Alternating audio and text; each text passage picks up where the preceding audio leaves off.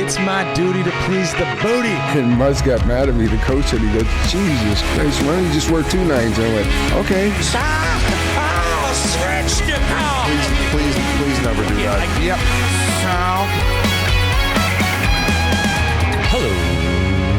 Hello, everybody, and welcome to episode 474 of Spittin Chiclets, presented by Pink Whitney from our friends at New Amsterdam Vodka here in the Barstool Sports podcast family. Geez, Biz, after the NHL this week, and I'm surprised Tim Dr. Hook McCracken didn't whack me over the head when I'm saying hello. Shit, you're humming out of the gate, buddy. I love it. Wild weekend. We're going to get to that shortly, but of course, we say the boys. Hi to the boys first. We'll go to the Whit Dog. Ryan Whitney, what's shaking with you? How was your week, your weekend, whatever? Great. Pretty chill. Not much going on. My buddy coaches his daughter's mite team, like first year mite C, whatever, might be, maybe. And so they had a bunch of kids that couldn't make the game. I guess there was a big time second grade birthday party. And he said, hey, does Ryder and Ryder's buddy, my friend Billy's son, do they want to come play? I said, for sure. We got nothing going on Saturday at like 5:30. And holy shit, man, there was a guy. Pass the puck. Shoot. Skate. And I'm like, this is it. This is what it's going to be like. There's a guy in the crowd like this for Mite C's. This is unbelievable. Like, I realized, like, holy shit, like, there are absolute lunatics out there. But he had a great time, had an absolute blast, and that was a lot of fun for us. And we did dinner, a bunch of couples hanging out. Actually, on Friday, I had to go into the city and do some stuff, and traffic was horrible. I was leaving the house. I left the house at like 2:15. Horrible. And so the traffic was backed up all the way off the entrance to the highway. I'm right in front of President's Golf Course, so local people will know what I'm talking about. And I'm just waiting even to get on the highway, and the highway's not moving either. It's a parking lot, so I'm just waiting. Oh, this is going to take me forever to get in here. And then as I get on the on-ramp, finally I'm almost ready to get to the highway. We're moving. I'm talking like 1 mile an hour, right? And it's stop and go. Well, I tapped the guy in front of me. Oh. I wasn't paying attention. That's why they call bumpers. I tapped the guy in front of me. I'm talking, I had to be going 3 miles per hour. It was like in Black Sheep when he's like, you know how fast you were going? And he's like, you were 7 miles per hour. Row ads. Guy comes out with a neck brace on, just fucking listen to the cleaners. So I'm like, fuck me, dude. So they just stop in the middle as opposed to like moving over so everyone can get by. The horns are going. I'm like, oh my God. So I actually pull up to the right and put my window down. I look, it's a tiny little red car. Like no back seat basically, but there's 2 people in the front. There's a big dude in the back. I don't even know how he fit. And then I look and there's like a 2-year-old kid, no seatbelt, no seat, nothing, just laying down like on his lap. And the window's down on the passenger side. I'm like, hey, you just want to pull over? And they look at me and they just start speaking Spanish. There wasn't a word of English coming out of this car. Start peeling off some hundreds. So I'm like, holy shit. And I could see him on the phone. I'm like, here we go. And I look, there was a little mark in his car, like definitely like I bumped it, but I'm talking like a scrape, like if you'd walk by and whatever. So all of a sudden, dude, 2 cop cars, an ambulance, a fire truck. I'm like, Jesus Christ. I put my seat back because like people are driving on the highway. Everyone's looking. People are now the cop got there and he had them move over so like, the traffic could get onto the highway. And I'm like, somebody's going to see me that I know. Shit, What was like so I'm Jim trying from to The hide. Office. Fucking gifts. So I'm like, what's going on up there? The guy's like, yeah, well, they don't speak English. We got to get a Spanish-speaking guy to come here. So we wait for that. And they want to go to the hospital. No. So I'm like, whoa. I'm like, hey, buddy, I was going 3 miles an hour. Like, I don't want to end up getting, like, they're going to try to sue me. I'm already thinking, like, they're going to get the neck. Spittin Chiclets on judge duty. Piece of Pink Exactly. Whitney. So I'm like, fuck, man. And the guy's like, no, it's all insurance. It doesn't matter. It's already written down as, forget what he said, like minor fender bender, whatever it was, where it was obvious that they couldn't say they were injured from this. But apparently, maybe they didn't know that. They just wanted to try to go to the hospital and scam. So finally, after about an hour and a half, the cop comes over. Hey, you're good to go. Like, whatever, exchange it. I gave him my insurance card, all that. Sure as shit, dude. I'm driving home about 2 hours later. Horrible traffic again. All right, the rotary in front of the state police. Oh, it's Southie, Dorchester Southie? there? Yeah. Biz, disaster, this place. RA's Some uncles, ladies in my RA's blind uncles side, made I it. buried another car. No! Come on! It's Whit. This time I took the ladies. No, we were... Whit, fuck off. Honestly, it's I two swear- accidents in one day. I swear to God. And my driving record is immaculate. Like this one also standing dead still, but I just went to like the car in front of me would not push out to the rotary, and I'm an idiot, and I just went right and just and then the lady's fucking side view mirror fell off. So within 3 hours, dude, I hit 2 cars. I showed up to the house. I go, I just got 2 accidents. And I'm still barely coming out of the lasagna incident around the world. Oh, fuck. I was going to ask you about that. So she, it's just like, have a Friday, dude. Try to go get some stuff done in the city prior to Christmas. It buried 2 cars and cost myself about 3 extra hours dealing with different issues with the police. No fire trucks, no ambulances for this one. But I mean, I can't imagine what this is going to cost me. That one was just stupidity of me. Another Birkin bag for you. 2 in 1 week. Well, I didn't hit her car. No, I know, but it's might cost For the you. other driver. Yeah. But you know what I did? I trusted the little light they have in side view mirrors now that tell you if a car's in the blind side. Instead of going by the old school way of just checking your shoulder, I just trusted that there was nobody there because no orange light on the little side view, and just boom. Can't So trust I apologized profusely to this woman. I felt horrible. And, she's taking care of her father and stuff, and she needs a car. I'm like, I'll just get you a rental car. It's just an absolute boneheaded Friday by your boy. Pathetic driving. So I've been down in the dumps about that. But overall, hell of a weekend besides that. I pretty much... escaped the lasagna incident. Now, she was mad, but I went in, just as I mentioned on the pod, I went in and I tried to tell some jokes, and I made the kids laugh, and I really made the kids laugh, wrestling, being a big T-Rex dinosaur, and she couldn't help but I saw her crack a smile. And then I actually ate the burnt lasagna in her face just to say, it's still good, it's still good. I was like, it's fucking horrible as I'm eating it, but I was like, it's great, just have some. Oh, yeah. And then I promised her I'd make her a lasagna. And in my head, I did believe I would. She said, no, you won't. And I was like the Alonzo Mourning gif. I was like, I would pay. You're right, I won't. I'd probably pay $10,000 to see video of you walking back upstairs and just sucking up to her and trying to get her to crack a smile. Oh, I was trying everything. I was like, let me rub Little back rub too. Get away from me. Get away from me. All right, I'll rub your butt. Stop it.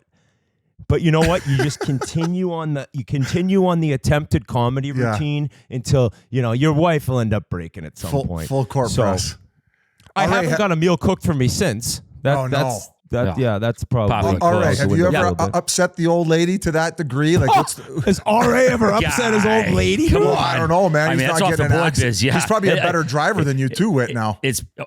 Dude, when we drove, what was it, a few months ago, you drive like city style, man. I was like impressed. Like, you don't fuck around. I was like, I can drive. Oh, now, no, obviously absolutely. This episode is proving maybe I can, but I'd gone 15 years without anything even remotely close to a fender bender. What about and the then I time get that 2 you, and 3 hours. What about the time you got in the wrong car at the grocery store? How about that one? Didn't get in an accident. Oh, okay. Well, that's good. Yeah, Biz, of course I pissed the old lady off 20-something years. It's just a matter of over under how many times I've done it. It's like what's the one thing you've done where she lost it? Worse than robbed a bank, and she's like, "What the fuck?" Worse than the lasagna incident. Not robbing. Dude, honestly, there's the litany. She could come on and do a whole podcast on it, but I can't wait. One that stands out, and this was ages ago. Actually, I bumped into you, met him in the same week. I've seen you at Saratoga. Now, this was like my last chance to maybe get in the fight department. I was in my 30s. Like, it was like fading away. So I was actually on the wagon. I hadn't been smoking weed for a while. It was like I was actually like trying to like focus on it and shit. And then coming over from Saratoga, like I was locked out. I forgot my key. I knock on the door, and she answers the door, and I got a joint in my earlobe. And she's like, "You're supposed to be off the weed. You're supposed to be fucking clean." Like, that's what that comes to mind. But there's $17,000, man. I mean, yeah, that's a lightweight one. I know. That's a lightweight one, but not divulging all your issues. Yeah, there's definitely some ones that I don't want to sue. This could have turned into a therapy session real quick. There. Yeah, I don't do therapy. You know who's going to need therapy though? You know who's going to need therapy? Our boy G. Oh. Because he went to one of the craziest things. I've never even been in this place. I don't even know if I would go to it, RA. Send it over to him. I cannot wait to hear about this whole breakdown. What's going on, G? I haven't heard this yet. So I actually went to the Box in NYC this weekend. And for those who don't know what it is, it's essentially a sex show. It's wild shit. Everyone said it's similar to something you see on like the red light district in Amsterdam. They have them in New York City. It's legal, so we went. But it's also a club though, right? It's a club where you go party and then they have like burlesque dancers. Yeah, exactly. So it's a club, you get bottle service, and then about halfway through the night, lights go out and the show starts. And then the show runs basically all night. So let me say this. First things first, I had an amazing time. I had like the time of my life.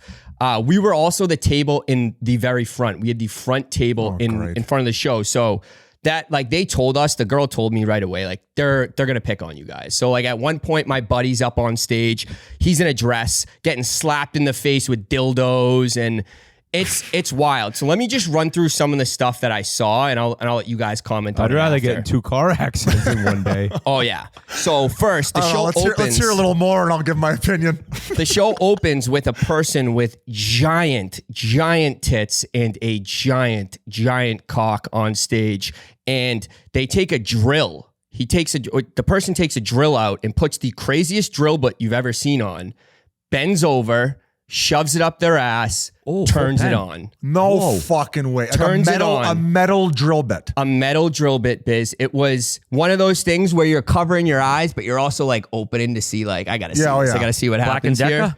It was insane. It was fucking wild. So that same person, they also stuck a 10-inch needle through their penis on stage. Like what?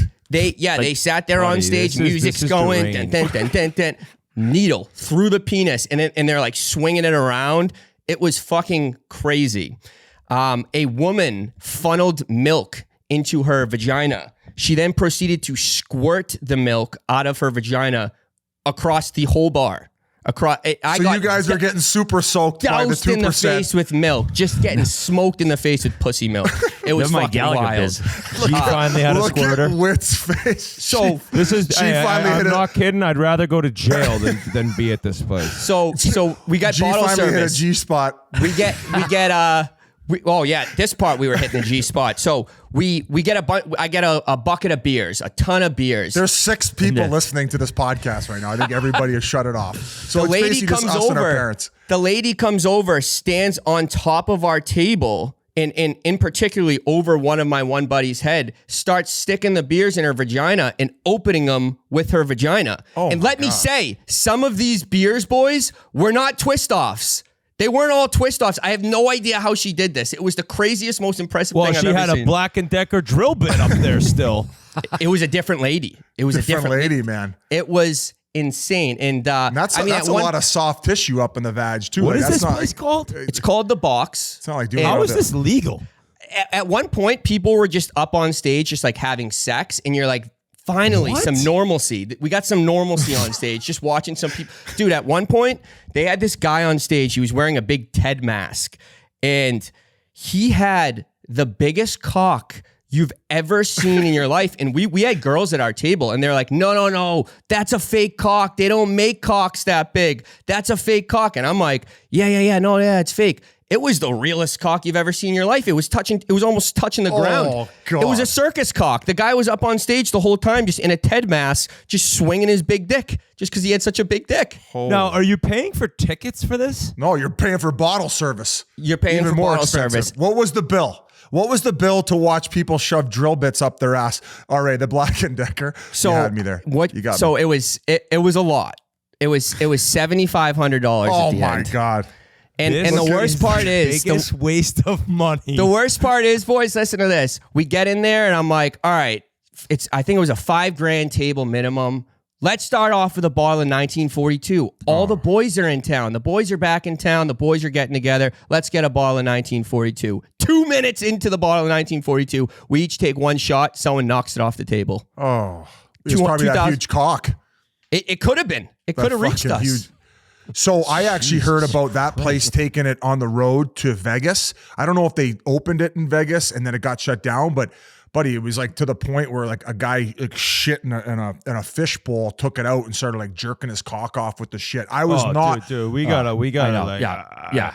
I mean, Yeah. this is we're gonna- legit Oh, horrifying I wasn't there. This is just stories that have been passed on from this experience called the Box. They I was have one in expecting London. shit, Biz. They I have was one in expecting NYC. I don't know where else they are. I would never go to one. I heard about how all these shenanigans go down, and I crossed it off my list. And then, G, you were our guinea pig. I don't know how many people are going to be commenting on whether Twitter, Instagram about this madness you've just started off the podcast with, but you are a rookie when it comes to bottle service because we went to Vegas the one year. Yeah, that was and tough. I think we had $15K on the credit card before the waitress walked away. Everyone learns. You learn from your mistakes. You learn. Now I'm a better man, and now I'm just going to the Box, paying $7,500 to watch circus cocks and guys get drill bits up their ass. Based on RA and Whit's face right now, like is G getting a one pod sussy right now, or is this? I mean, he didn't know what was going to take place. Yes, he knew what was going on in there. Whose idea was it to go, G? Like before we move on, like was it like one friend? I'll tell you what. I got For a guy who says he can't afford a wedding ring, he's dropping $7,500 watching this See fucking lady with I'll fucking tell you what. vagina I dentata. got a very strong suggestion from one Pasha Eshagi. Pasha gave me. what, to steal a ring? No, I'm saying No, for the to Box. go to the Box. To go to the Oh, Box. this was from Pasha? He went What's from in the box? He went What's from an in the engagement box? ring to a cock ring real fast. Holy shit! But it's one of those things in New York. Everyone says like you have to do it once. Go once, then you never go back again. It's either going to be the best night of your life, the worst night of your life. Let's do a Chiclets live show there. Biz, what's in the box? A bottle of 1942. What's in the box? I mean, that's like. I feel like people could throw up watching that. Oh yeah, that's what happened yeah. with the shit cranking. That's what Tijuana happened. shit. Everybody cleared out of the club, and then it was never heard from again in Vegas. That's why I told that story before you cut me off, lasagna boy. Fuck that noise. Last, Well, the but not story least, was disgusting. I didn't want to hear it anymore. You All right, almost well, made me throw up. All right, sorry. What's up, guys? Whit here. Before we continue, it's Pink Whitney time. It's the holiday season. Oh, Pink Whitney down the gullet. Gulp, gulp, gulp. And I actually want to tell a quick story about how much somebody I know appreciates Pink Whitney. I got my local dry cleaners. Wonderful people. And about 7 months ago, I brought in a bunch of bottles for them. I said, hey, this is our vodka. I'd love for you to try it out. And they all said, we love it. I came back the next week to pick up my pants, no crease in the middle. And I was just pleasantly surprised. Not pleasantly surprised. I was very happy. I wasn't surprised at all because I know everyone loves Pink Whitney. But I was happy to hear that they loved it. They enjoyed it. And they wanted some more. I said, no doubt. Well, I'm a flake. I have a bad memory. And I forgot to bring some. And finally, last week, the woman said, Ryan, we need more of that Pink Whitney. We need more of it because I want to give my husband some for Christmas. And my son, he's a senior in college. I want to put some in his stocking. He likes the little nips. And I said, you know what? This should have been back the week after you told me how much you liked it. And I apologize. So I got a big old shipment coming for the dry cleaners and all those wonderful people down at Dependable. And I'm going to hook those people up because they deserve to be hooked up. And they love Pink Whitney. And they actually mentioned the refreshing lemon taste in it is what's wonderful. That's actually what they told me. That's what the little aftertaste of the lemon. Pink Whitney's the #1 flavored vodka. That's a fact, Jack. So, I mean, having Pink Whitney as a part of our podcast and a big part of all of our lives, to be the #1 flavored vodka in the United States of America, what an honor. So, as I mentioned, Christmas gifts, one of those things where if you have a bunch of people who work for you, get all your employees a little bottle. Or a nip. And actually, the best part is you can get them a big bottle because now we got that 1.75 liter bottle. More of the Pink Whitney we know and love. Great for parties, sharing with friends, holidays, you name it. I mean, New Year's Eve with Pink Whitney? Bring me to that party. So take your shot with Pink Whitney right now. in the dirty desert. Paul, Biz Nasty, Biz and Whit, what's going on, my man? How's your week been? Your weekend? Nothing much. It was pretty chill until fucking lasagna boy idiot over here started attacking me on Twitter after I was watching the Detroit Ottawa game. Have you not attacked me lately? Chiclets Civil War. Have you not attacked me lately? Yeah, when you have you not attacked me when lately? you fucking deserved it, I attacked you. How so? What do you mean? With that fucking, let's start with one. That fucking idiot take of you coming after me for the fucking Larkin situation. How about that one? Let's start there. Well, you wrote a novel of a tweet. It took me 20 minutes to read it. No, we'll save it. But you've been coming at me on Twitter lately. We're not saving shit. We're fucking talking about it right off the hop, man. You're coming at me on Twitter about the fact that you said that Joseph, he cross-checked him. He didn't fucking... No fairness. shit, you hadn't seen it because you were busy fucking worrying with your car insurance. I was watching the game, and that's why I had a long tweet, because there was a lot to unpack, as my fucking tweet said. And I dissected the whole fucking play. So here, you know what, Whit? I'll throw it over to you, but just remember this. 1 week ago, you were on the podcast spouting off about how people are like, oh, every time you see something out there, everybody wants a suspension now. You can fucking roll the clip if you want, G. Defend yourself. You think Joseph should have been suspended? Who? Joseph. Do you think Joseph should have been suspended? No, so I rushed to the tweet to go after you before I saw the other angle. Okay. Before I saw the other angle. Should get you at the box backpedaling with fucking shit being thrown on you. Lasagna boy. I didn't see the other angle. I know this is one of your favorite teams, the Sens, but once I saw the other angle and saw it wasn't a cross-check, now, having seen the first angle, it did look like a cross-check from Joseph. Left hand, not even on the stick. Left hand, not even on the stick. I rushed to tweet before seeing all angles available, and I said, wow, I kind of messed up. Now, I didn't tweet that. Oh, yeah, shocker. So do I get my apology now? No, because I was more upset with you or more disagreeing with you about the fact that you made a big deal out of Perron doing that, when in my mind... I never made a fucking big deal out of it. Buddy, you said he went over the... What did you say? Over the line? Dude. Can I talk? Sure, but I'm going to defend that point. Gee, make sure you fucking note it down, and I'll bring it back before I fucking bend him over. Well, you're not smoking weed anymore, so you'll be able to remember. Yeah. You'll be able to remember. Oh, yeah. Like I can't remember when I do smoke weed. Okay. Perron, vicious, brutal cross-check to the wrong guy, first off, that had nothing to do with it. My entire point was you mentioning Perron and thinking of how you played and seeing your captain knocked out. You would have done something similar. Bro, you probably didn't fucking read it because you were dealing with the second fucking accident, okay? Can I talk? Yeah, but gee, can you read the tweet off? Read the tweet I sent. You're wrong again. You're double wrong. You're double dipping on the wrongness. I never said that. I said, I understand why Perron did what he did, but you can't come over the top ropes like that. Ha ha. Because he came over the top. I did like the ha ha. I liked laughing at your own joke on the tweet. I did like that. Yeah. But Biz, the little ha ha, like that was pretty good. I got my. But Biz. Yes. Yeah. You don't think if you saw Shane Doan laying there lifeless, you would have done something out of control? 1,000% I would have. That's why. Okay, that's pretty much all I said. That's what I am not apologizing for. What I am apologizing for is saying Joseph cross-checked him in the neck. So, why don't you read the tweet that I sent, please? Include the ha-ha.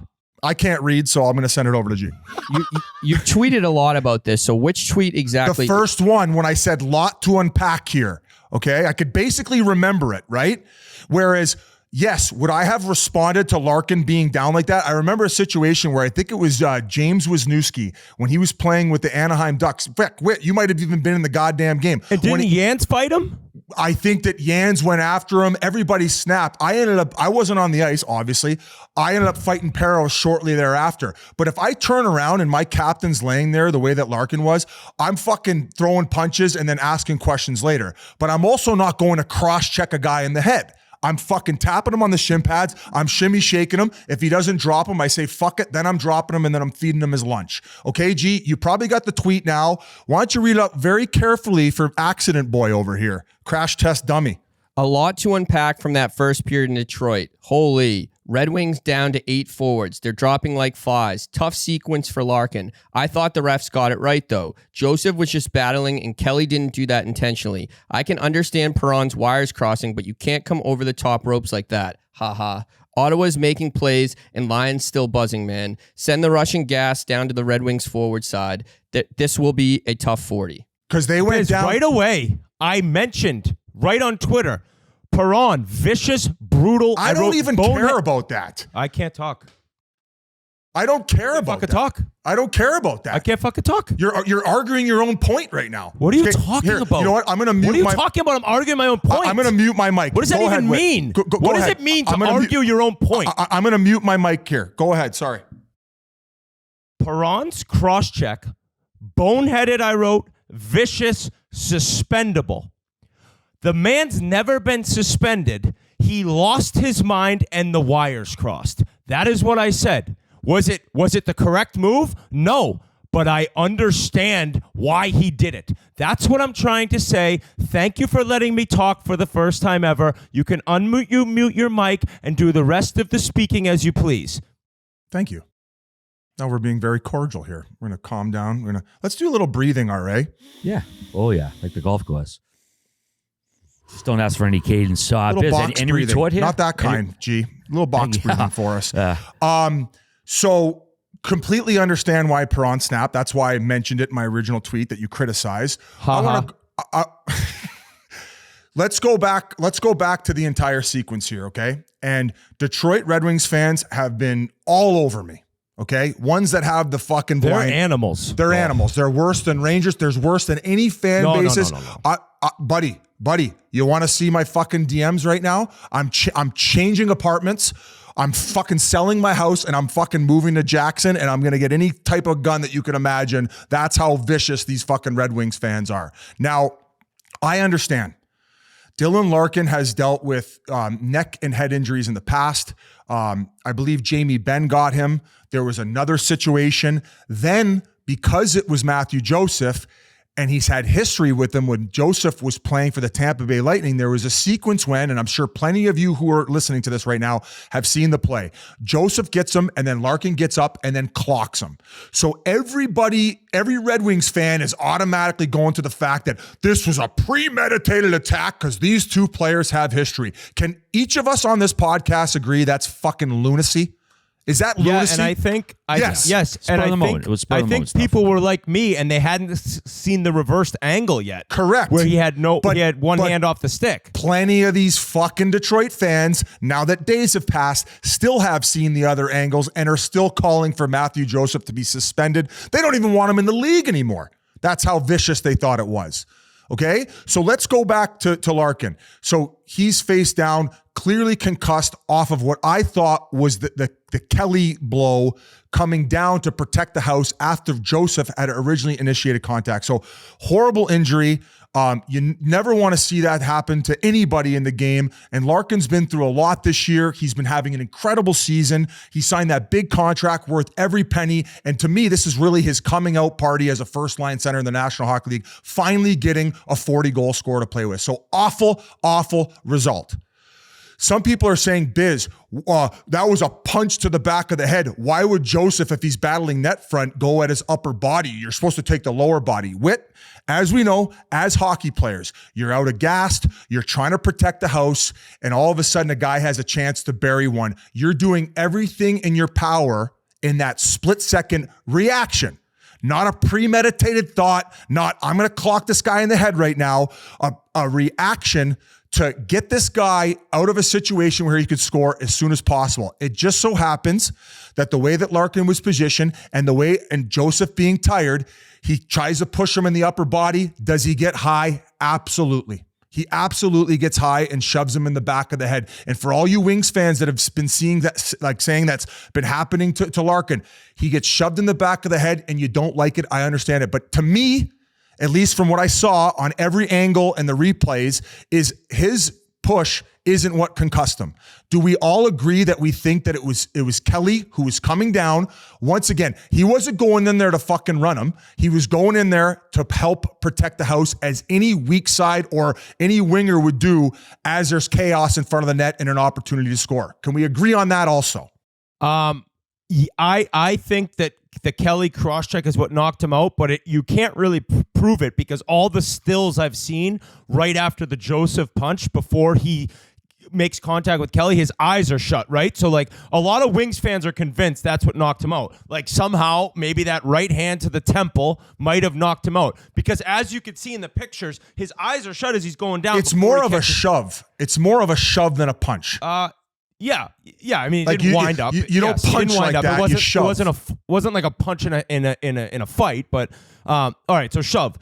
Now you're talking about Joseph not being able to, plan ahead, right? You're just panicking. You're trying to stop a scoring chance, and that ended up happening. Well, Kelly's coming in, and he did not mean, and because the way Larkin fell over, obviously Kelly's stick caught him in the face.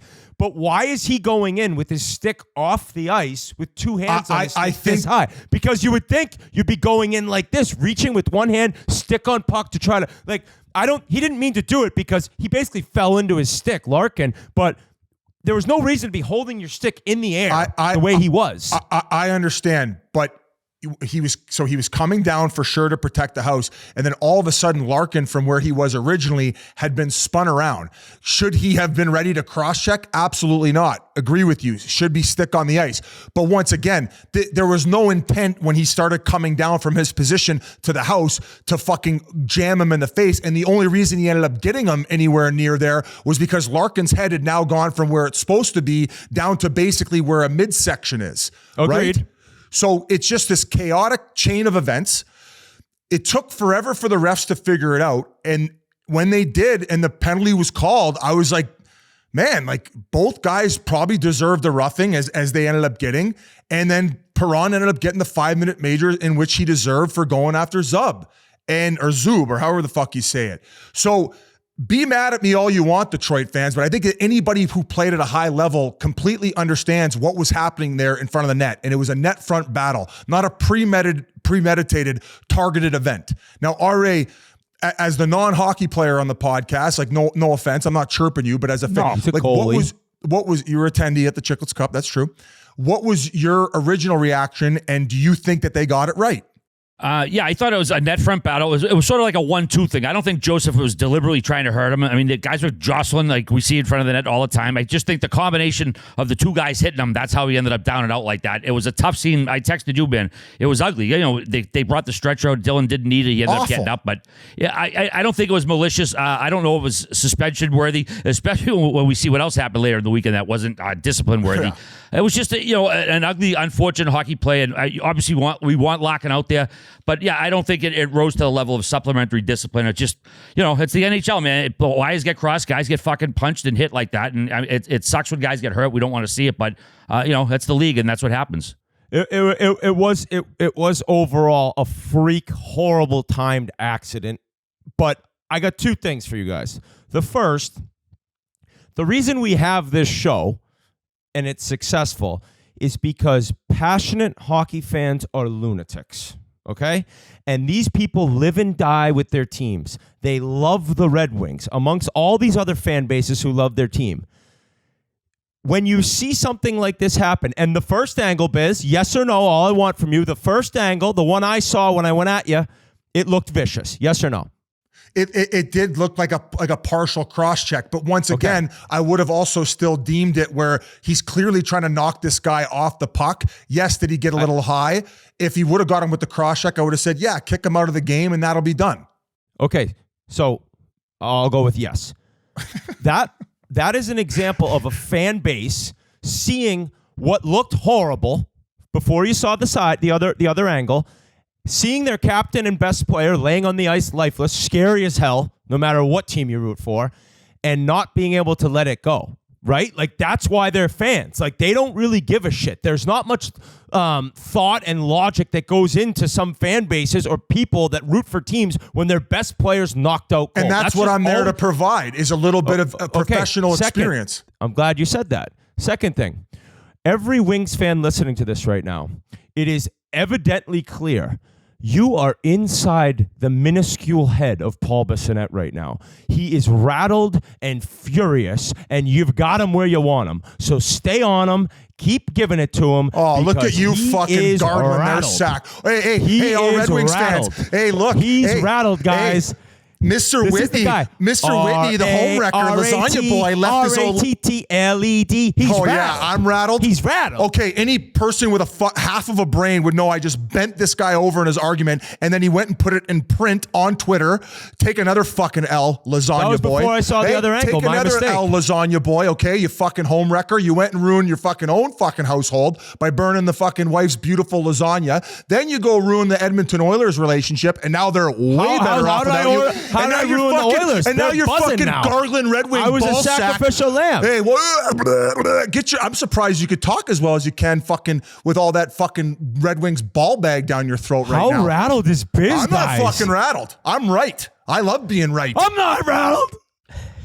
Biz, I already said that I should have watched the other angle before I tweeted. So my tweet was incorrect. I said that 10 minutes ago. Hey. I didn't watch the other angle. You know what? Let's change it up a little bit.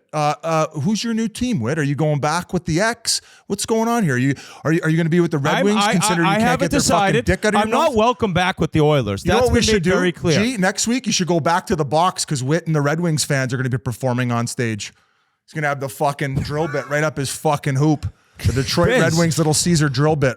Biz, I think I want to go with the Wings because how mad these fans are making you. Like, do it. To see you this upset is, I've never seen you this upset. Hey, now I really know they're missing playoffs. Now I really know it. How because so? you're fucking hopping on. The minute you did online, they were down to 8 forwards. You got Band-Aid Wit on board. Maybe you'll snap I've a few already made it clear. I you. sacrificial lambed myself, and believe me, I'm depressed. I knew this was going to happen in Edmonton. I've called this thing from the second I quit, but I'm depressed. I can admit it openly. I'm not someone that'll sit here and say I don't miss them. I miss them.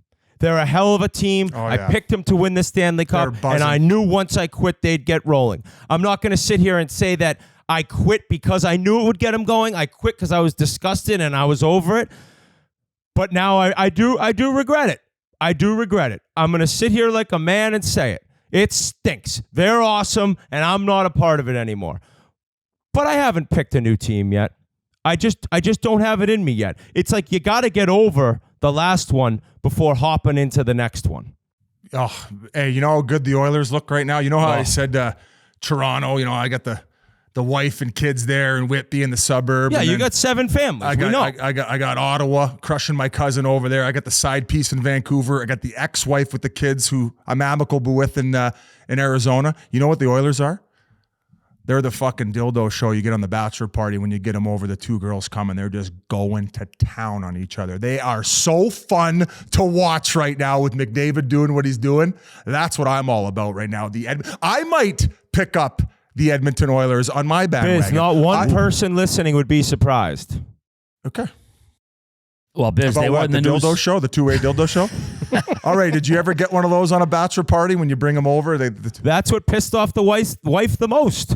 Nah, I don't know what you mean. Yeah, it's in the living room when she comes home. The first time it was up Montreal. The first time you ever seen one of those, the two girls out there. That was like, holy fuck, man. When you see it live in person and not on a VHS fucking 2-way? tape. Oh, yeah. Good stuff, man. Yeah, a couple times. The Oilers, bud, they were in the news this week big time. Evander Kane absolutely fucking drilled Jonas Brodin, Minnesota defenseman, into the boards. The only call was on Ryan Hartman for going after Kane afterwards. Lots of people were pissed off about it. No discipline whatsoever. Brodin, huge part of that mini back, and he's going to be out for significant time. Mike Russo said the Wild doing great, 5-2 under Hines, but wait, we'll go to you, the former Oilers fan. Did you think he should have got at least a penalty, if not a fucking final suspension? Gargling. Here we go. Oh, definitely a penalty. Yeah. Definitely a penalty. It's ironic that this madness happened over the weekend in the NHL because last week we had a big discussion about protecting yourself. And I think that was the main issue for the league on the Brodin hit, or the Kane hit on Brodin, is that there was a lot of talk about how he had done a shoulder check. As he's going back to the puck, made the correct decision as a defenseman, check behind your shoulder, see who's coming. He obviously saw Kane was coming and chose to kind of not protect himself the way he should. Now, I don't think that makes a difference in terms of Kane still running right through him. Like that to me is a penalty. Whether it's a 5-minute major or a 2-minute boarding, I really haven't decided. Well, he got hurt on the play, right? He got hurt on the play, and I believe he left the game. Oh, yeah. Yeah, and he's out for a bit. now. Yeah. I think he's out for a while, they said, with an upper body injury. Significant So I don't know time, if it was his Russo wrist said. or his shoulder, but it's the inconsistency around the league. And we'll get into that with the Buffalo-Montreal game the next night. There is some issue right now with the NHL and hitting from behind. They're not calling some of them. They're calling some that don't even look bad, that end up being majors. One's worse. There's not even a penalty. One is a major, then rescinded to a minor. So all anyone ever wants is consistency, especially the players. That's the thing. Like, the fans want consistency. You're watching the game. You're rooting for your team. Well, try playing the game and not even knowing what's a penalty and what's not. So the Kane one, penalty. Boom. That's a penalty. The fact he didn't get one, I'm confused. The ref in the video, you could see him. He's staring at the play and no call. I don't know if the shoulder check got to the ref too. Oh, he should have known he was coming. Well, you didn't need to finish him with his number staring you in the eye. Okay, so that was the first one. Then we get to the next night. Robinson. He just gets picked up by Buffalo on waivers. Or was it a trade? I'm not sure. Excuse me. Yes. A trade? 7th rounder. Yep. 7th rounder, Okay, excuse 25. me. This was maybe the most minor looking, small issued push from behind we've ever seen. He gets a 5 and a game. Brutal.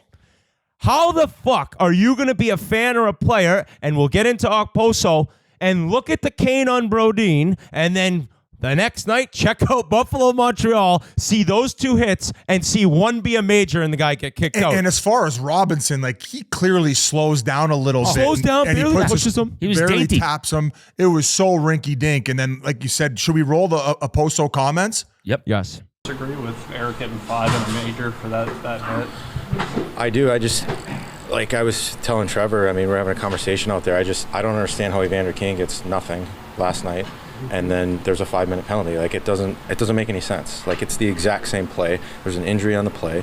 I understand that he has to call it, and that's fine. That's not on him. I just don't like the consistency factor. Like, that's a literal identical play with zero penalty, and then one with a 5 in a game. Doesn't make sense. He has a great point. He doesn't understand what is a penalty and what isn't a penalty, and how those two can be called so different, considering the Kane one was much more egregious. And if you see a guy put on the brakes a little bit, right there, that's where it should be at least rescinded to just a boarding penalty.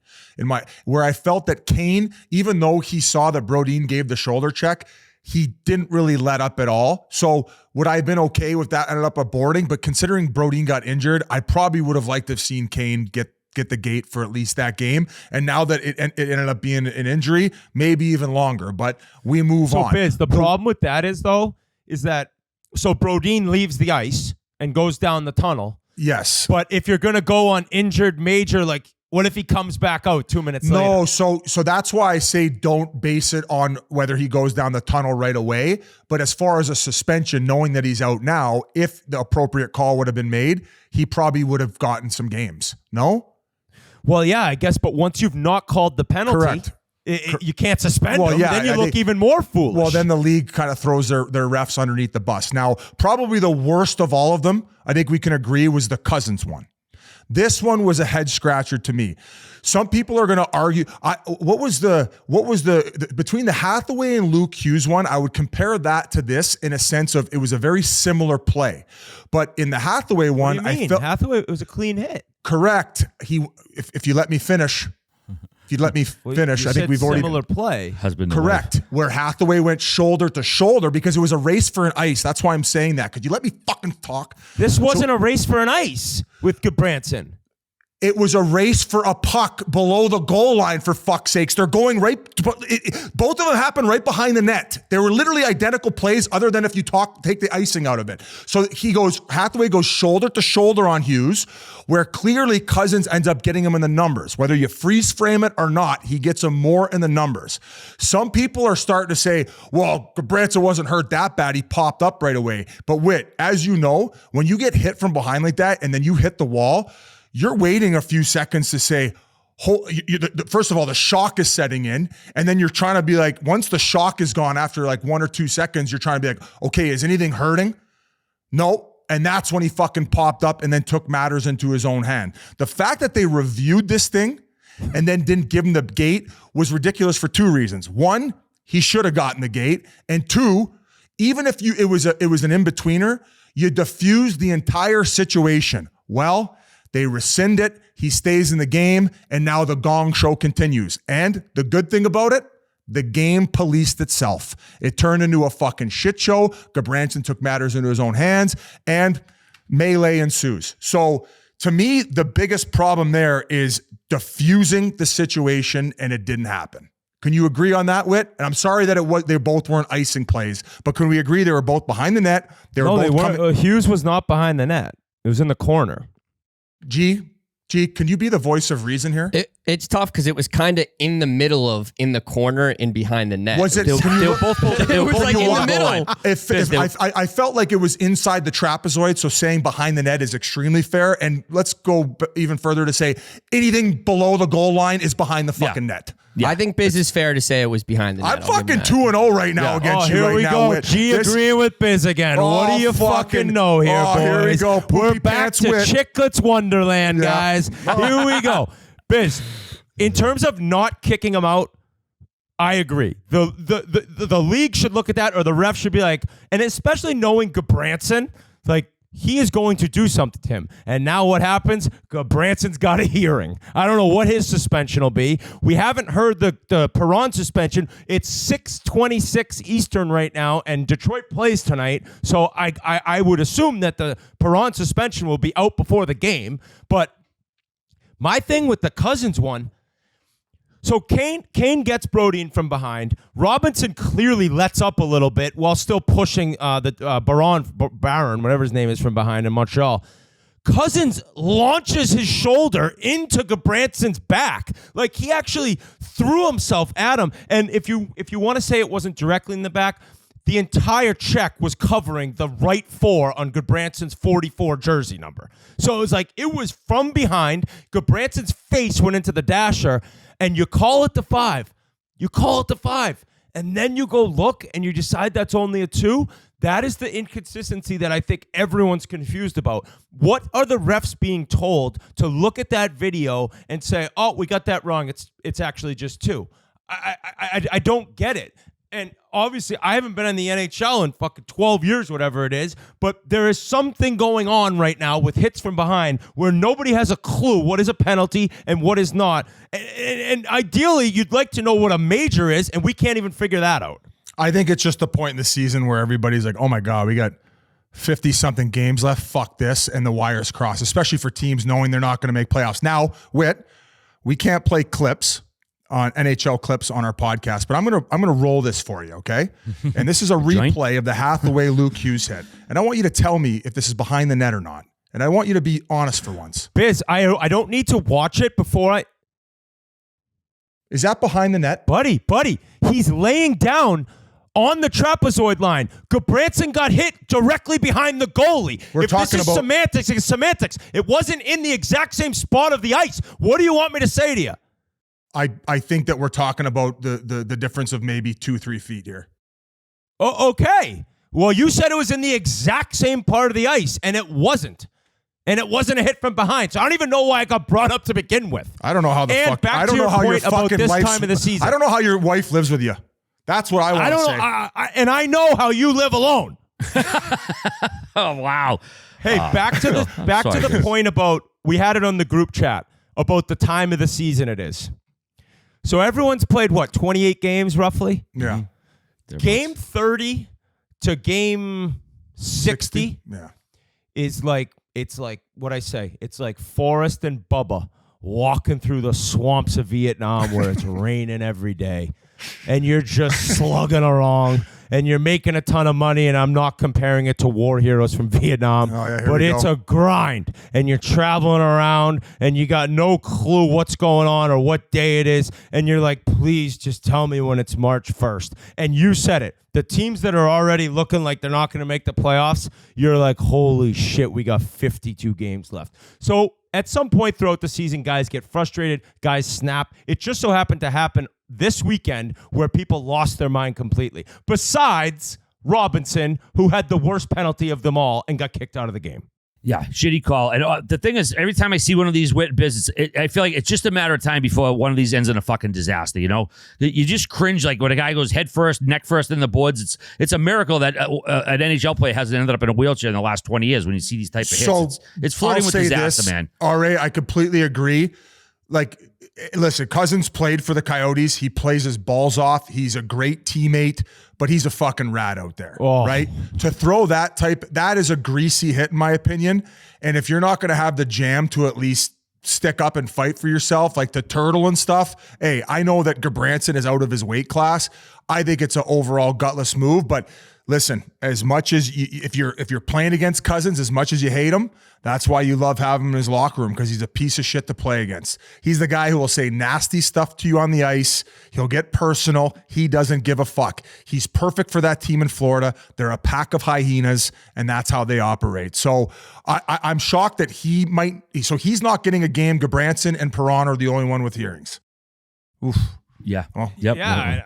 Yeah. I think that was pretty much it for the gutless stuff as far as hitting.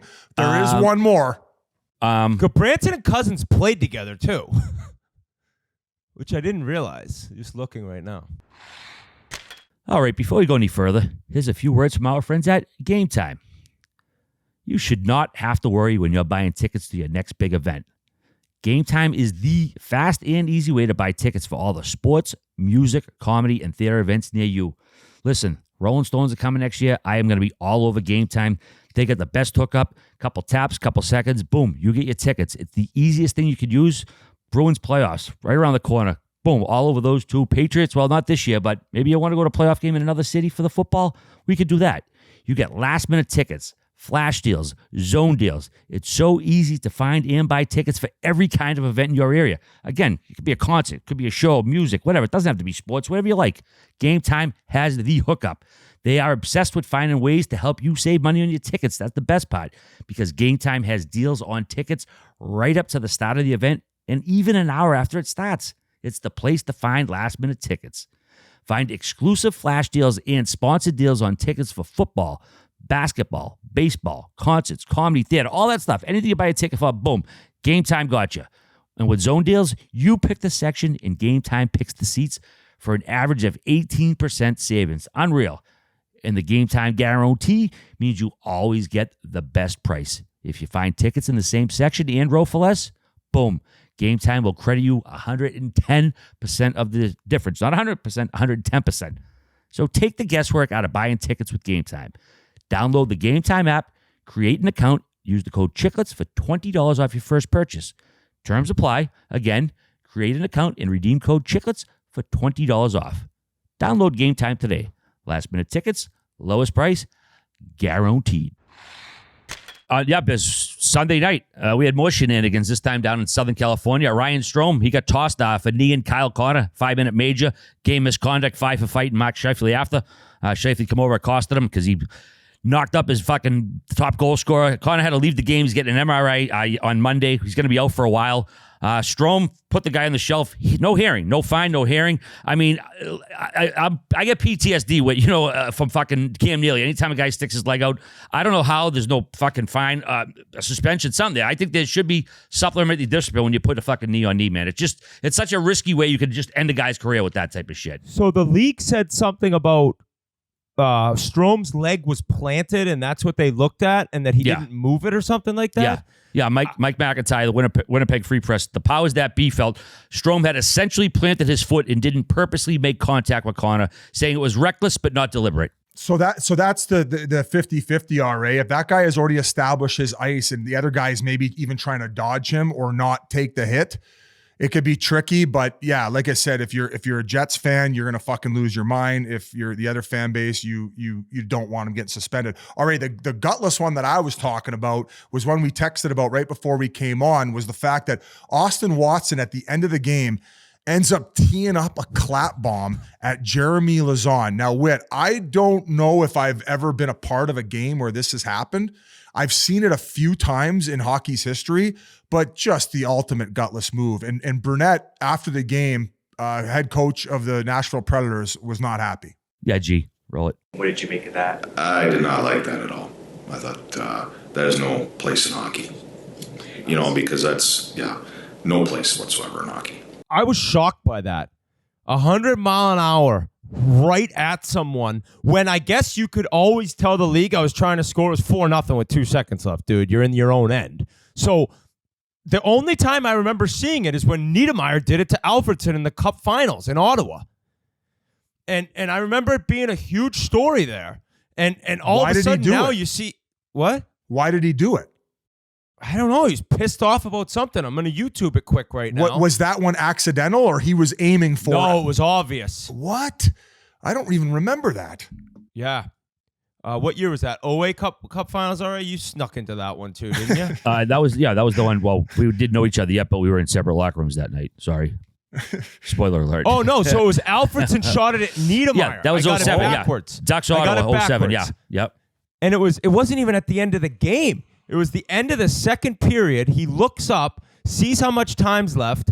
There's 5 seconds, and then just rips one right at Niedermayer. And, of course, that Anaheim's Duck team, I don't know if you guys remember, one of the tougher teams to ever win the Stanley Cup. Just a bunch of animals, and they rushed right over to him. And, obviously, there wasn't a suspension in the Cup final or anything, but that was the first and only time I remember seeing somebody blatantly shoot a puck at someone. Although in college, I did shoot it at this kid, Matt Radoslavich, who played on BU, because he was this PK specialist in practice, and he was blocking all my shots. So finally, I'm like, I'm just going to start shooting at him on purpose because I'm so upset. So I guess I've done it in the end. So who am I to judge? Yeah, that came full circle.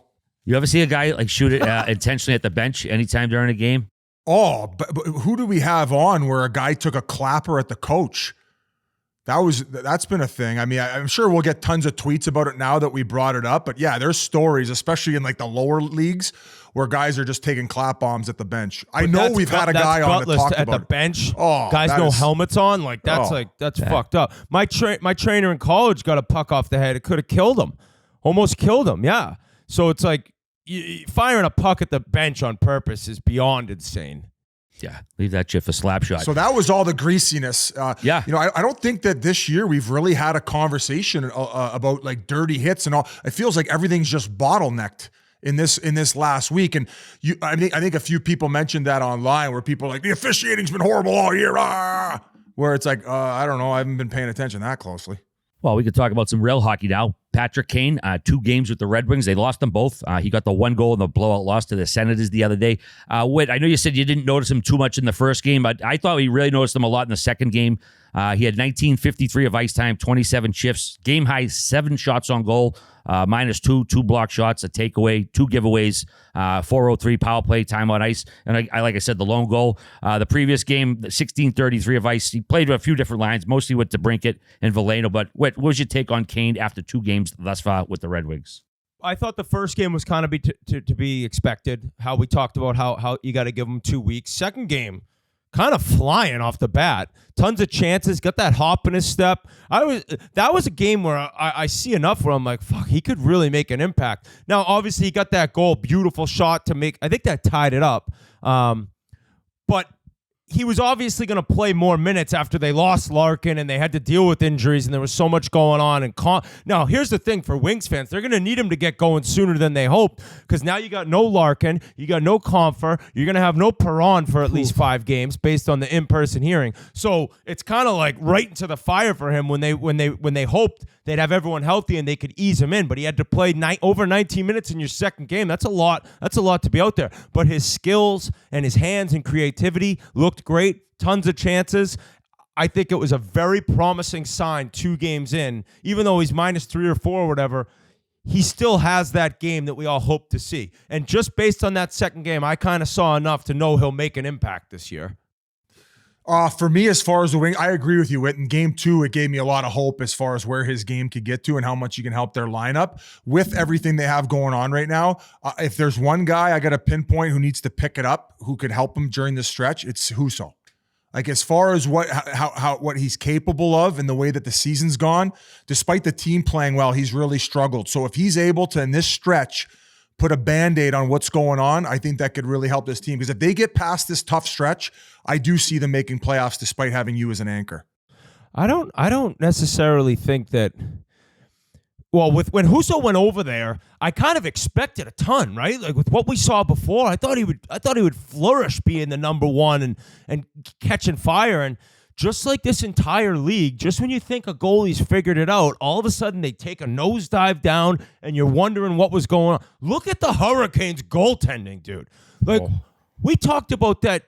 What is it? To Chekhov? How do you say his name, RA? Yeah, Peter. Peter. Yeah. Like, what the they give him that deal, and all of a sudden he's brutal. It's just, there is so much inconsistency with goaltending, and Husso's no different, where you're right, they need him to step up in a big way because they're in one here. Yeah, Confer's out, Luff's out, Costin's undisclosed injury, and now Larkin's out, and the Perron suspension. This is just on NHL Network. So Detroit's going to be in one here. Absolutely. That game, we got to tip our cap to San Jose, man. I know we picked on them earlier in the year. They've been playing some great hockey. That game versus Detroit, after Lucas Raymond put the Wings up 4-0, 6:20 left in the second, the fucking Red Wings had a 99.98 chance of winning that game. That's how much locked in. San Jose come back.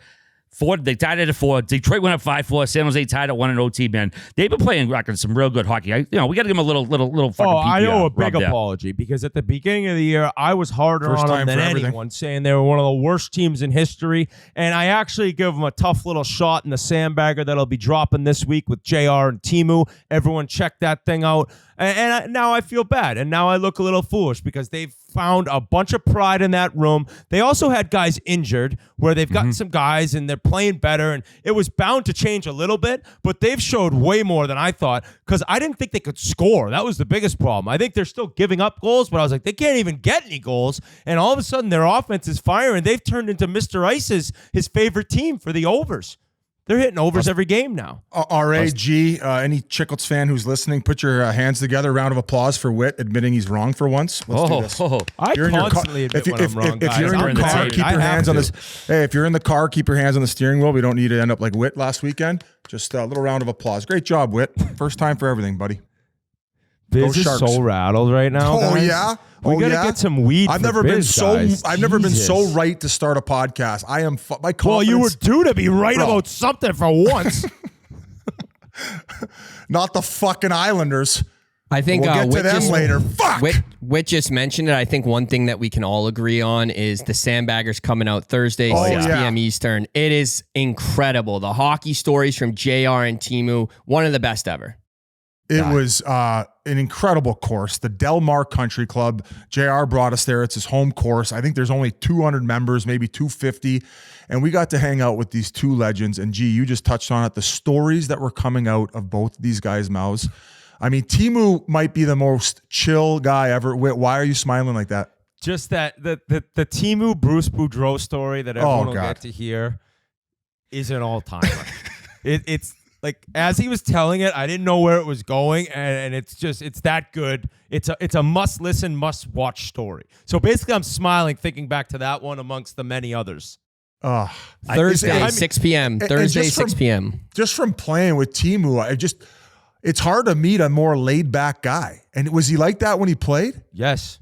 He would come in with 4 minutes before warm-up started, get dressed in probably 2 minutes, and then sit there and say, hey, let's go, boys. And then he'd go out and he'd score. And then after, he'd be jacked in the shower, all tanned up. And then he'd get in a Ferrari and he'd bomb home to his beautiful family. And he'd probably play golf on the off day and then play tennis the next day. There is no stress at all in this guy's life, with good reason. Hey, and every time now, since playing golf with him, he'll DM me like these random memes and shit. Now it's kind of awesome. He sends me these memes. Yeah, he sends me these Instagram like fucking comedy jokes or whatever it is that's making him laugh that day. So basically, I'm text pals with Teemu Selanne now. So big thanks to Whit. Big thanks to the Whit dog. I wish I could have bumped into him. Obviously, I flew home before you guys did those Sandbaggers. I met Teemu, I want to say like 30 years ago when Big Walt was playing for Winnipeg. He would come to town, and there would literally be like 300 people who would go to the Garden to go see Keith play the game, and everyone would go to the Hop afterwards, and then all back to Medford over to Keith's parents' house. And I remember like it was like me, Teemu, like Robbie Kincannon, like a couple other city guys, my buddy Jason, just hanging out. It was like, we were 21 years old, hanging out with this like rookie of the year guy. He was just hilarious, dude. He had the broken English. Kincannon was teaching him like how to talk smack to the goalies and shit. Absolutely fucking hysterical. Oh, another little teaser. Another little teaser is Teemu goes into the explanation behind the shooting of the glove celebration. Yeah. When he broke the rookie scoring goal record, his rookie year in Winnipeg. So that was another story time, along with, I think, 3 or 4 JR stories. And you brought up a fun fact. He's the highest scoring player in Olympic history for hockey. The most points by anyone in the history of the Olympics in hockey. I didn't realize he played in 6 Olympics. Oh, my God. So right there's 24 years on its own, and it was just... It was incredible to get to hang out with those guys for that long and hear. And Pasha does a great job with I won't give away the little, what is it? The story times? Yeah, story time. So the trailer was great. I thought the trailer was awesome. So everyone, please check this out Thursday night. You will not be disappointed. Where can they watch it? Oh, our YouTube channel. How many followers we got right now? 312 now. We're humming right now. 312,000. You can check it out there. You could watch our podcast on there. I feel like more people are now watching our podcast and listening.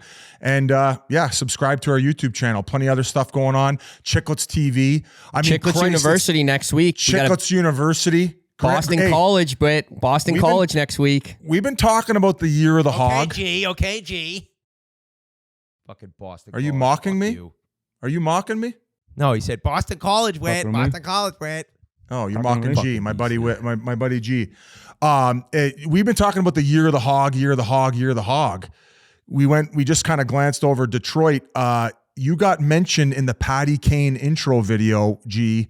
It might be the year of the rat. So the funny thing, he might be getting taken over here. Oh. The funny thing about that video was I started getting tagged left and right, like the second it dropped. And I don't know if you guys remember, but before the season, I actually said, I'm like, the Red Wings stink. They're not going to do anything this year. So my thought process was they sandbagged me. They put my clip of me being like, the Red Wings stink. Like me with Vegas back in the day. I had a panic attack right when I started getting all these notifications. Luckily, it was me just reading Barstool Chiefs headline. So I got lucky there, but shout out to the Red Wings. About Kane going there. Yeah, exactly. Should we roll it or is it too long? We can roll it. Yeah, roll it. Patrick Kane. Patrick Kane will sign in Detroit. You know, my heart and my mind would, for some reason, always come back to Detroit.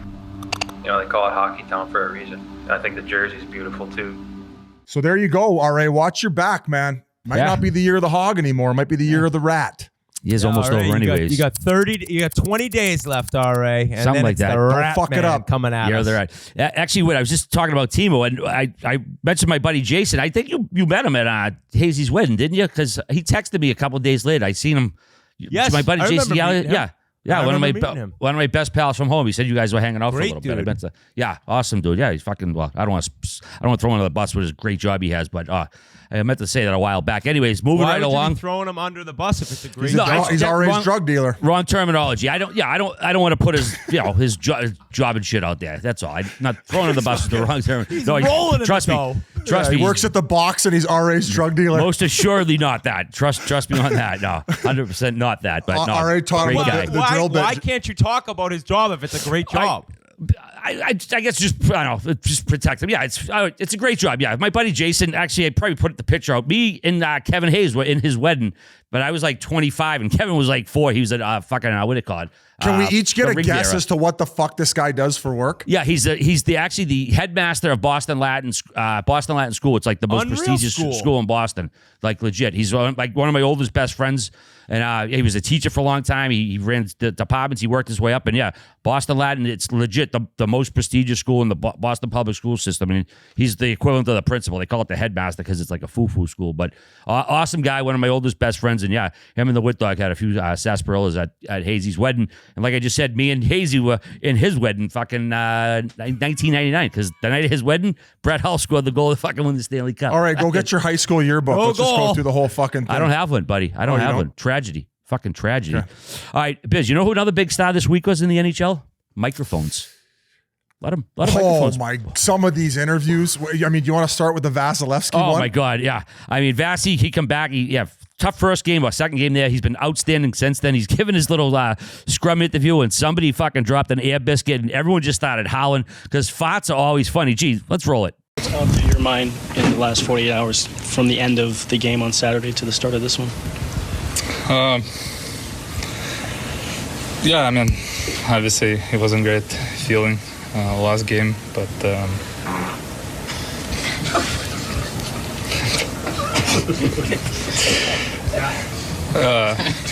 what was the question? Mindset. Yeah, so just sorry. That sounded like a wet one through his gitch. I thought it was Vasilevsky who dropped it. I don't think it was him because of how hard he laughed, but has it come out who did the fart? I don't believe so, no. Wow, I would guess it was somebody's got I would claim that. I'd be so proud of what a perfectly timed fart. And as already you mentioned before to us, farts are funny as shit. I was actually trying to drum one up and fart once I actually burnt the lasagna to go in and try to make her laugh with one of those, but that wouldn't have worked. But I always think if you fart and you don't laugh, you're a sociopath because farts will be funny whether you're 7 years old or 77 years old. So, Bree, like, give your wife the Dutch if she wasn't pissed at you, she would have laughed under normal conditions, like at a fart? If it was like hilarious sounding, she might, but most of the time she's just like, you're so disgusting. That's because I used to guys only because guys just laugh at him. Because Jans has never once farted in front of his wife. Jans closes the door when he takes a shit. His wife I think never everyone does that, right? What do you mean? In your own house with your old lady buzzing around? Who gives a shit? I think you'll see once you live with a woman that you got to shut the door if you're smashing. Wow. Well, then you don't live Jesus. with him. Yeah, you get him a separate house. Hey, honey. No one else home and he'll fucking laugh to himself. Hey, honey. I got you. You could live in the shed. Just only for the smell, Biz, where the smell will leak out of the room with the door open. I'll get her one of those little houses for the corner of the back of the lot. Of it. A porta potty. Just throw a porta potty in your backyard. I had one in my yard for a year. Probably I almost got kicked out of the neighborhood. Thing wouldn't fucking disappear. I think a lot of people could probably understand why I'm single throughout this pod. By choice. All right. So okay. So we got Shartgate. Because it sounded like a shart, not a fart. Definitely. And what was the other thing that was? Oh, how about Flickergate? Did you guys see when fucking Ottawa tried to close the lights out on Toronto in the last seconds of the game to try to bury a goal on them? I think it was Methot who did it. We're going to be talking to him a little bit. He should fucking have to answer some questions. What a fucking segue there, Biz. Yeah. So, Biz, what would you have done had Ottawa tied it up there? I probably Are you storming league office? Yeah, that's what I was just going to say. Just like Portnoy when they suspended Brady and Belichick over Deflategate. I would have chained myself to Bettman's rearview mirror, and then you would have pulled up and knocked it off, so it would have been fucked. Now, Biz, here's my thing about your I'm not going to call it shtick because I know you love the Leafs, but it was a win-win because if Ottawa tied it up, whatever, both your teams get a point. But wouldn't you say it would hurt the team with the puck as much as without the puck? I think it seemed to have distracted the defensive players. They did get a couple good opportunities off, and because they had time and space. There was so much room between the defenders because they were protecting the house. With the goalie pulled, it was 6-on-4 there, and everybody seemed to be in the middle of the ice. So, no, I think it was bullshit. I think Ottawa's shady. I think they didn't pay their hydro bill, and they tried to fuck the Leafs. But, we win. We run their show. Whether it's playoffs, whether it's regular season, Leafs run Ottawa show. And I will say this now, I'm completely off the Ottawa bandwagon. Completely off. Completely off. I want no association. I ain't banging my cousin anymore. Okay. It's over. Fair enough. Team down, boys. All right, before we go any further, here's a few words from our great friends over at Body Armor. Spittin Chiclets is brought to you by Body Armor. From sports drinks to sport water, Body Armor keeps us hydrated all day long. Whether we're talking, walking, or even playing sports, Body Armor is our go-to choice. It's real hydration, real ingredients packed with electrolytes, vitamins, Nothing artificial. Oh, I love the strawberry kiwi, baby. Body Armor has great taste and flavors. Like I just said, strawberry kiwi. You also have strawberry banana, blue raspberry, tons of other stuff. And the best athletes in the world hydrate. Not just guys on Chiclets, real athletes. Ronald Acuña Jr., Christian McCaffrey, Alex Morgan, and the latest, Joe Burrow, Cincinnati QB. So right now, I'm going to guzzle a few of these. We just did a show. I'm tired. I got to rehydrate. I'm all over the Body Armor. You can find Body Armor on the internet, convenience stores. It's all over the place. It's available in stores nationwide. So head on over to the Body Armor store at Amazon. Get yours today. All right, Biz, you did mention Methot. Marc Methot, we're going to bring him on in a little bit. We do have some more fan calls. People liked them the last time, so we got a few more of those coming up. But a couple more microphone incidents. Rod the Bod did a live interview with Darren Pang. They were getting blown out. And he sounded like me reading fucking stats a couple months ago. He was so fucking frazzled. But, God, I mean, hey, good for him for sticking in there, hanging in there, because the team was getting dummy there. But, I mean, do coaches really hate doing them? Just throw it to the fucking interview. Well, right, obviously a disappointing start to this game. Anything you're seeing out here that you can build on? We're on our way to losing 50-0 right now. I've never seen our team play this brutal. So at this point, you know, I don't really. I'm lost for words, to be quite honest. Weren't ready to start, which was clear, and now we're just kind of doing things not the way we do it, and this is what you get. So at this point, we're probably turning the page. Well, thanks for doing this. I know it's not easy. He was just trying not to swear. I think that was the main part of it. He just couldn't even fathom what was happening with his team. And what is happening with the Hurricanes? They can't get a save. He's calling out the big dogs, too. He's called out the big dogs twice post-game. Our best players aren't doing a good enough job. And there's only so many times, Biz, agree with me, disagree, there's only so many times you can kind of have these post-game press conferences that he's had lately. It's getting stale a little bit. Whoa, Whit. Are you saying Rod's on the hot seat? No, I don't think he's on the hot seat. But I also think in terms of the team turning things around, when you continually get called out by the coach, I think at some point, what else can you do? It seems like that to me, if I ever coach, you'd really have to keep that one in the back burner and then not do it again for a little bit because it gets stale. So I actually think this is a positive because every season they come out guns a-blazing. You've mentioned it before, Whit, and then towards the end they might fizzle off a little bit. Part of their issues, they got a few more D over the offseason. I thought on paper they were the best defense core in the Eastern Conference. I think that we could all. D'Angelo had played there before. He had an incredible year.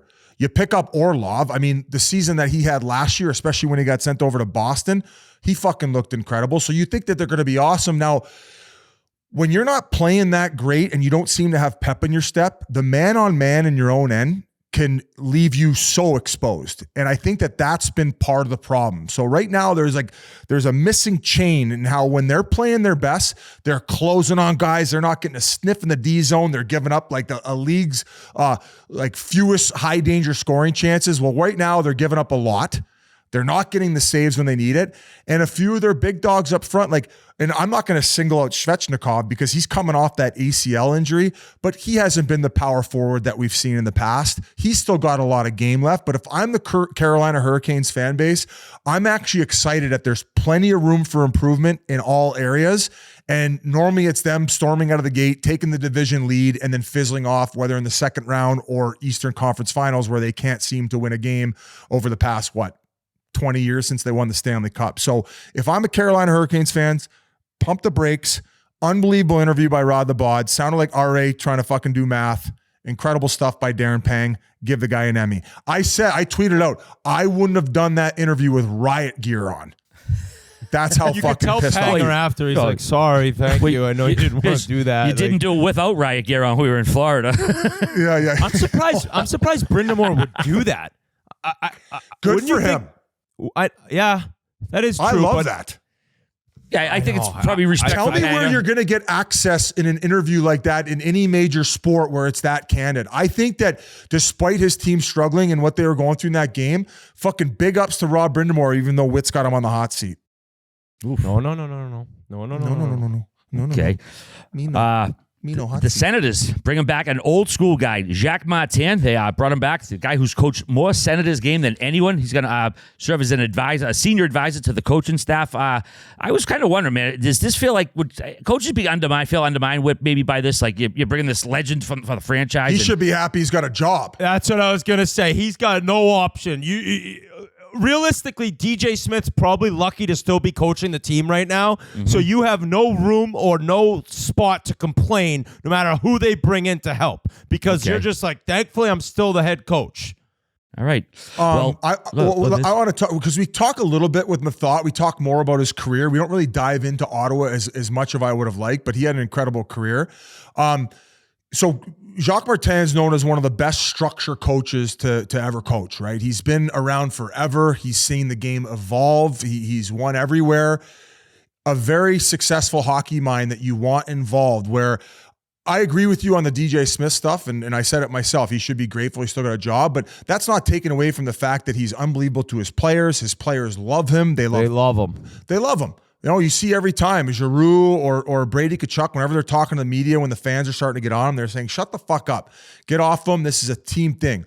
But sometimes some of these younger coaches who are players coaches, and, you know, I believe he came out of junior too. I think he was coaching either the Oshawa Generals or Ottawa 67s. I forget who, but sometimes it's hard to be the bad guy to some of these young guys, and they come in with all these, like, you know, these big skill sets, but don't understand the game from a structural standpoint.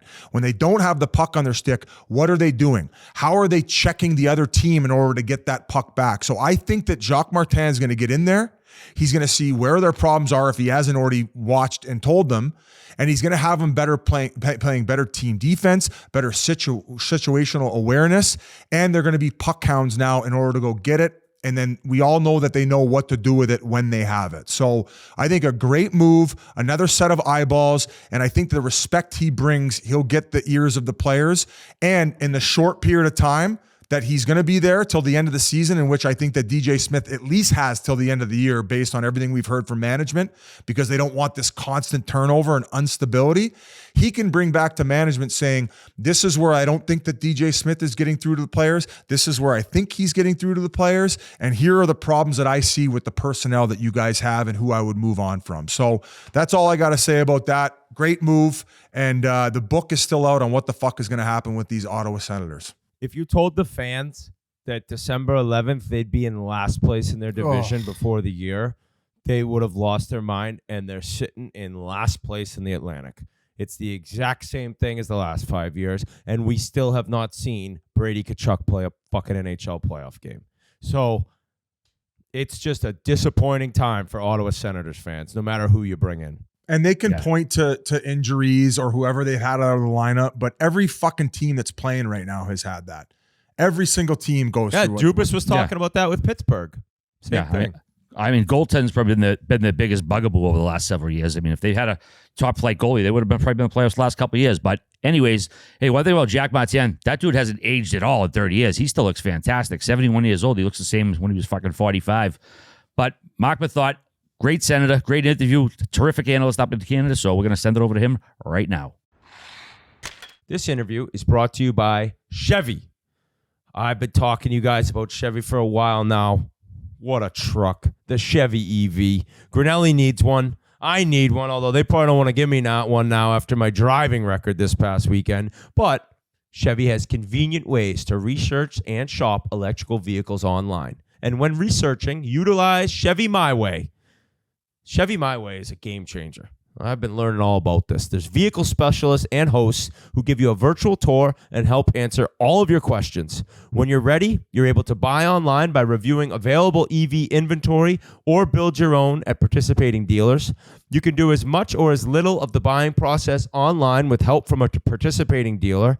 You could configure finances and lease payments, apply for credit, upload documents, and finalize your purchase through our secure checkout process. And you can even schedule vehicle delivery at home or at the dealership. See, that's my dream of ordering a Chevy EV and then just knowing the day it's coming and waiting and then seeing that butte pull up the driveway. Guy gets out, hands you the key. You already got the Chevy My Way downloaded on your phone and you're ready to rip roar driving around in your new truck. And also, if you'd prefer to purchase the traditional way in person, the nationwide dealer network is available to help you as well. So learn more at chevy.com/electric. That's chevy.com/electric. Get over there now and get involved with a Chevy EV. All right, it's time to bring on our next guest. This strapping defenseman from Ottawa was taken by Columbus in the 6th round of the 2003 draft and spent his first 7 professional seasons with the Blue Jackets organization. He was then traded to his hometown Senators, where he spent the next 5 years of his career before finishing up with 2 years in Dallas. These days, you can catch him analyzing games on TSN up north. It's a great pleasure to welcome to the Spittin Chiclets podcast, Marc Methot. How you been, man? It's about time we got you on here. Yeah, no, I know it has been a while. I'm looking forward to it. I think Biz reached out a little while ago and I was a little nervous about doing it. I wasn't sure how the employer would feel about it. So I'll kind of keep it as best I can for today. We got a job for you over here if anything goes wrong. All good. I guess my first question for you is, what the hell is wrong with the Ottawa Senators? Yeah, buddy? We'll start what there. What the hell? Like another year? Like this was it. Finally. Let's go, boys. Nope. Still shit.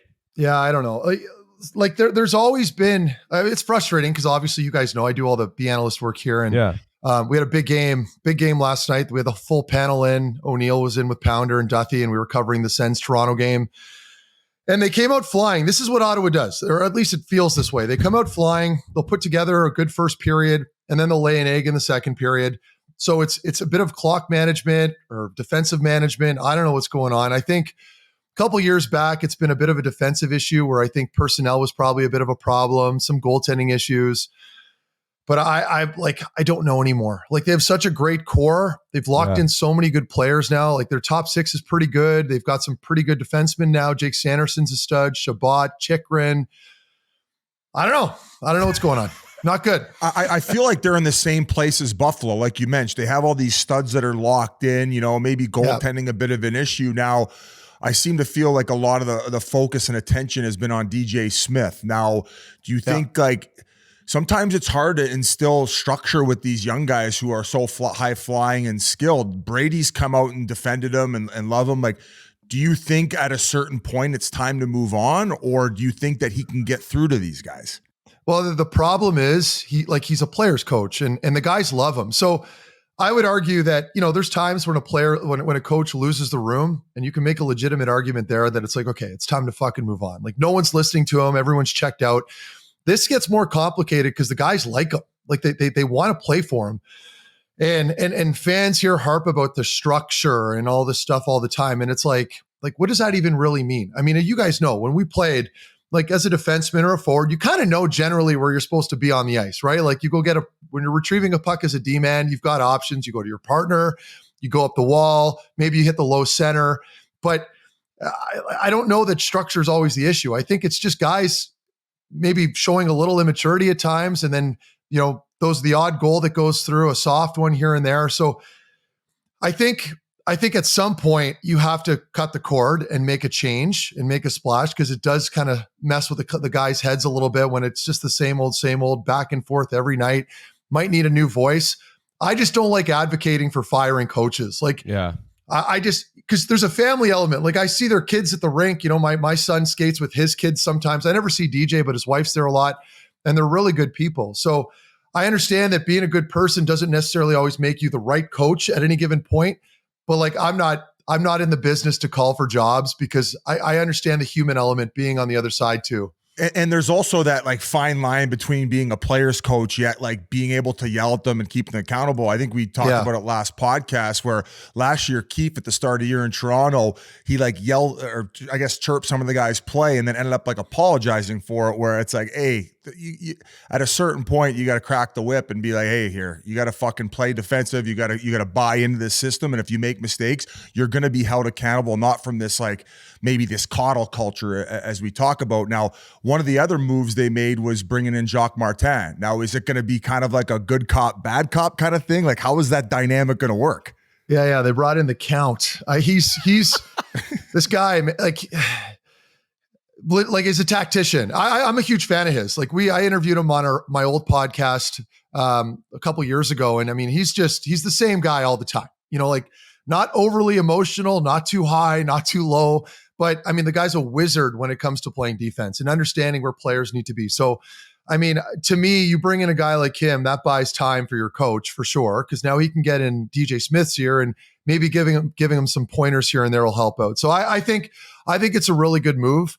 But again, it's like, if this just continues on, it wouldn't surprise me that you see a coaching change. But until they get a GM, you can't make a change, and they don't have a general manager right now. Yeah, and I would say if they did have a GM, he'd probably be in a little bit more trouble, DJ Smith, because if you just look at Minnesota and Edmonton, like the coaching change has worked. And I'm not saying it was the prior coach's fault, but sometimes it just gets the guys buzzing. So we'll see. But is Martin going to be on the bench, or is he more just... Okay. He's an eye in the sky, and he lives in the area. So he's just east of Ottawa.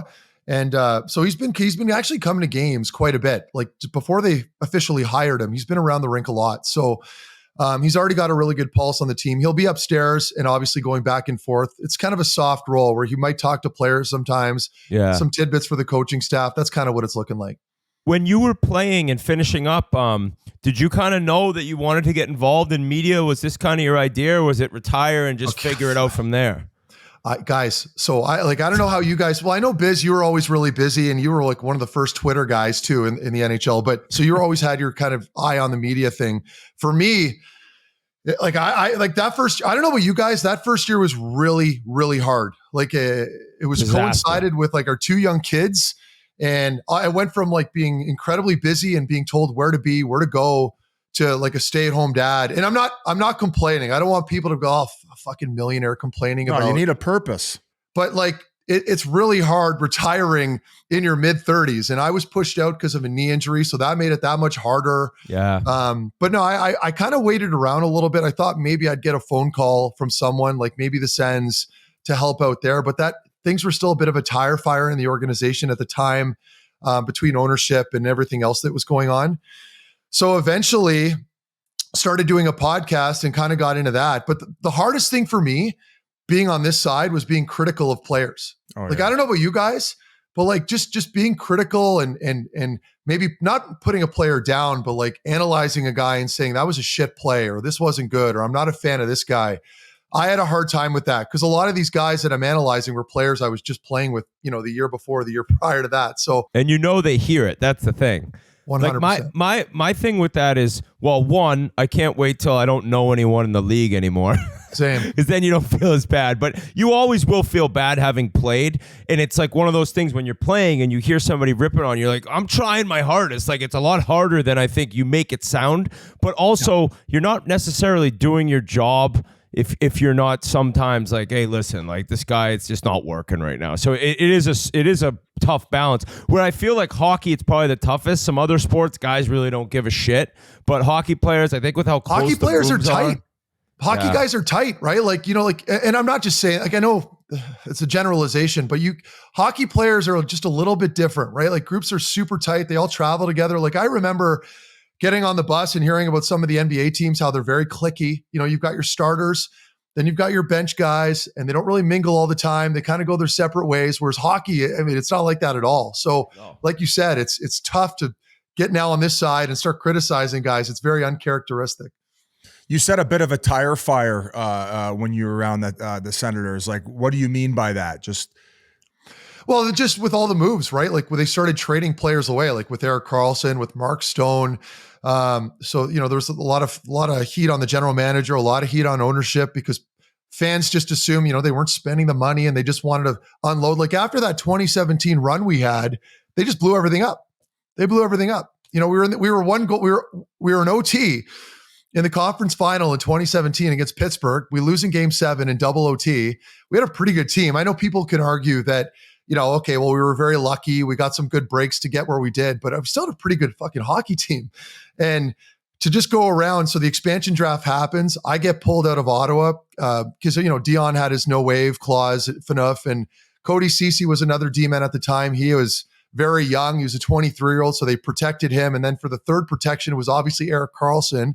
So I get dumped. I go to Vegas. they started moving other players away that season, and they just kind of flipped everything up. So the fan base was really irritated, and there was a lot of animosity towards ownership at the time too. All of that shit together created a lot of negativity around the organization. So you were picked up in the expansion draft and then traded right away? Yeah, I can still remember sitting at the keg, and I got a call from my agent right after I got picked up. Actually, it started before that.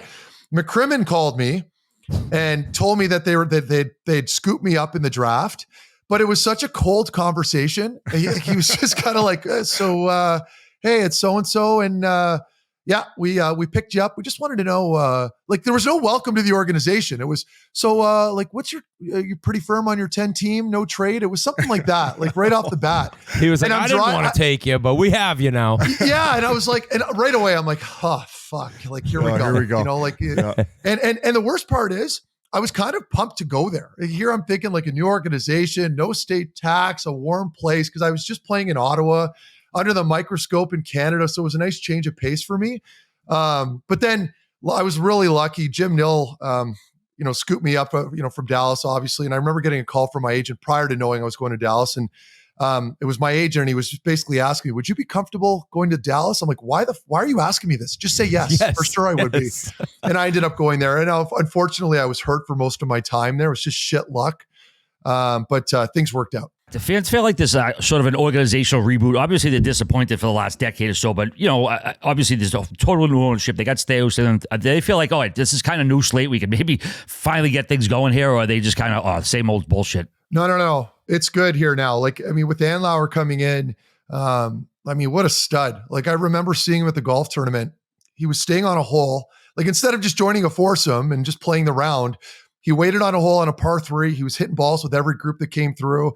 And I realized this is pretty normal. We're talking about a billionaire here that doesn't need to do that. He's shaking hands with all the fans, just a really personable guy. So a lot of really good messaging from him in the media. And, and he's starting to show it, where he brings in Steos, spending money on Martin coming in now, and he wants to change things up, wants to change the culture around the room. So it's a breath of fresh air for sure. And I think fans have a lot of hope now moving forward. Now we just got to fix this on-ice product and get these guys playing a little bit more consistently. But overall, between that and potentially moving downtown, which I think the team desperately needs to do. Oh, yeah. I mean, there's nothing where you guys know. You're driving to Canada in like February. It is dark and depressing. Siberia. Man. Yeah. It feels like you're going to Siberia. What's the one restaurant though they have by the rink where the Italian one? No, it's Fratelli, yeah. Oh, that's one. Is there a Moxie's out there too? There's a Moxie's out there. There's a couple spots, but I mean, Moxie's. The boys would like to go there. It's at a strip mall. There's like a Hockey Life next door to it. Like it's not sexy. You're not playing in downtown, any other city. So it's a little different. When all that was going down, I think Ryan Reynolds actually came to a game. Did you get the opportunity to meet him? Go shake his hand? I mean, he's probably at this point Mr. Canada, I guess, until the Japanese guys sign with the Jays. So I've heard two conflicting stories here. So I didn't get a chance to meet him. Any game that he was there, I was usually working, but I could see him sitting in the box. And I know Chris Phillips sat with him a little bit because Philly's an ambassador with the team too and does some work. So a lot of good feedback there. Heard he's a very nice guy. Then I also heard that he was down at City Hall and somebody that works there thought that he was treating, I think there was a couple of them that he was kind of rude with. Now, that's just hearsay, and you know how people talk, so it could be full of shit. But I've heard two conflicting sides. I can't imagine anybody not liking that guy. I'm a huge fan of his too. But again, you never really know what goes on, behind the camera. So who knows? Blake Lively didn't give me any loving in the morning. I'd be pretty upset too. I'd be pigeon tossing workers at the Capitol left and right. Just sucker punching Trudeau. I'm not touching that. I'm not. Yeah, we're gonna stay. Yeah, exactly. You have to, especially being from Ottawa and all as well. Well, let's go back to your career. And I mean, on one of the best junior teams of all time, right? God. Took down the Memorial Cup your last year in London, correct? Yep. What a run that must have been. It was insane. We were so lucky. I mean, the last year, that Memorial Cup year was during the lockout season. So I know half the people probably don't want to hear an old war story about junior hockey, but that Memorial Cup was special because it was the NHL lockout year and we were playing against Sid. Shea Weber was with Kelowna at the time. And I think the 67s were also in the tournament too. But we got a lot of attention, man. And I can still remember that was the first time I saw Sid in person. And, you knew a lot about him. we knew he was really good and he was carrying Rimouski. But I mean, seeing him, I still remember being in the banquet hall the night before the tournament started, or 2 days before the tournament, whatever it was. And this fucking guy walks in with like his own security. So like, there's like 3 guys around him. And you know, when you're a 19-year-old and you're seeing this, you're like, what is going, like, what is this? Who does this guy think he is? And I love Sid, by the way. I've got nothing but respect for him, but I didn't know him at the time.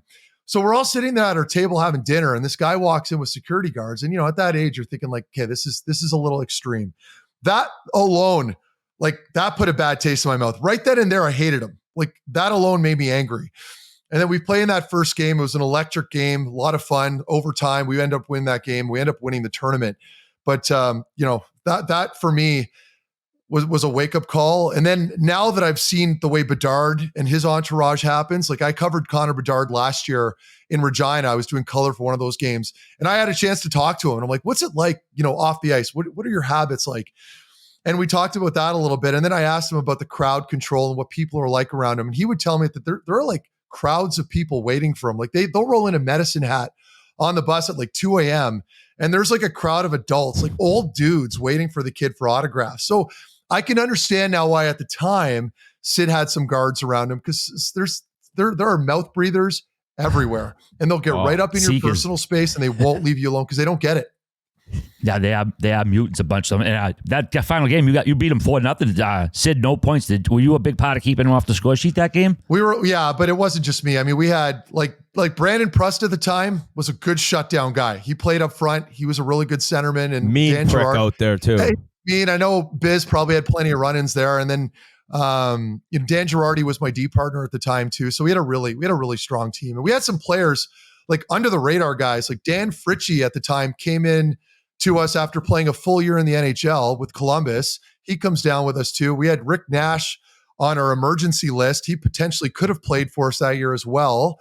And then you got guys like Dave Bolin and Corey Perry and Danny Savret, who was a really good defenseman at the time with us too. So you know, we had a great team. But that Biz, do you remember the U17 tournament by any chance? Yes. The under 17 tryouts for Team Ontario. This is a good story about Biz. So he's going to play stupid right now. He probably I don't. I remember the team, and I remember we went to Stonewall and Selkirk. So we go to this U17 tournament. I'm unfamiliar with how this thing works. I get invited to Team Ontario. It was a big deal for me because I was a late bloomer coming out of Ottawa. Most of these kids on Team Ontario, all the fucking rich GTHL kids, right? Like all the good players, cake eaters. So I'm like some loner coming from Ottawa, coming over to play, and we're staying at York University. These dorms.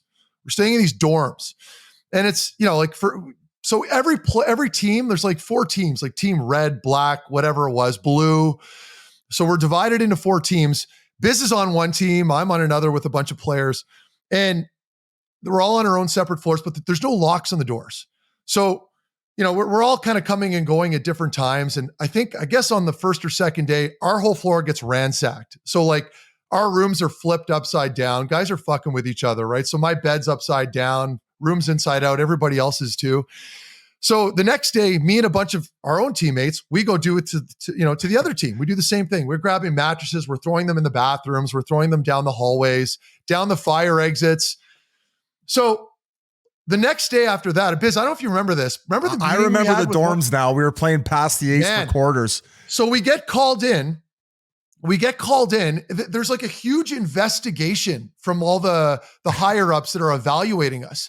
So I get called in with the rest of my team to like in front of like Mike Fuda and a bunch of other big dogs that were running the team. And they asked me, they're like, they asked the whole team. They're like, so who was involved with this and this and this? And me thinking, I'm like, this isn't a big deal. I'll just put my hand up. Yeah, I threw a mattress down the stairs. You know, like I don't know why I did it, but I did it. Wasn't a big deal. It sounds insane that I'm even talking about it right now. Well, compared to Hockey Canada's other issues, I think no this is shit. minor. So what do these people do? They kick. So me and like 3 other guys own it because I'm trying to like take accountability and be a good guy. Yeah, I did. It was me. You know, I don't want the other guys to get blamed for something I did. Mind you, half our team did something. So they kick all the remaining players and they kept like 5 or 6 players in the room. And I'm like, okay, this is not good. Like, you know, you're thinking at that age, it's a big deal. You're playing for Team Ontario potentially, and now it's all gone to shit. My parents were there watching the games at the time with my brother. So anyway, they're cross-examining us, and it gets to the point, it's so intense. I start crying in the room. Like, a couple of us were really upset because I'm thinking my career is over and I'm going to get sent home. And, there's players coming and going, kind of looking into the window and seeing what's going on. And I'm like, and my dad's, he floats by and he sees us, and I'm like, oh no, like this isn't good. So the next day, nothing happens there. They send us out of the room. We go on our way. The next day, they pull us into this big dinner conference room, and this old fucker, I forget his name, like, it was the worst speech I've ever heard. You'd think the worst thing ever happened. And he's talking about how it was a disgrace and this and that. And, we're not going to kick anybody out of this tournament, but you know what, whatever. We're going to let them play on, but you're not playing on this team. And I'm like, my parents are listening to this and they know I'm involved. And I'm like, I was a loner, like, loser kid growing up that never did anything wrong. Right. So like, this was a shocker to them. So anyway, some pranks. So the point is, you fast forward like 2 years later, I'm playing in the OHL. We're playing against fucking Saginaw, and it was my first year in the O. There's a scrum. Biz comes over to an overager. Ryan Hare, I think, was the guy's name at the time. And Biz starts chirping me about what happened for Team Ontario. He's like, this guy, Biz. He's calling me a crybaby in front of all my teammates. And this is in London. I don't even remember that. I remember. It was very traumatic. I threw you under the bus saying you're crying Totally about the threw me under mattresses. the bus. And I didn't know how to handle it on the ice. Like, I couldn't even chirp you back. I'm like, he's got me here. Like, I don't even know what to say. So then fast forward a couple years later, Biz is like one of my first NHL fights, and I shit the bed in that too. Could barely land a punch on him. I don't even remember fighting in the NHL. The CT really started Biz kicking is in. pigeon tossing you right now. Yeah. So in Phoenix, you laid out Derek Brassard, who's like one of my closest friends. And I know you know Brass really well too. You get along great with him. You laid him out. And I felt the need to fight Biz because I don't want to look like a pussy. I got to do something about this. You guys know what it was like back then too. And all I remember was I go to like casually drop my gloves. I don't even know what I'm doing. Biz, like they couldn't have come off quicker. Like they just sheds them right then and there. I'm like, and then I'm lining up with them. I'm like, fuck, like, here we go. Well, at that point, I'd already you caught me a started couple times in the back of the head, but no damage in the face. I didn't land a punch. I was hanging on. It's pretty embarrassing. But Biz was holding on to you throwing his mattress down the stairs for 5 years waiting for that. But I hated Biz. Like, for a while there, I was man, this guy sucks. Like, he's a piece of shit. But I got over it. I met you in Vegas a couple years later. I had to overcompensate for my lack of play and a lot of chirping during the scrums and everything. It's all good, man. I'm over it. Yeah. I could tell.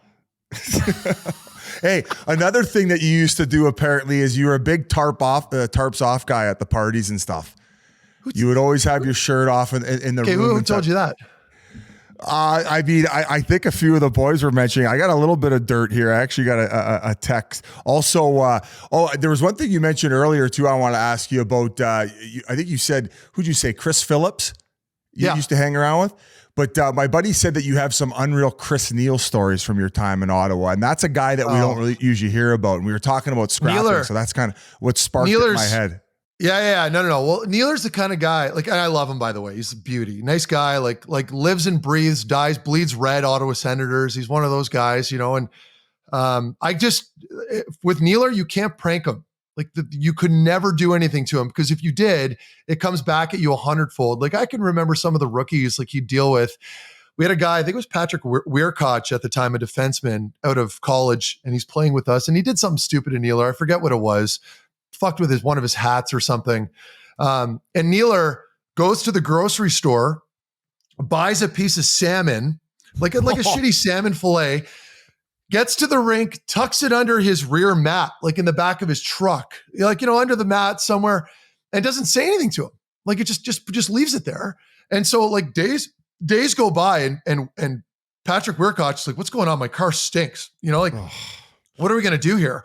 Takes it to the dealership and finally finds out there's just a huge piece of fish under his mat. And he's that guy. Like, there's still a story I can remember of Campoli, I believe, chirping or saying something pretty off the cuff to him.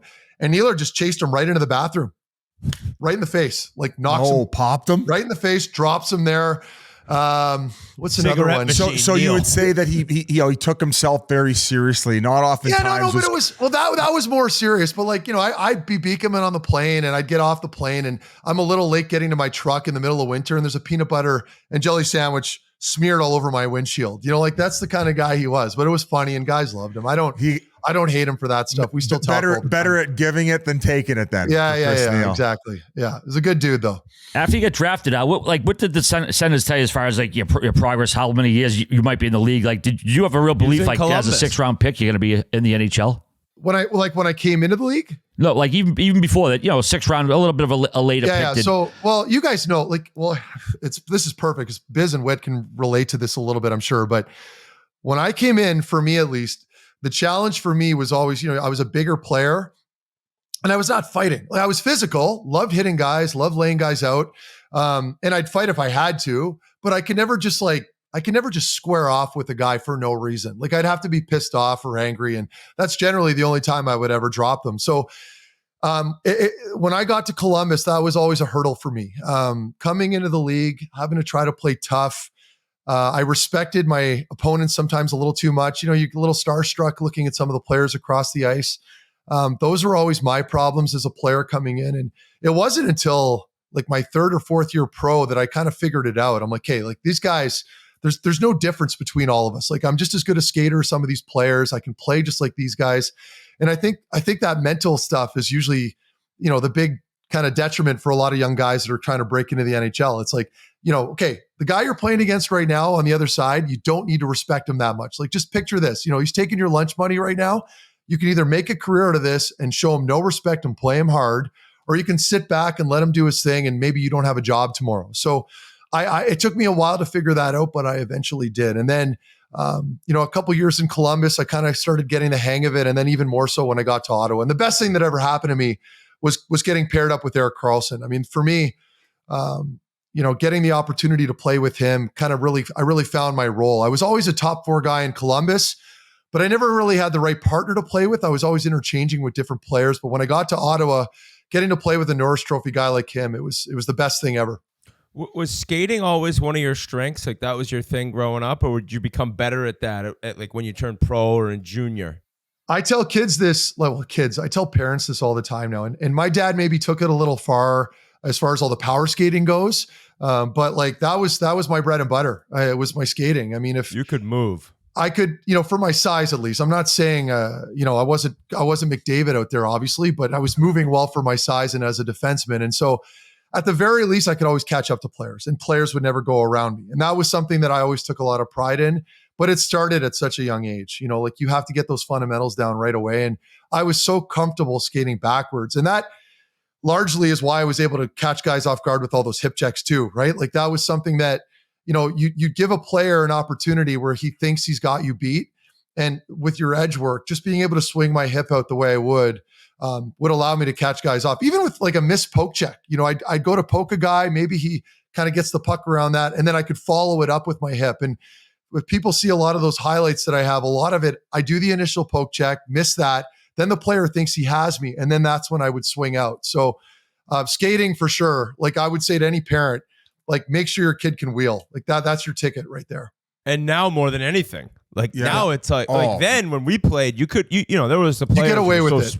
You could get it. Now I really don't think many people have a chance unless you fly, which can be good and can be bad in a sense, because there's some great players, probably younger players, that just don't move well enough to ever really get a chance. Agreed. It's probably a good segue. One of the big topics came out of Tort's mouth about the maybe lack of accountability on the guys being hit. And you watch so much hockey. You talked about how you came up, you used to lay those huge hip checks.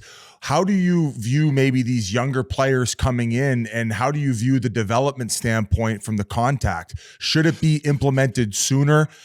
Right now, in some places, they're pushing it back, which I think is the wrong way to go. What do you think?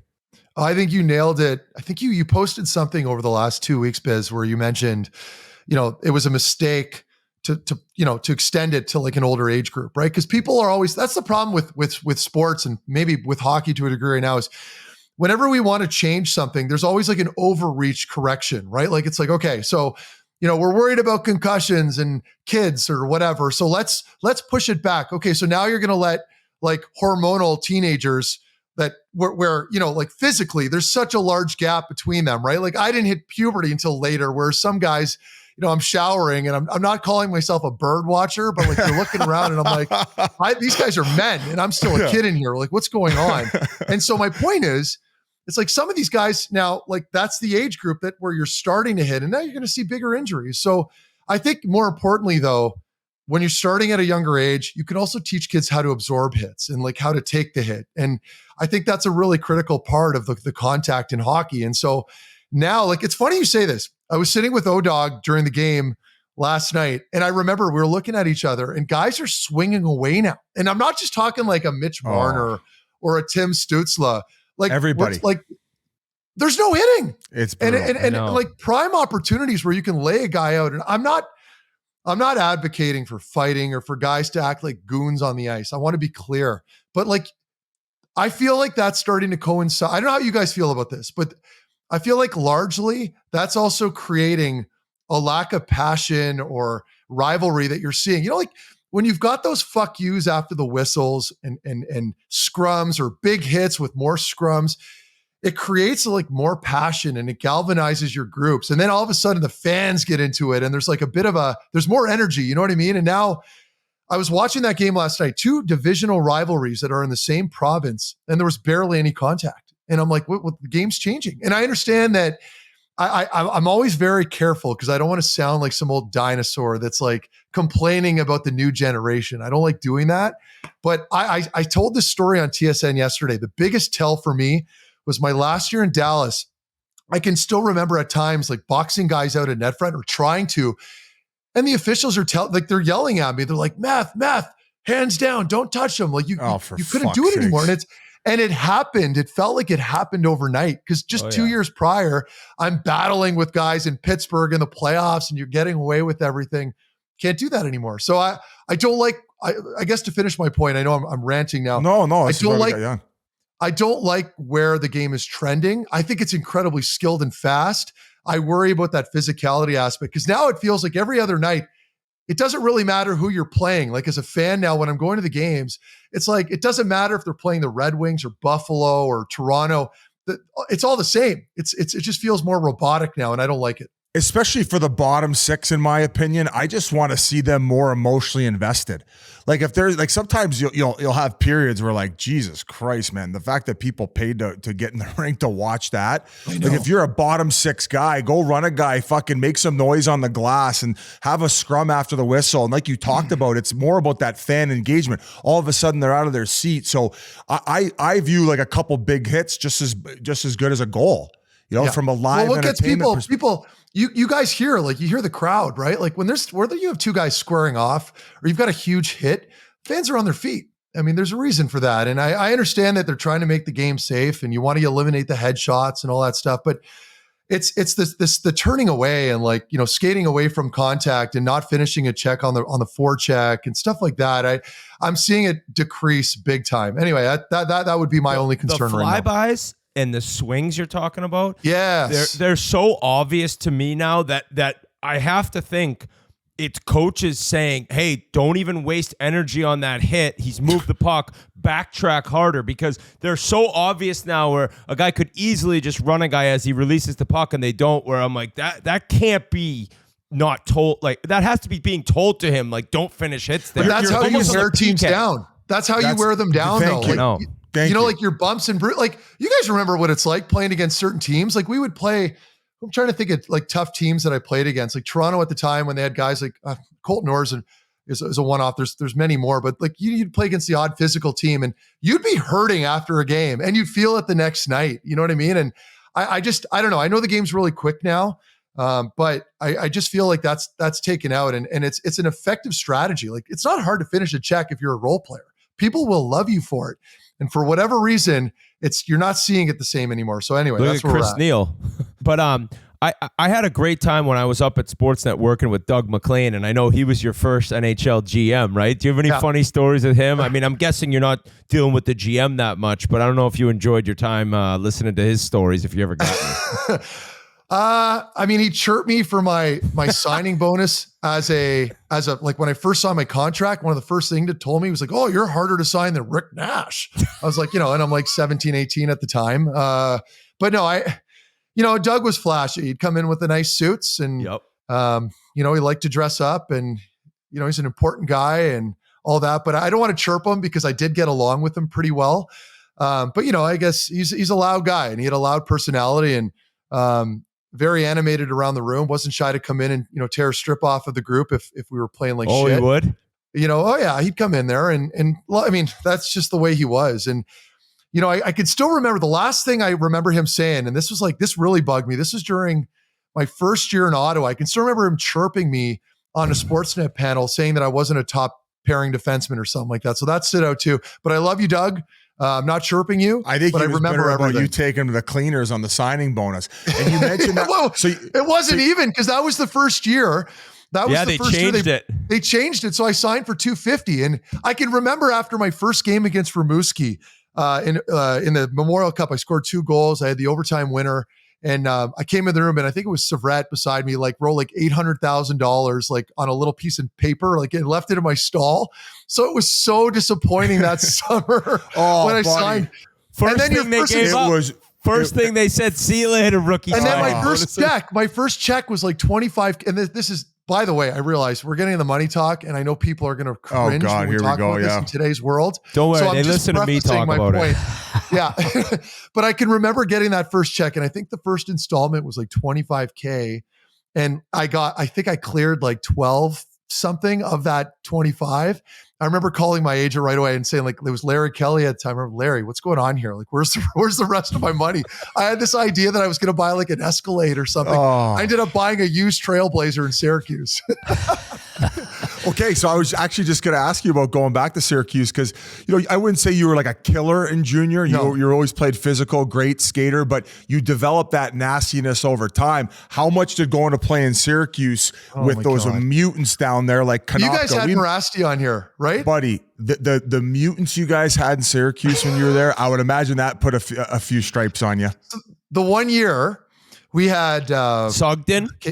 So that was before. So Sugden was in there the year before, but the one year when Sugden was gone, we had Zenon Konopka, Derek Dorsett, Tom Sestito, Aaron Rome, who was pretty tough on defense. We had John Morasti. We had Mike Scroy. Mike Scroy, I can still remember, came to my condo I was with Jeff Platt, another player at the time. We were rooming in this, we were the same age group, young players in Syracuse. Mike Scroy came to our place with a bunch of VHS tapes. This guy lived down in Florida. He was a tough guy. He came with a bunch of VHS tapes, and they were porns. Yeah, I played with Scroyzy. Porn star, poker player, UFC fighter. He did it all. And he was like telling us his nickname's the Destroyer or whatever it was. I forget at the time. This guy, and beauty, by the way. Like I liked him. And the porn videos we obviously didn't watch. I'm like, dude, I don't need to see this, But he'd come to the rink in a full-blown like leather long like jacket. He'd be wearing these biker gloves, and he'd come in that he wouldn't even get undressed. We have a punching bag in the basement where we'd get dressed in Syracuse in this old barn, and he'd start hitting the bag like in his gloves, and he'd headbutt the bag. He'd kick the bag a little bit.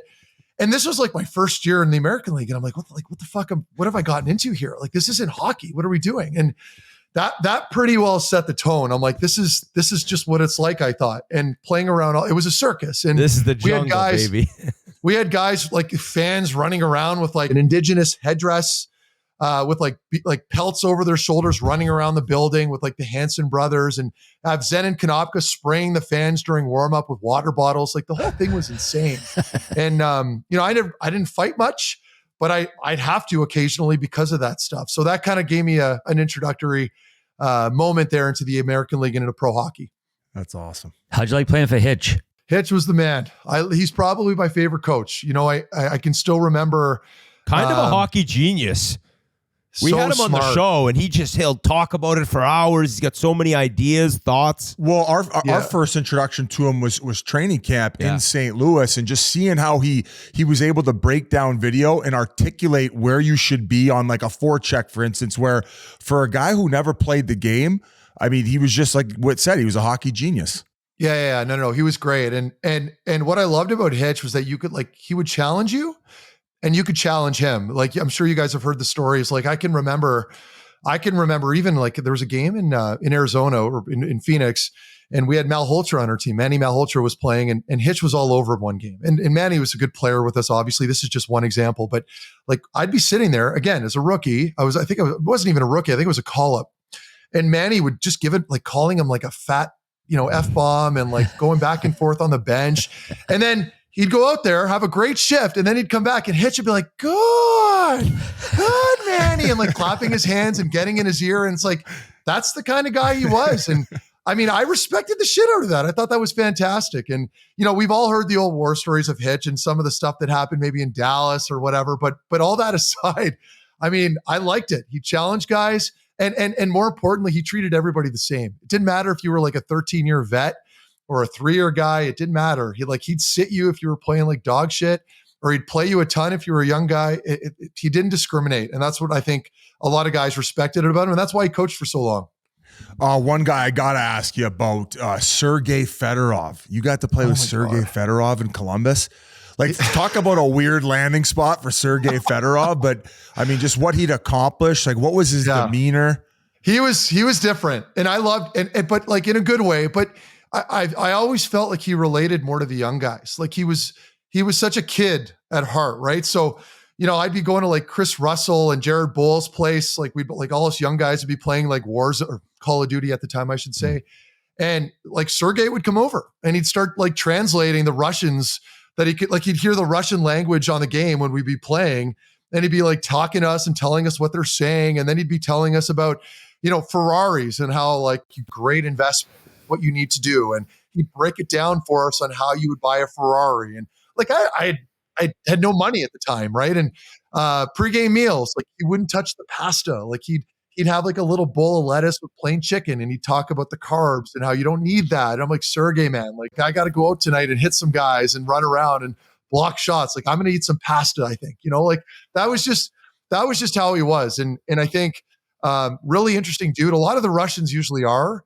But that's the kind of guy he was. It was a treat to play with, though. I loved it. Because you played there, do you tend to still follow the team and everything surrounding it?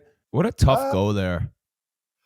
I follow them a little bit. I don't know how you guys are with all the teams, but I don't know, man. It's just, I feel so bad for that fan base because they've been so loyal but they've been so lately, at least, I know they had a couple of good seasons there, but they've been so mediocre, it feels for so long, that they're almost kind of an afterthought. And it pains me to say that because I freaking love Columbus. I love playing there.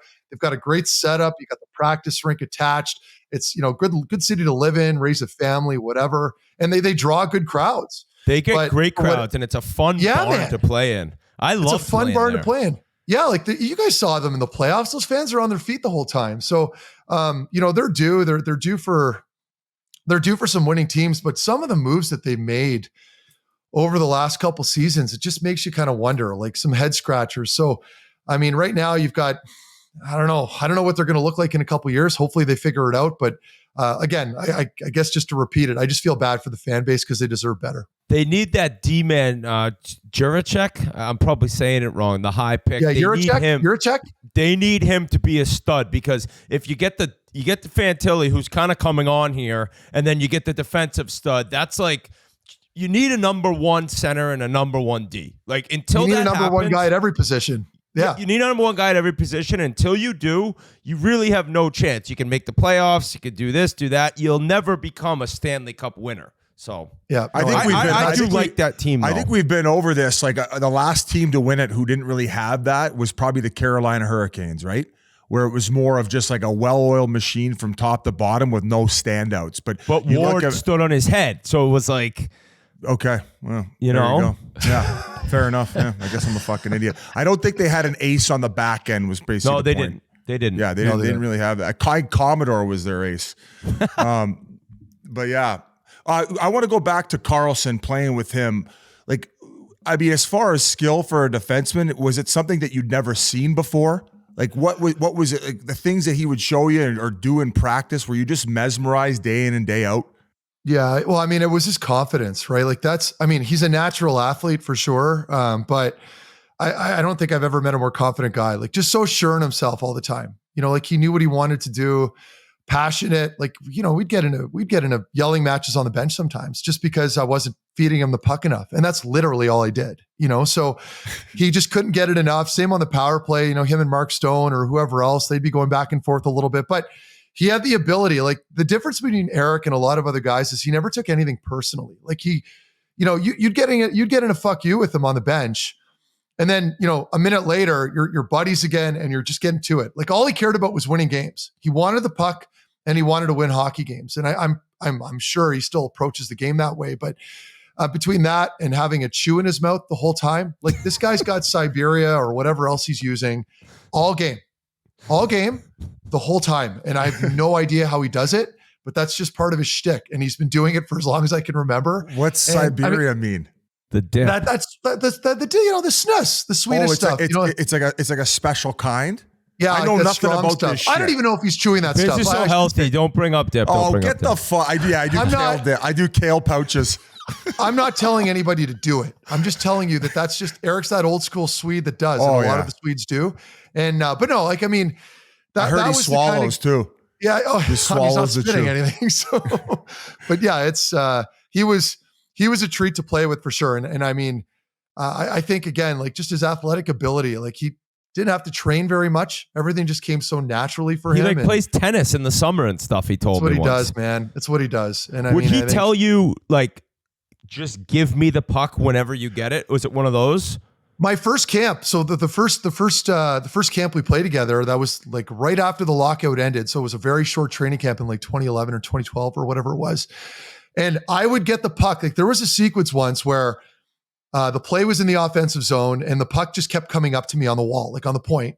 And I was just one-timing it, like one-touch passing it over to him.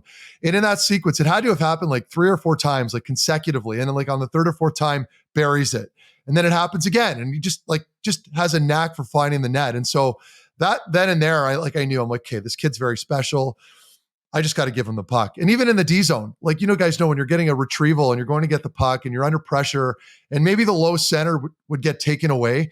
Eric was like the extra layer low center guy where you would give him the puck and it was like a springboard. Like he was just gone and he was up the ice. And then sometimes that would create odd man rushes back down my throat. But for the most part, it worked out and he would get back. So that's what he would bring to the table. You're doing a shoulder check to go back for it. Next thing you know, he scoops in there, grabs it. This is my fucking puck, bitch. 100%. In that run in 2017, which that was one of the best series, that Eastern Conference final was unreal.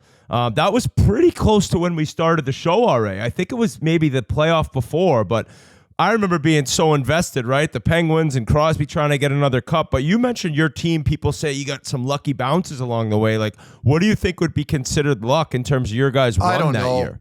I'm just used to reading, like, when people ever reflect on it, I'm just used to reading comments now saying like, well, that team, shouldn't have made it or they struck luck at the right time. And I don't know. There might be a little bit of truth to that, but for the most part, I mean, we had a pretty good group. I mean, we had some depth up front. We had a pretty good back end, I guess.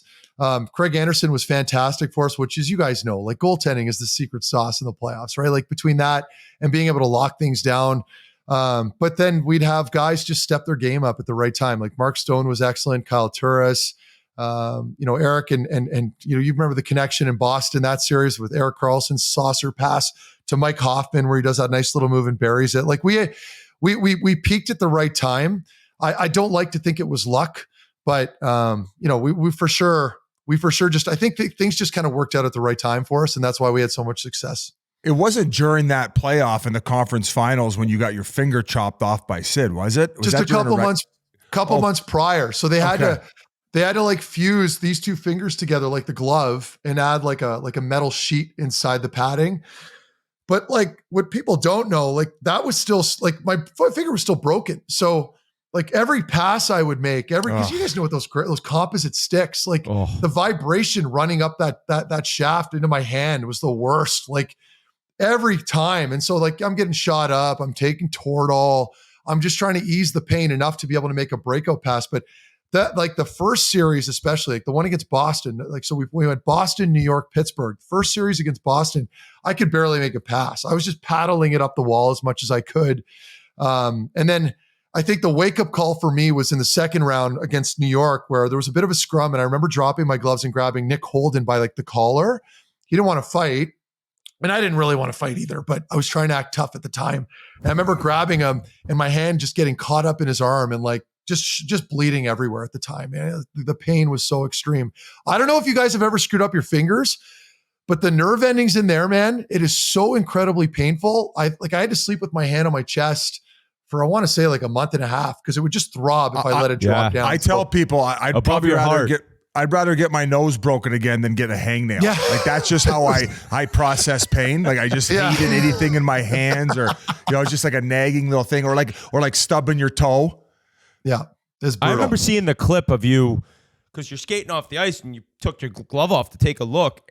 I thought they were going to have to amputate that part of your finger. It looked like it was legit exploded. It's like 7, so right? Sid hacks it. He obviously doesn't do it on purpose. I can remember our owner at the time like wanting to start an investigation. Oh yeah. But Sid, it was just like brutal timing. Like he caught me right in the glove, like between the padding and the leather strip, right? So it goes right through. I don't know if he was sharpening his twig before the game, but it went right through the glove, right through my finger. But I remember right after the play, it hurt. And I followed Sid into the zone, and I just kind of grabbed him by the collar, similar to what I did, a couple months later. But I grab him with my glove on, and I could feel like this overwhelming, like warm sensation, just all of a sudden pool into the glove. So I let go, and I started heading back towards the bench, and that's when I pulled the glove off, and it was just kind of hanging there, and I had to kind of flick it, and it just kind of flapped over. And but like the doctors were there, and they brought me right back down into that back room, sewed it up together pretty quickly. But I mean, like at the time, it was brutal. I was terrified because that doesn't happen in hockey. Did he even get a penalty? No penalty on the play. Oh God. No penalty, and I no think fine. that there was already bad blood between the organizations, because I want to say a year or two prior was when the Matt Cook thing. Oh, that was, what was your opinion on how that all went down? And as far as investigations, I think that they definitely tried to launch one on that. It looked dirty, because I can still remember it like it was yesterday. He rode Carl into the wall. I was on the bench, so I had I don't know if Carl, if they were on the power play or not, but Eric was in the corner, and Cook finishes him, and Eric's faces up against the glass, and for whatever reason, Cook brings his foot up, like he lifts his foot up off the ice and just kind of sheds it down, like scrapes it downwards right into Eric's heel behind the tongue. I can't imagine he's actively trying to cut a guy's Achilles tendon. That sounds a little insane, but that's the way it went down. And then after, Eugene Melnick at the time wanted to start some forensic investigation to prove that it was done on purpose. And I felt bad. It's funny, but what Eric went through was brutal. And I feel terrible for him there, because that's, as you guys know, that's sometimes like the kiss of death for athletes, right? Like that Achilles thing, because I guess it just coiled right up his leg. And then they got to reach in and pull it down. Oh, gross. Like a lampshade. Marc, when you got traded to Ottawa, obviously hometown kid, you had a few years under your belt. Did you know it was coming? Were you pretty fired up about it? Take us through that journey when you're coming to Ottawa. I was, Brass was Brassard was at my house. It was Canada Day, free agency. So July 1st. And I was throwing a Canada Day party in my backyard. Like I had a DJ coming by. I was going all out. This is at the time I was still single, and I can remember watching the ticker. It was around noon, right? And free agency's just opening up, and people weren't showing up at my house until 2 or 3 in the afternoon.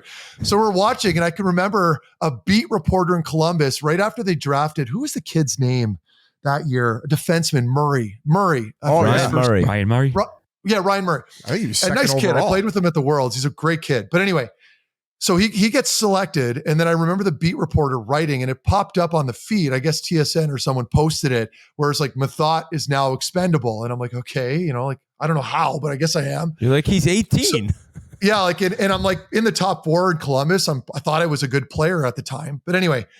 So 1:30, 2 o'clock rolls around. I'm already kind of half in it. We've been drinking quite a bit at this point. And I get a phone call from Brian Murray, and Brian, so Brian called me before Scott Housen, and Scott Housen was the general manager of Columbus. So actually I get a call right away from Brian. He calls me and he lets me know on the phone. And the timing was perfect because I was ecstatic. Like, to get an opportunity to play in my hometown was so cool. So Brian and I had a great conversation there. I don't know if I was slurring my words or not. I don't think I was, but we had a good chat. Was able to party and celebrate with everybody that same day. And then things from there just kind of worked out. Obviously, it wasn't great that we ended up going to a lockout that year for like half the season.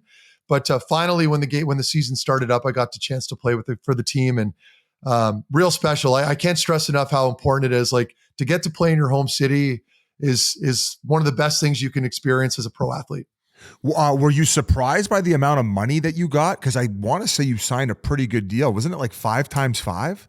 No, we wanted 5.5. We got 4.9 times 4. But at the time, like, I had a really good season. Like, so that year we played together. I played with Eric. I had a really good season. I got invited to the Olympic camp in Calgary. So the 16 defensemen from Canada got invited there for that preliminary camp. Doesn't really mean that much. That's a big honor right there. But for me, it was cool. Yeah. Like, I mean, I kind of came out of nowhere. So I kind of understood what was going on and that I probably won't make the team, but I was happy to be there.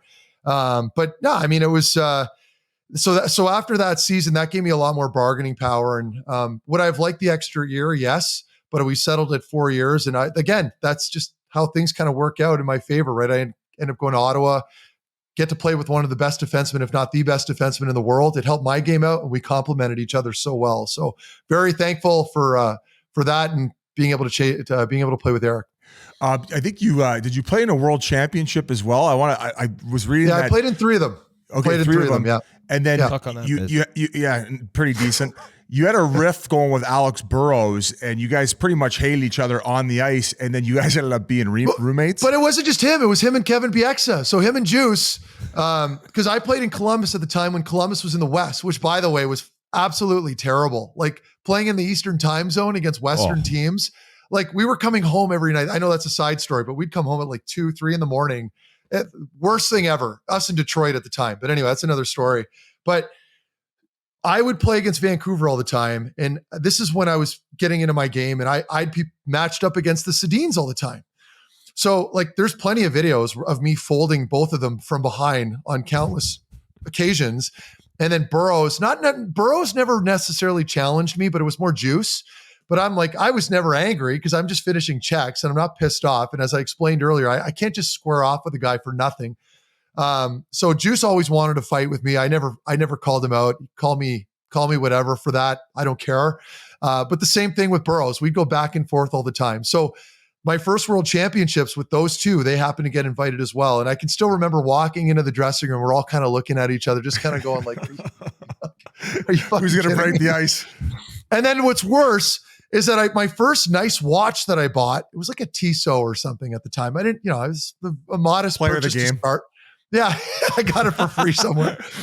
I was roommates with Alex Burrows. Same situation. He comes in the room. He was late showing up to Finland or wherever we were, and he gets in the room. We're kind of looking at each other like, here we go. And I can still remember forgetting my watch because I had to leave that last World Championships early. My back was a mess. I'm calling my agent at like 3 a.m. I'm like, get me the fuck out of here. I don't want to play here. I can't move. I'm in pain. So I leave, forget my watch there, never see it again. Contact Burrows, never get a response. No one knows what happened to my nice Tissot that I apparently got for free. So I don't know where it is now. I know he's doing well. He's coaching or whatever, but that's part of playing the game. Burrows' dad got a great Christmas present. Look at this watch, game Dad. worn. And I just lost the case for it, but this is yours, bud. That's so good. But anyway, that's part of the game. And I want to ask you guys, because I know you got some Boston references here. Are any of you guys close with Ray Bourque? I know Ray pretty well. I'm close with his son, Chris. Okay. Can you pass along a message? Listen, I grew up like I've got all his rookie cards. Like they're like in laminates still. I've got posters, jerseys. Bubba was your guy. So I did a school project on him. I went to a French Catholic elementary school, Georges-Étienne Cartier. It's a school in Ottawa. Ooh, and they made me do this. They made me do this project, and I picked it. Ray Bourque. He was my guy. I did this big, printed out pictures, wrote this nice long little speech I had to say in front of the class. So we had this idea that we would send it into the Boston Bruins and get it autographed. So I'm young and I'm waiting for a response.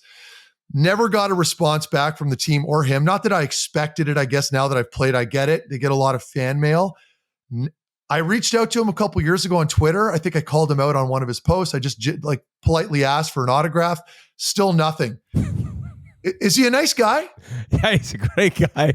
Yeah, Harry Sinden probably he got hates your your guts. piece of mail and wiped his cornhole with it, saying, "Fuck this kid from Ottawa." I just want a Ray Bourque autograph. No, I'll he get told you a me. Ray Bourque. I'll get you a Ray Bourque autograph. I promise Okay, you thank that. you. I Told me had he to get hated that your out because game. I know you guys have connections there and you guys have some Boston ties. So I know.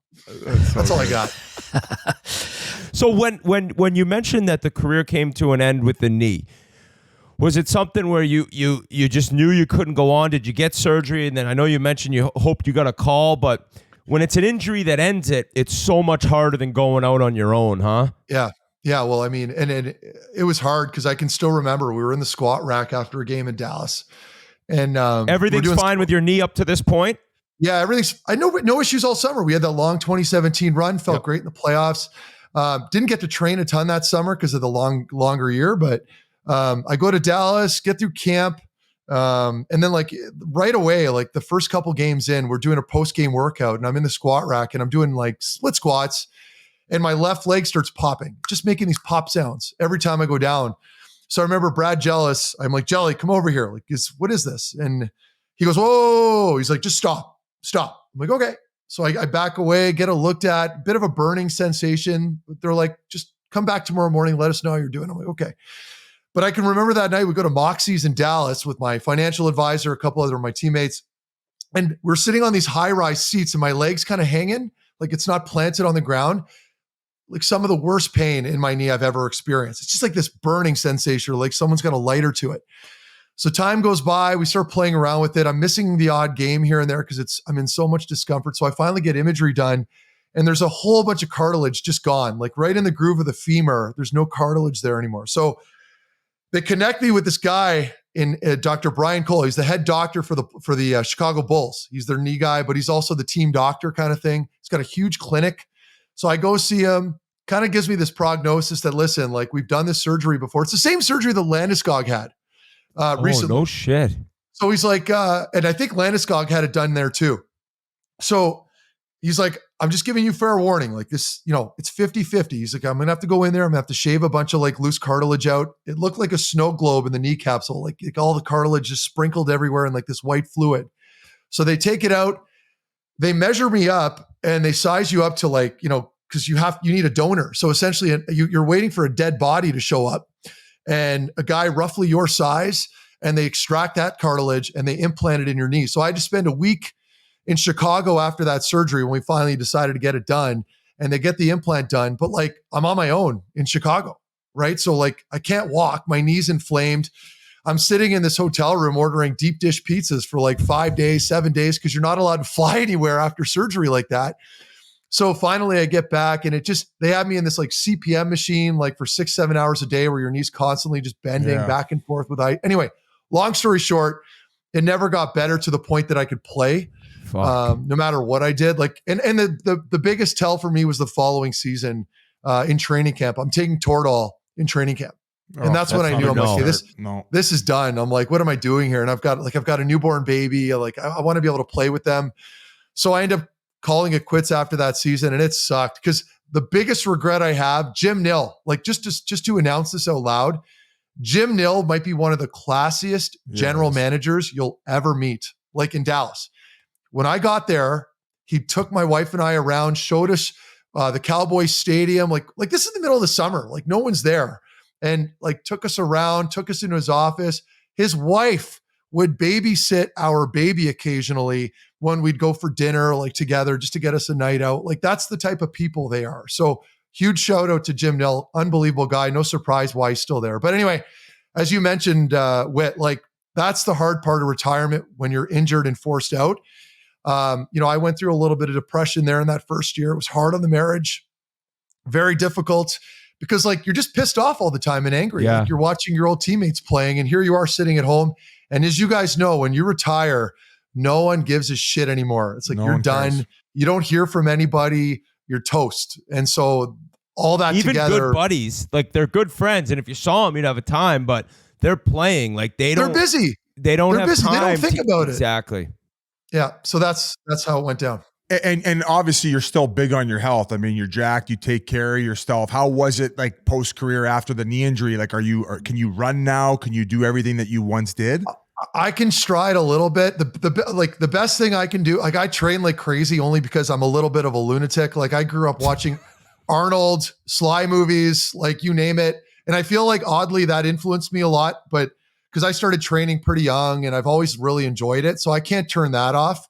But that's also oddly enough, the only reason why I'm still able to move around and move well. Like I got a bad back, my neck, and all that stuff. So I think it's motivating to keep on top of my fitness so that I can play with my kids and coach my son on the ice and all that stuff. And that's why I still do it. We often talk about the mental health side on the podcast. And like, did you have to work with anybody specifically? Like, did you seek out therapy or did you just kind of figure it out on your own?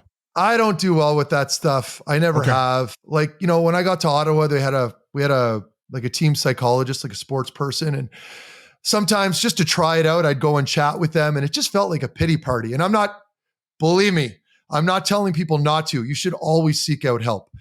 I never thought well of it because it just felt odd talking to somebody about my problems or whatever. And I don't really ever think I had that many issues playing. So it kind of felt like, I don't know why I'm here right now. I'm just very high strung. And that was just my personality. And I was very hard on myself as a player too. But, you know, I never sought help after I played. Maybe I could have, maybe I should have, but I got through it. And I think a lot of it is just keeping busy. I think I'm a big believer that you need purpose. And if you're going to sit around, you're not going to do anything and you're going to, you know, the woe is me kind of thing. Yeah. Like, and then you drink and you find vices to kind of make yourself happier. I mean, for me, it was getting into work, doing the media thing, training, paying attention to my family. Like those are all the things. I cook. I do all the cooking. Like I do stuff like that. Nice. I said this the other day. You ever cook lasagna? It is buddy. I cook everything. You know, hey, how therapeutic is cooking? Like even just chopping up the veggies and shit just keeps you in the present. I make like, you know, like big prime rib roasts or pot roasts or like big seafood dishes or do you cook your steak on the oven? Like a homemade chicken parm tonight. Like I love that stuff. And again, it's like I go to the grocery store, I get my food, that kills time. Then I go home and it takes about an hour. I have a glass of wine when I'm cooking. I love doing that stuff. We should do a cooking show with you. Do like a Road Warriors edition for the YouTube channel. But just going back to what you said about you're not shaming anybody who would seek out help to have a conversation. But I felt like when I went through it, when I stopped playing in the NHL before I finished my last 3 years in the American League, like there was a period for about a month there. I was in the place you're talking about, and that taught me that when it is all over, that you need to hit the ground running. There can't be a pity party, and you just have to stay moving. You have to find things to do. You have to find the purpose. And it's just, once you start the moving, it's that momentum that will carry you out of it. And I found that helped way more than anything else that was prescribed to me, including talking to somebody else. 100%. And I tell that to everybody too. Like more responsibility, find stuff to do, take on more responsibility, do more shit, like whatever you think it needs to be, whether it's yard work or, taking your kids somewhere or whatever it is. I mean, I'm a big believer in that. And I mean, even you talk about mental health, like, I've got a sauna at home. I realize that's expensive for a lot of people, but I'm in there every day as well. Like I do everything I can to make me feel better. Cause when I'm feeling better, everybody in my house is happier, right? I'm not some grumpy guy walking around getting angry with everyone. I'm in a good mood and I have a lot of energy, and I believe in that. You a big Huberman guy, like a biohacking? Andrew Huberman, huge guy. Yeah, I follow all those people. I mean, that's the thing, right? It's like, you follow a bunch of people that are usually negative on Twitter or Instagram. Like you're going to reflect that a little bit if you're big into social media. I follow a lot of positive influences. So, I follow a lot of cooking guys on Twitter, on Instagram, like Huberman, people like that encourage you to get out there and move and do stuff and draw attention like to your health and your mental health and your well-being. So those are all, and they're free tools. You know what I mean? Like it's not, it doesn't require a whole lot of work. So again, I know I'm getting repetitive, but I can't stress that stuff. I think I don't think we talk about it probably enough. And I'm sure we have a 90 to 90% male demographic. And I think these types of conversations are good for them to hear, because I know that probably a number of them were in a place or are in a place that we've been before as well. So, Biz, how many times at our meet and greets do people come up and say, hey, I was going through a really tough time in life, and your show helped me out, just kind of an hour, 2 hours of like not thinking about what was happening. That's like the biggest compliment we can get. So it is good that you bring that stuff up. And but go ahead. Well, no, because just to kind of continue the conversation, I was talking about Coach Dar. She's a life coach in the area in Arizona. She worked with all the Sun guys, but she also said the isolation aspect can be very bad too. Because when you start that shame spiral and you get in that hole, a lot of the time, even when you do have buddies reaching out, you're like, I'm going to stay home. So it's a lot of that self-isolation. So these types of conversation probably makes them, if they're listening, feel a part of it, where if they are listening right now, go hang out with your friends, go be active, go out and do more. So sorry to cut you off but I just felt to chime in with that. I just was going to say my last question for you, and you mentioned your dad getting you into the power skating, but we usually like hearing if there was somebody when you were younger, whether it's your dad or somebody else, who really helped you believe in yourself, helped you as a player, when you're 12, 13 years old. Is there anyone that you could maybe shout out now, or was it kind of a team thing? Yeah, no, it was my old man for sure. I mean, that's awesome. He would buy us like Mike Bossy VHS tapes and like make us watch that at home as kids, like skill stuff and Rock'em Sock'em videos. Cause I was never like chomping at the bit to watch NHL games as a kid. Like I was very tactile. Like I like to play video games and watch normal movies. Like it took me a while to really get, like, I never really paid a ton of attention to like full-blown hockey games, like away from highlights, till I was like in my early teens and stuff. So that was just the way I was brought up. And oddly enough, my kid's no different. Like I'm trying to prompt my 6-year-old to watch Sports Center in the morning or play hockey video games. He's playing fucking Minecraft and Mario and all this stuff. He doesn't care. And that's okay. Doing Legos. And I think that's the difference with me and my approach with him. It's like, as long as you put the work in a little bit here and there, where I'll take you to your power skating occasionally, you can do whatever you want at home. Have fun. Like, I'm not going to suck that out of his life, because you can adjust, right? Like, what you went through as a kid, and you pick and choose what you like that your old man did, and maybe some of the stuff that maybe he was a little harsh with. And so I make the adjustment, and whether that works for him or not, I don't give a shit. I just want him to have a good childhood. What was the first video game you had as a kid? Well, obviously Nintendo, so all that nonsense, Duck Hunt, Mario. But then I bought a Sega, I had a Dreamcast, I had a Nintendo 64. I still play Warzone with the boys throughout the week. Like if my wife goes out, it's like I'm pushing her out the door so I can play Warzone with the guys when the kids go to bed. I love that stuff. I still do. I can't shut it off. I think my mom knew I had issues when she came in one time with Duck Hunt. And you're supposed to be sitting back here ripping the ducks, and I just had the gun against the screen. I was like, boom, right up against the screen. Boom. I'm like, she's like, what are you doing? High score. Lazy prick. High score again, Mom. You're proud of me. What's the backstory between you having a Harambe Twitter profile pic? Were you a big Harambe guy? You know what? That was when I first got my. That's so random. How do you even remember that? That was when I first got my Twitter, I guess, and I don't take myself too seriously with Twitter. Like I'll engage with people. I'll call them whatever. Like, and I got. Oh, I know. That's what I was going to ask you about. You're like me. You fire back. I love that. I find people. I find social media has desensitized people so much that they forget what a social interaction would look like in person.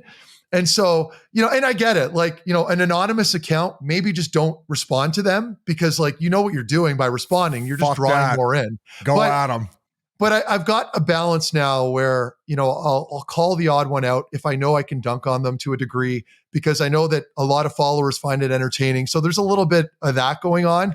And sometimes I just flat out get annoyed and I'll call them out too. So the Harambe thing is just, I felt bad for him. He got shot for no reason. And then it was, it was negligence from the zoo. I think that was the Cincinnati Zoo. I forget now where it was, but poor guy took a bullet for no reason. That could have been avoided. So it was more a nod to him and his family. And I felt bad for him.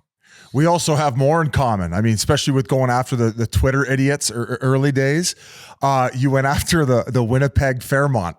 In an article, buddy, I almost got our team kicked out of that hotel day of the game because the night before when we got there, and hey, listen, they treated us well. They had water and fruit for us set up when we came in, so I should have never fired this thing off, and I regret it and I'm embarrassed about it. But it was a fucking Fiji water bottle that it was about this big, and it was like $8 or $6, something ridiculous. I know. So I took a picture and posted. I said, "Fuck you, Fairmont," like because it was like such a ridiculous price. I got called in by Tip, and he's like, "What the hell is this? They're threatening us to can't kick do us that." out." But what is your gripe with the Winnipeg Fairmont? I mean, okay, listen. My mistake initially, maybe I wasn't clear enough because I took a little flack and I had to make some changes. I was told to do a few things. I was not critical of the fine folk in Winnipeg. Okay, how people know I don't like the cold weather. I chirp Ottawa all the time for the location and the rink and all that. I'm just as critical in my own hometown. I think people in Winnipeg just weren't familiar with how I am on social media.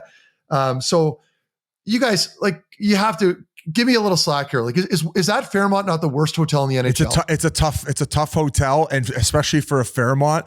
We were there one time. The power went down. That's not a Fairmont, Biz. It's not a Fairmont. It's not. It's a Hilton. It's a Hilton with a filter. Is what it is. We've been there before where the elevators have broke, so everybody had to schlep up 15 flights of stairs to get to their room. But yeah, but it's not just that. It's like you're trying to, again, I feel like I always have to say this now, especially nowadays. I know I sound like a prima donna, but like when we're having our pregame naps and there's like, you could hear the door down the hall slamming. Like there's just no, like everything about it sucks. The rooms are dry. There's mold on the floor. There's bugs. Well, I don't know if there's bugs in the room. I might just be making that one up, but like everything about it. And it's on this brutal corner of the city where like you can't really walk anywhere. It's like a weird like wind tunnel in the middle of February and you can't go. I don't know. Should we buy the Fairmont and revamp it? And I spent a lot of time in Winnipeg because we played a couple rounds against the Winnipeg, the Manitoba Moose when I was playing in the American League. I have nothing but fond memories of that in the spring. But when you're there in the winter at the Fairmont, it sucks. I have no regret saying that. And I'll keep saying it. It's just the way it is. Okay. So I'm glad you just brought this up. Were you in the game when I think it was Labrie was chirping the crunch and it was in the paper and then Konopka and those guys. Okay, so you were involved in that game. So they brought the paper clipping and they were reading it at center ice before a playoff game started? Yeah. Oh yeah, that all happened. Yeah, and they had some, like they had a couple guys. I'm trying to remember who like Labrie was their standout tough guy, I suppose. But they had like, I think Mike Kane was still on that team. I think he was still a captain. I forget now, but they had a couple players. Anyway, the point is, that was just the way things worked back then. It was ridiculous. And with that group, like we had fights and warm-ups. I know we're going back to it, but like guys, it wasn't hockey. It was WWE, but I loved it. I thought it was fantastic. And you're always motivated to play because you had such a tough group that I was never even remotely concerned of having a fight or getting into it because you just felt protected all the time. So that's again, like the power of having a couple tough guys on your team. The only other story I had was, and I don't really know the backstory to it. It was Trevor Hendricks told it, and it was about between you and Jordan Tutu. Now I don't know the story, and I'm kind of excited to hear it if it's a good one. It's not that good. We'll move on. Fuck it. Toots was a tough player, and we'd played Nashville and Columbus. We're in the same division, so my rookie camp, Toots was running me like left, right, and center, and I know Toots pretty well now. We went up north together during the lockout year on a little charity tour for First Assist just to raise money for some of the indigenous communities up north. So we all went together. Unbelievable. John Shabbat ran that, by the way. But anyway, so this is before I knew him. I was terrified of him. This little brick shithouse refrigerator running around. Every time he'd step on the ice in Nashville, I don't know if you guys remember this, some idiot in the stands would be blowing on like this train whistle. Do you guys remember that? Yep. Yeah. And like you knew he was coming from somewhere. And I'm like shoulder checking everywhere. But in training camp, my first taste, like experiencing being around Jordan Tutu, he's just running me back and forth. There was a scrum, he'd grab me. I'd grab a guy thinking I was doing something and he'd come up to me like, we don't fuck around up here. Finally, he runs me and Trevor Hendricks comes by and challenges him and fights him and had my back. And that happened a couple times through camp, but it doesn't really go beyond that. I don't know who told you that. But yeah, Hendo was a good dude though. He had my back. Since you mentioned going up north and being in the outdoors, I understand that you're a big fisherman. Is that one thing you do to get your mental escape for an activity? Is that the one thing that you love? Fish a little, yeah. I've got a little Boston whaler at my cottage, and we get out on the water quite a bit. We didn't do it much this past summer because of the young kids, and it's just so much work going to a cottage with kids when you're leaving your house. You know what I mean? It's almost more work and not as enjoyable at that age. I think they're getting better they now. don't have all their toys. Yeah, like you don't have all the same amenities around, but no, we I mean, I try to get it as much as I can, but it's peaceful. You put your phone away. And we're on the Ottawa River, so there's a lot of pike, a lot of smallmouth bass, a lot of largemouth too. But yeah, I'm a big proponent of doing that stuff only because you're getting away from all the noise. You're out in the middle of nowhere. You're doing your own thing, maybe with a buddy having a beer. I always encourage people to get on the water. I haven't done the sturgeon fishing and stuff like that you can do out west, like in Kelowna and whatnot. I'd like to get out there, but river fishing isn't quite as sexy. The river's kind of dirty. You don't eat the fish. We just kind of throw them back. But I've always been a big fan. Well, for anyone that wants to hear more of you, they can check you out every Sens game on TSN, correct? Correct. So all the American... No, he switched to the Leafs. No, he's a Leafs fan now. He's actually doing the Leafs. You didn't see the jersey exchange with him and him and O'Neill? What was the bet? How did you end up wearing a Leafs jersey on the broadcast? We both brought our alumni jerseys with us.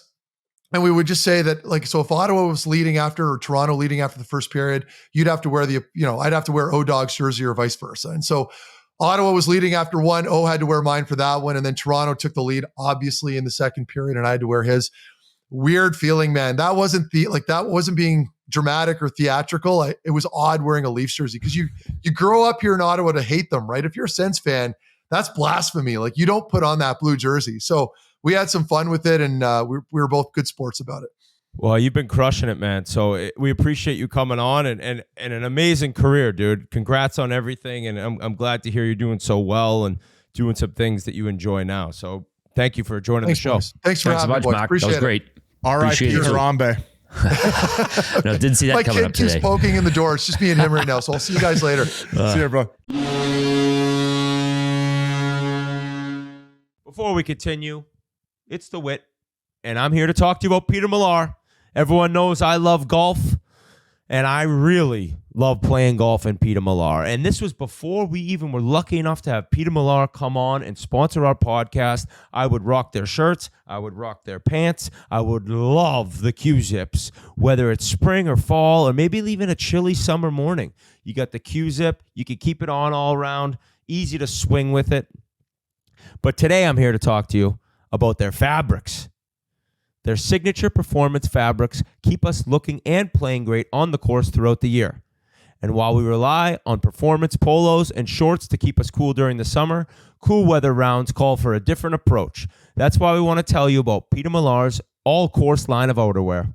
Their essential performance layers feature a loose fill insulation that provides the warmth you need without being bulky or heavy. You can't be bulky or heavy and play good golf. You got to be able to turn around the spine, and Peter Millar allows you to do that. The fleece-lined sleeves feature four-way stretch that move with you during your swing so you don't have to sacrifice your game for warmth. And to top it off, these outerwear pieces are windproof and water-resistant, keeping you dry and warm if the weather turns. Be sure to check out the all-course outerwear line at petermillar.com, the official outfitters of the USGA. That's petermillar.com. Huge thanks to Marc for jumping on us, man. What a great interview. Great personality. I hope you all enjoyed the interview as much as we did. But jumping right back into the pucks, a little alliteration here for you, Paul. Pittsburgh's pitiful power play pisses itself again. Tough start for the Penguins, 11, 12, and 3, 7th place in the Metro. Dude, 37 power plays in a row, no goals. A new team record. They're fucking awful at it. How is a team with this many Hall of Famers unable to get a power play goal in this many chances? Biz? Because they don't have wit. They don't have the offside one-timer for Sid. I mean, wait, I'm going to hand it over to you. You're the power play specialist. What the fuck is that?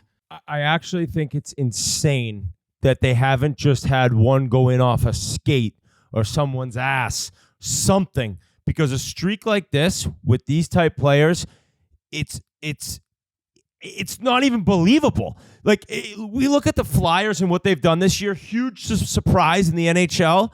This blows this out of the water to go this many times in a row with these players.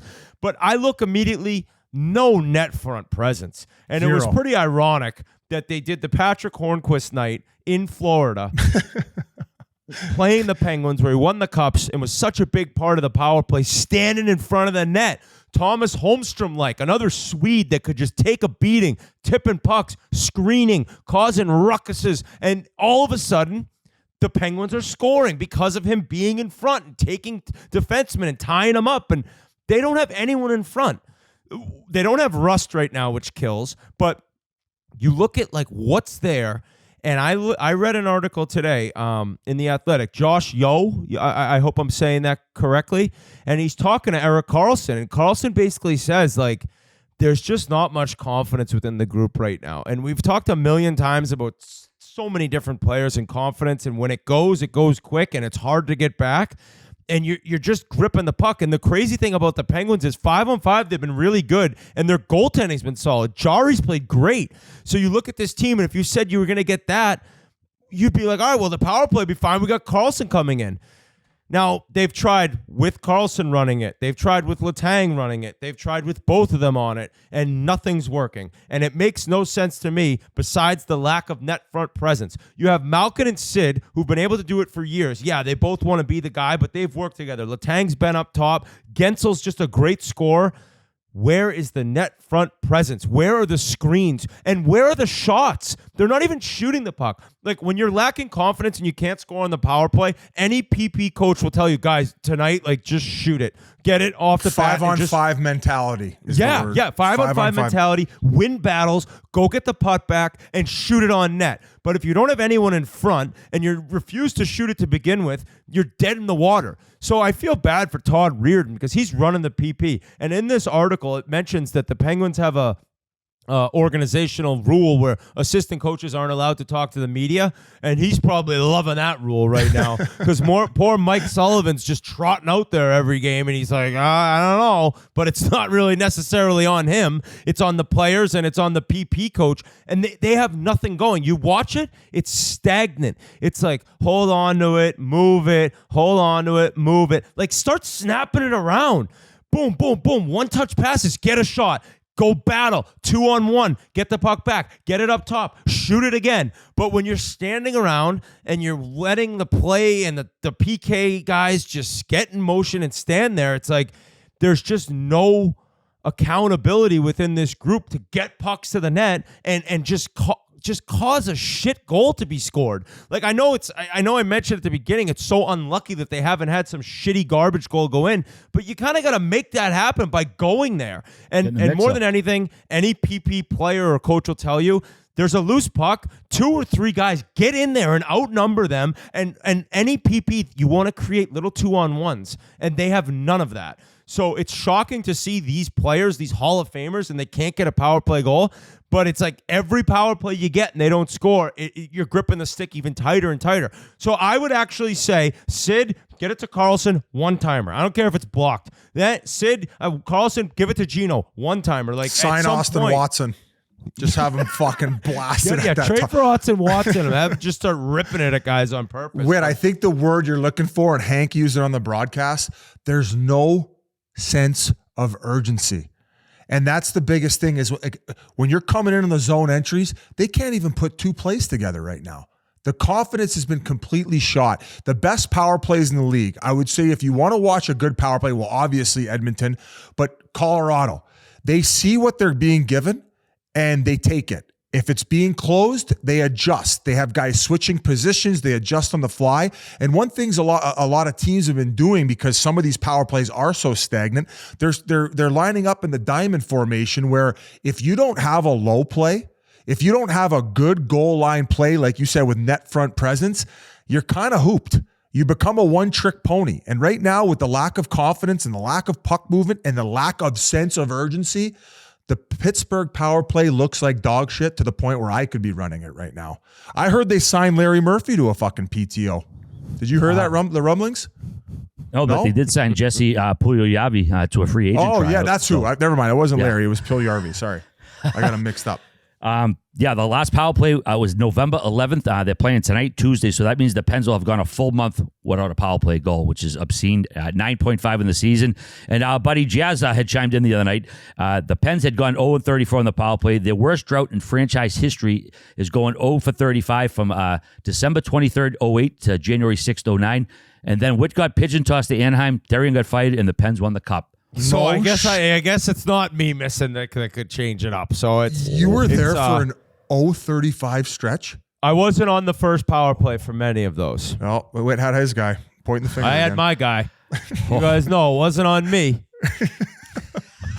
That's when I was actually a couple of those games. I was playing fourth line left wing, and then I would go out on the power play. I actually don't remember. I don't remember going through that struggle. I think I've just blacked it out of my memory because when you're not scoring on the power play, like those are how you get like the skill guys. They need their points. They need their cookies. No matter what, guys play hard, and there's certain players that play full 200-foot games like Crosby. But you need to have success on the power play to light it up. So when you're not, those top guys are getting frustrated. That's leaking into like the rest of the lines when the lines get all back together after the power play ends, and it can be an absolute disaster. And right now, that's all Pittsburgh's lacking. Everything else looks pretty good for them.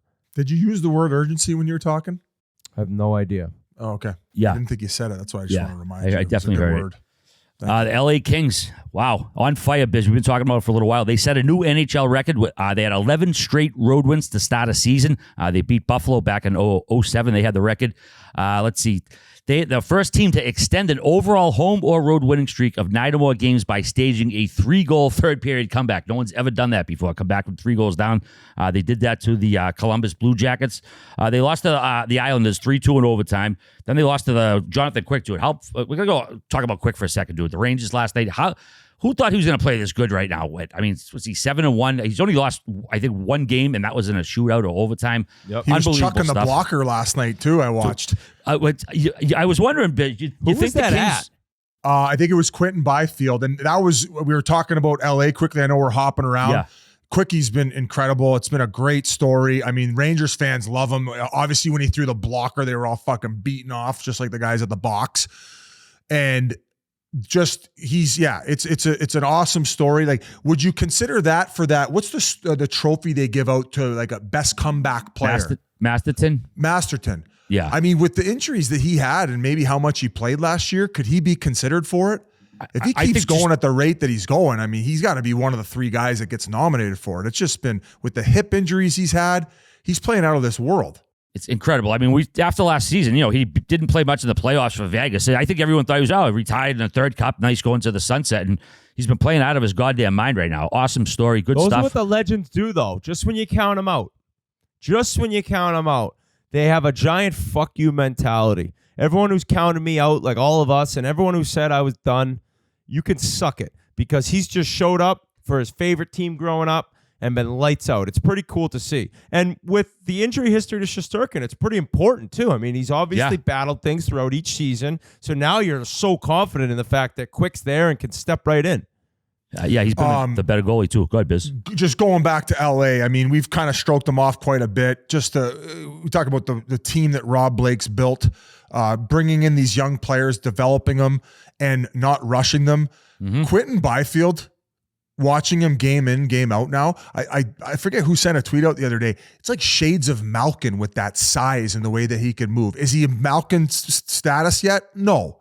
But getting him to move from a center ice position where he played in junior over the wing and then now be dominating at the age that he's dominating, he could be a 60, 70 point guy this season, which, I mean, that's exactly what they needed. They needed this young team to come up to mix with the veterans and the guys that they've already had around there who are established. And right now things are clicking on all cylinders and it looks awesome. I mean, that's pretty much the only thing that we haven't. I think we've already touched on Byfield before, Whit, but he's kind of the one thing where I don't think that everyone expected him to pop off the way he has so far this year. Good thing they didn't trade him like you mentioned in the season preview episode of the LA Kings we did. Oh, did I? Okay. Yeah. Well, guess what? I'll admit it. You mentioned it was a 1 to 2 year window so that they should trade him for some goaltending help. Okay. Well, I mean, hey, I was wrong. Old takes exposed. Fair enough. Yeah. Hey, it's all about accountability on this pod. Did I say it last year or this year's pod? It was this Doesn't year. matter. It was this year. You sure? Yeah. Oh, gee. Did you text him that to remind him? Because there's no way this guy could have remembered that. No, I remembered it. No, because I can throw myself under the bus too. I said Marc for Byfield. I jumped in there too. Yeah, G wanted as well, so it fits in perfectly. Yeah, awesome. Look at us playing tummy Tweedledee and sticks Tweedledum over here. wanting to trade away the future first line. I said it so Rob Blake wouldn't do it, and that's why he didn't do it. Because you do the opposite of what I say. So I better be getting a fucking ring when they win this thing. My little slutty team in LA, my fucking dildo show, my double I just dildo. want to see Vegas, LA in the playoffs. I think it would be a legendary series, an absolute war, and I'd love to see those two go head to head. Yeah, he's got 21 points in 23 games so far. Yeah, obviously it's great for him, but I like I said, the outline, I think this speaks to the organization patience, man. A lot of teams don't have the patience they have. This kid's still only 21 years old. He's 6'4", a monster out there already. So kudos to him. Kudos to the Kings for waiting on it. Also, Kings legend Tony Granato, he's going to be taking a temporary leave of absence from his TV work to begin treatment for a form of non-Hodgkin lymphoma. And the Chiclets gang, we just want to wish him the best, Tony. We had him on the show earlier this year. Fantastic guy. Awesome interview. One of the most beloved guys in the hockey world. So, Tony, you got this, buddy, and we just want to send our best to you and fight through it. You'll get through it, buddy. So we love you, pal, and get this done. Knock it out, buddy. All right, buddy. The Islanders, they were the team who did break the King streak. You guys are frustrated with him. Like, how about Lane Lambert before they beat the Kings? The San Jose come back and fucking dummied him, and he called it a sin. I thought it was like that's like when an Italian grandmother says, "Oh, the game was a sin." It was fucking hilarious. Can we roll the clip? Fucking hey, go ahead. What did you see from your team in the first and second periods? I know you guys got out to the lead in the third, but what were you seeing from your team in the first and second periods tonight? Well, I thought I saw a lot of good things. You know, the first period we had a lot of scoring chances. Second period was, we were going to the net, crashing the net pretty hard. A couple power play goals, shorthanded goal. We had the game under control with 8.5 minutes left. To lose that hockey game is sin. I was licking my chops. I thought there was a chance that it was all imploding, and I was loving life, but no. In the last 10 games, and keep in mind, guys, if not for a lot of these blown leads, the Islanders could be leading their fucking division. I think of all NHL teams right now, they've led for the most amount of time so far this year. No you know shit. You know what else disgusts me, Whit? What was the one thing that you could always rag about the Islanders? Their power fucking play. Power play was shit. It's 6th right now in the National Hockey League. They got a horseshoe up their ass, and Bo Horvat's playing exactly to the level of what he was paid. Barzell, that handsome bastard, is buzzing around the ice. I'm going to throw it over to you, but I got a great stat here as far as their power play is concerned. But outside of that, Whit, Noah Dobson looks like the player from a few years ago. I thought last year he took a step back. He was leading the team in points this year at one point, but everything is going the Islanders' way right now, and I can't fucking stand it, Frankie. So I had to reach out to our boy, the pizza maker, Frankie Berelli, because we've been hard on him. We've all said how boring they are to watch, and we've chirped them nonstop. So I said, you know what? I gotta hear from this guy. He's in Bahamas playing golf, just living the life. So I said, Frankie, I got to read something to the group. You know, I got to give you a chance to talk about your team, and this is what we got. Bro, it's the PP. We've said it for years. If this team had a decent, competent power play, they would have probably won a cup over these past few years. Legit dead last in the league in power play, and now all of a sudden they're 6th in the NHL.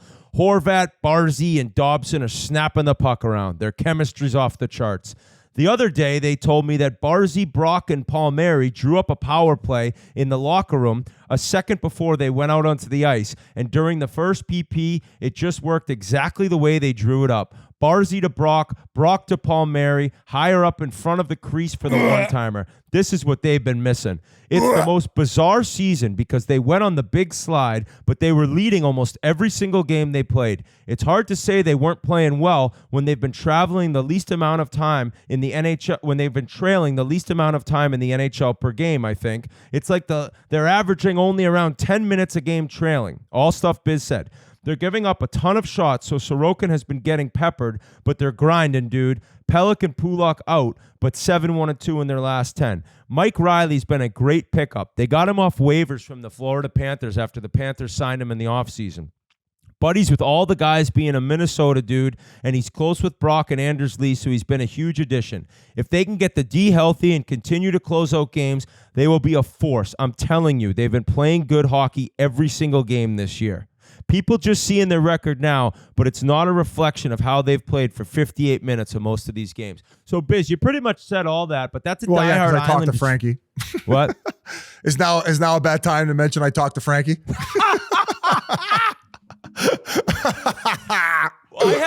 think I'm watching that fucking team? You think I'm watching the fucking Islanders when I have time off? Fuck you, Islanders. I had only read the first few sentences of the text because it's a long one. It came in when we started recording. So when you just dropped that bomb about trailing the least amount in the league, I was like, fucking A-Biz, that's some good stuff. And I know you've spoken to him as well. You know what? Another thing Frankie the pizza maker sent me? What? It's this graph here. And this goes to, I'll read the tweet. It's from a guy named Travis Flynn. We need more time to tell, but it's been a heck of a start for Barzal-Horvat duo at 5-4, so on the power play. 72 minutes so far. Here are past 2 regular seasons on ice goals per 60 minutes so far, star duos. And you look at these, it's Cale Makar, Nathan McKinnon, and at the G, it's like a goals for per 60 minutes. They were at 10.63. Then you have Connor McDavid and Leon Draisaitl. This one's ridiculous. 15.78. And then Elias Pettersson with Bo Horvat going back to last season at 9.53. And then Matthew Barzal and Bo Horvat in those 72 minutes we just talked about of 5-on-4, they're at 14.96. So they are neck and neck with Draisaitl and McDavid numbers. So the power play, all of a sudden it's a thing, and that's not good. It's not good. It's not good because this The one means the thing Islanders Frankie are going to didn't make the mention was Varlamov's been awesome too. Yeah, So it's not just Sorokin. Varlamov's numbers are better than him. Goals against and save percentage. I think he's only played like 9 games, but I mean, to have those 2 guys in net, that's a pretty sick combo. I feel like I have to go take a shower right now after talking about the fucking Islanders. Can we take a little break here? Can I go scrub off? Ugh. If G didn't shower after that box show with the pussy milk in his face, then you don't need to shower now. I showered right when I got home and threw all my clothes right in the washing machine. I would rather crank off my cock with a piece of shit than to see the Islanders win a Stanley Cup. Oh, wow, man. I can't say that about anyone, even the Leafs. I really can't. What's interesting, we just talked about Varlamov versus Sorokin. Sorokin's going to be making triple what Varlamov does the next 3 years after this season. Pretty crazy. For like literally 3 times his fucking salary. Also, they picked up our buddy, Bobby Bortuzzo. Shipped out from St. Louis out to the Islanders. They need a little help on the back end for a 7th rounder in 24, so good luck to our pal. He had to shave his fucking beard. Did you guys see the picture of him having to shave? Yeah. He looked like a different person. He did, didn't he? I So wouldn't you guys recognize all him. can say that's a fucking joke. Stupid that joke. Lamoriello makes them do that. Like, Fuck joke. what are we doing, buddy? George, that's 2023, about to be 2024. Like, that is such, I feel George like an Steinbrenner ego shit. thing. You know why he does it? It's because he picks up the clippings in the sink and he DNA tests it to see if they've been drinking. No, I'm serious. You think I'm joking? That's what you were gonna say. Like, I thought you were coming at me there after Tom Rowe called me down in the middle of my healthy scratch for leaving shaved hair in the sink and making me clean it up like the little bitch I am. Clogging the toilets. Thought he was calling me down to put me in the lineup for the second period. Clogging toilets and drains. Yeah, I wonder if you got that Getting from in car Steinbrenner. accidents and not cleaning the hair out of my sink after I shave. I thought Lou was done. I was convinced Lou was on his way out, and all of a sudden the fucking power play revives his career. This is a fucking joke. Let's move on. All right. I don't want to talk about this team anymore. One quick Pittsburgh note. We want to give a shout out to Mark Johnstone. Made his NHL debut at 27. He didn't make the USHL till 19. He was captain of the Steel at 20. 4 seasons, Sacred Heart, 2 as a captain. Cut from the East Coast team. Earned an AHL contract. So any guy who makes the league at that stage, man, we got to give a little tip of the cap. He got out there and got his lap too. I forgot to mention that about Pitt. They brought in Puljujarvi, right? Like, the guy can skate. Obviously, it was a supreme disappointment at Edmonton, everywhere else. The high draft pick. Maybe he can help that bottom 6 that just stinks in Pitt. But with what they did in 16 and 17, Phil the Thrill Kessel, 14 goals last year, sitting around. Crazy. Pittsburgh, just bring him in. The Yeah, power league play minimum. who knows? maybe Mike Sullivan's saying no. Maybe Dubas isn't a fan, but I don't know. Like where they're at right now, if you bring him in, it doesn't work. Like who cares? Yeah, I've been hanging around a little bit with that Jordan Schmaltz and Heat Daddy, and they've been starting the campaign. They've been saying it for about a month now. You have nothing to lose. How the fucking a young league with all these little mistakes being, and I can understand out of the gate. I find like in the first 20 games of the NHL season, it's played at like an extra fast pace where things come back down to earth a little bit more. Somebody has to bring in that veteran experience. And like, think about half these teams. It's like, what the fuck do you have to lose? You're just going to bring in another young guy who's not going to do anything and teach anyone anything and not bring any morale to the locker room? No. Get Phil the Thrill in the locker room. Actually, the Leafs should sign him. That'd be fucking awesome. Just as a little extra, you know? Oh, well. Actually, that story that you just brought up, though, RA, it's Johnstone? Yeah, Mark Johnstone, yep. Yeah, that's what a great story. It actually reminds me quite a bit of that Michael Carcone. Yeah. Carcone. Absolutely. And, shout out to Kyle Cushman, by the way, for the scoop on Johnstone. But yeah, Carcone with the Coyotes. Hey, how about the Coyotes, Biz? 5-game winning streak. All the teams they beat were the last 5 Stanley Cup winners. Now, just think that even having the last 5 Cup winners in a row on the schedule is crazy, and then they beat them all is absolutely insane. Connor Ingram beat them all those teams. He's been having an outstanding year. And Carcone, right? Undrafted forward. He's got 13 goals, 3 assists, little Cy Young action. He leads the entire league in 5-on-5 goals via Dmitry Filipovich. He's great with those stats. 641 players, Biz, with 100-plus 5-on-5 minutes played this season. He's number 567th, but he's that high on fucking goals, man. It's just a weird statistical anomaly, but what do you know about this kid? Have you met him, Biz? What was the quote that the Army used in game notes you were laughing at in the chat, Whit? Was he like, oh, hell of a goal scorer? Maybe not much of a playmaker. Yeah, he listed off his stats, and he's like, not much of a playmaker, though. Like, he's just doing the little jab. But yeah, you said it, Cy Young Award. But I watched the Bees Saturday afternoon. They played the Coyotes. They ended up winning 5-3. The Yotes were buzzing, though, because I think they went down quick, came right back. They're just a team that's fun to watch. Like I don't think they're going to get into the playoffs this year, but trajectory looks great. I got to give Armstrong some credit, right? I was kind of hard on him, and I just think that like where they're at right now, and that was without Cooley even doing that much. I even noticed at the end of the game when they were trying to tie it up, Cooley wasn't on the ice. Maybe that coach is a little bit of tough love, didn't have it that day. Actually, that same game, Portra got benched by Montgomery. But, you know, these younger guys, obviously you're not going to get the ice time that you necessarily want if you're not doing the things that the coach needs you to do throughout the first 60 minutes of the first few periods. But the Yotes are a blast to watch. Like, they just come at you in waves. And that Carcone, he can finish. And it's so cool to see because of all kids these days, you want to be drafted high. And if you're not drafted high, you want to be in the NHL right away. It's like everyone wants immediate satisfaction, and he's just grinded. Same way Johnston, excuse me if I mispronounce it, in Pittsburgh. But, man, to never give up and keep going and just all of a sudden get your chance and be doing what he's doing, it's an awesome story. And I'm really happy for that guy because he's earned every single thing that he's had to earn. He wasn't given ice time like a guy like me because it's a high pick who you got to see what he's got. He wasn't getting shit unless he did it on his own, and he's done that.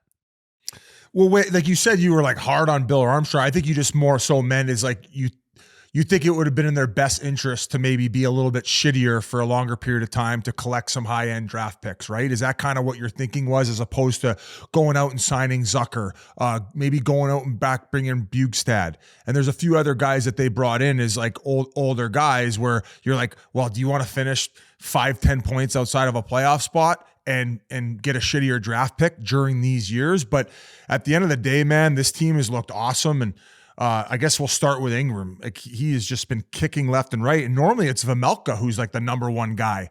And he's been struggling a little bit this year. So normally last year they were going back and forth.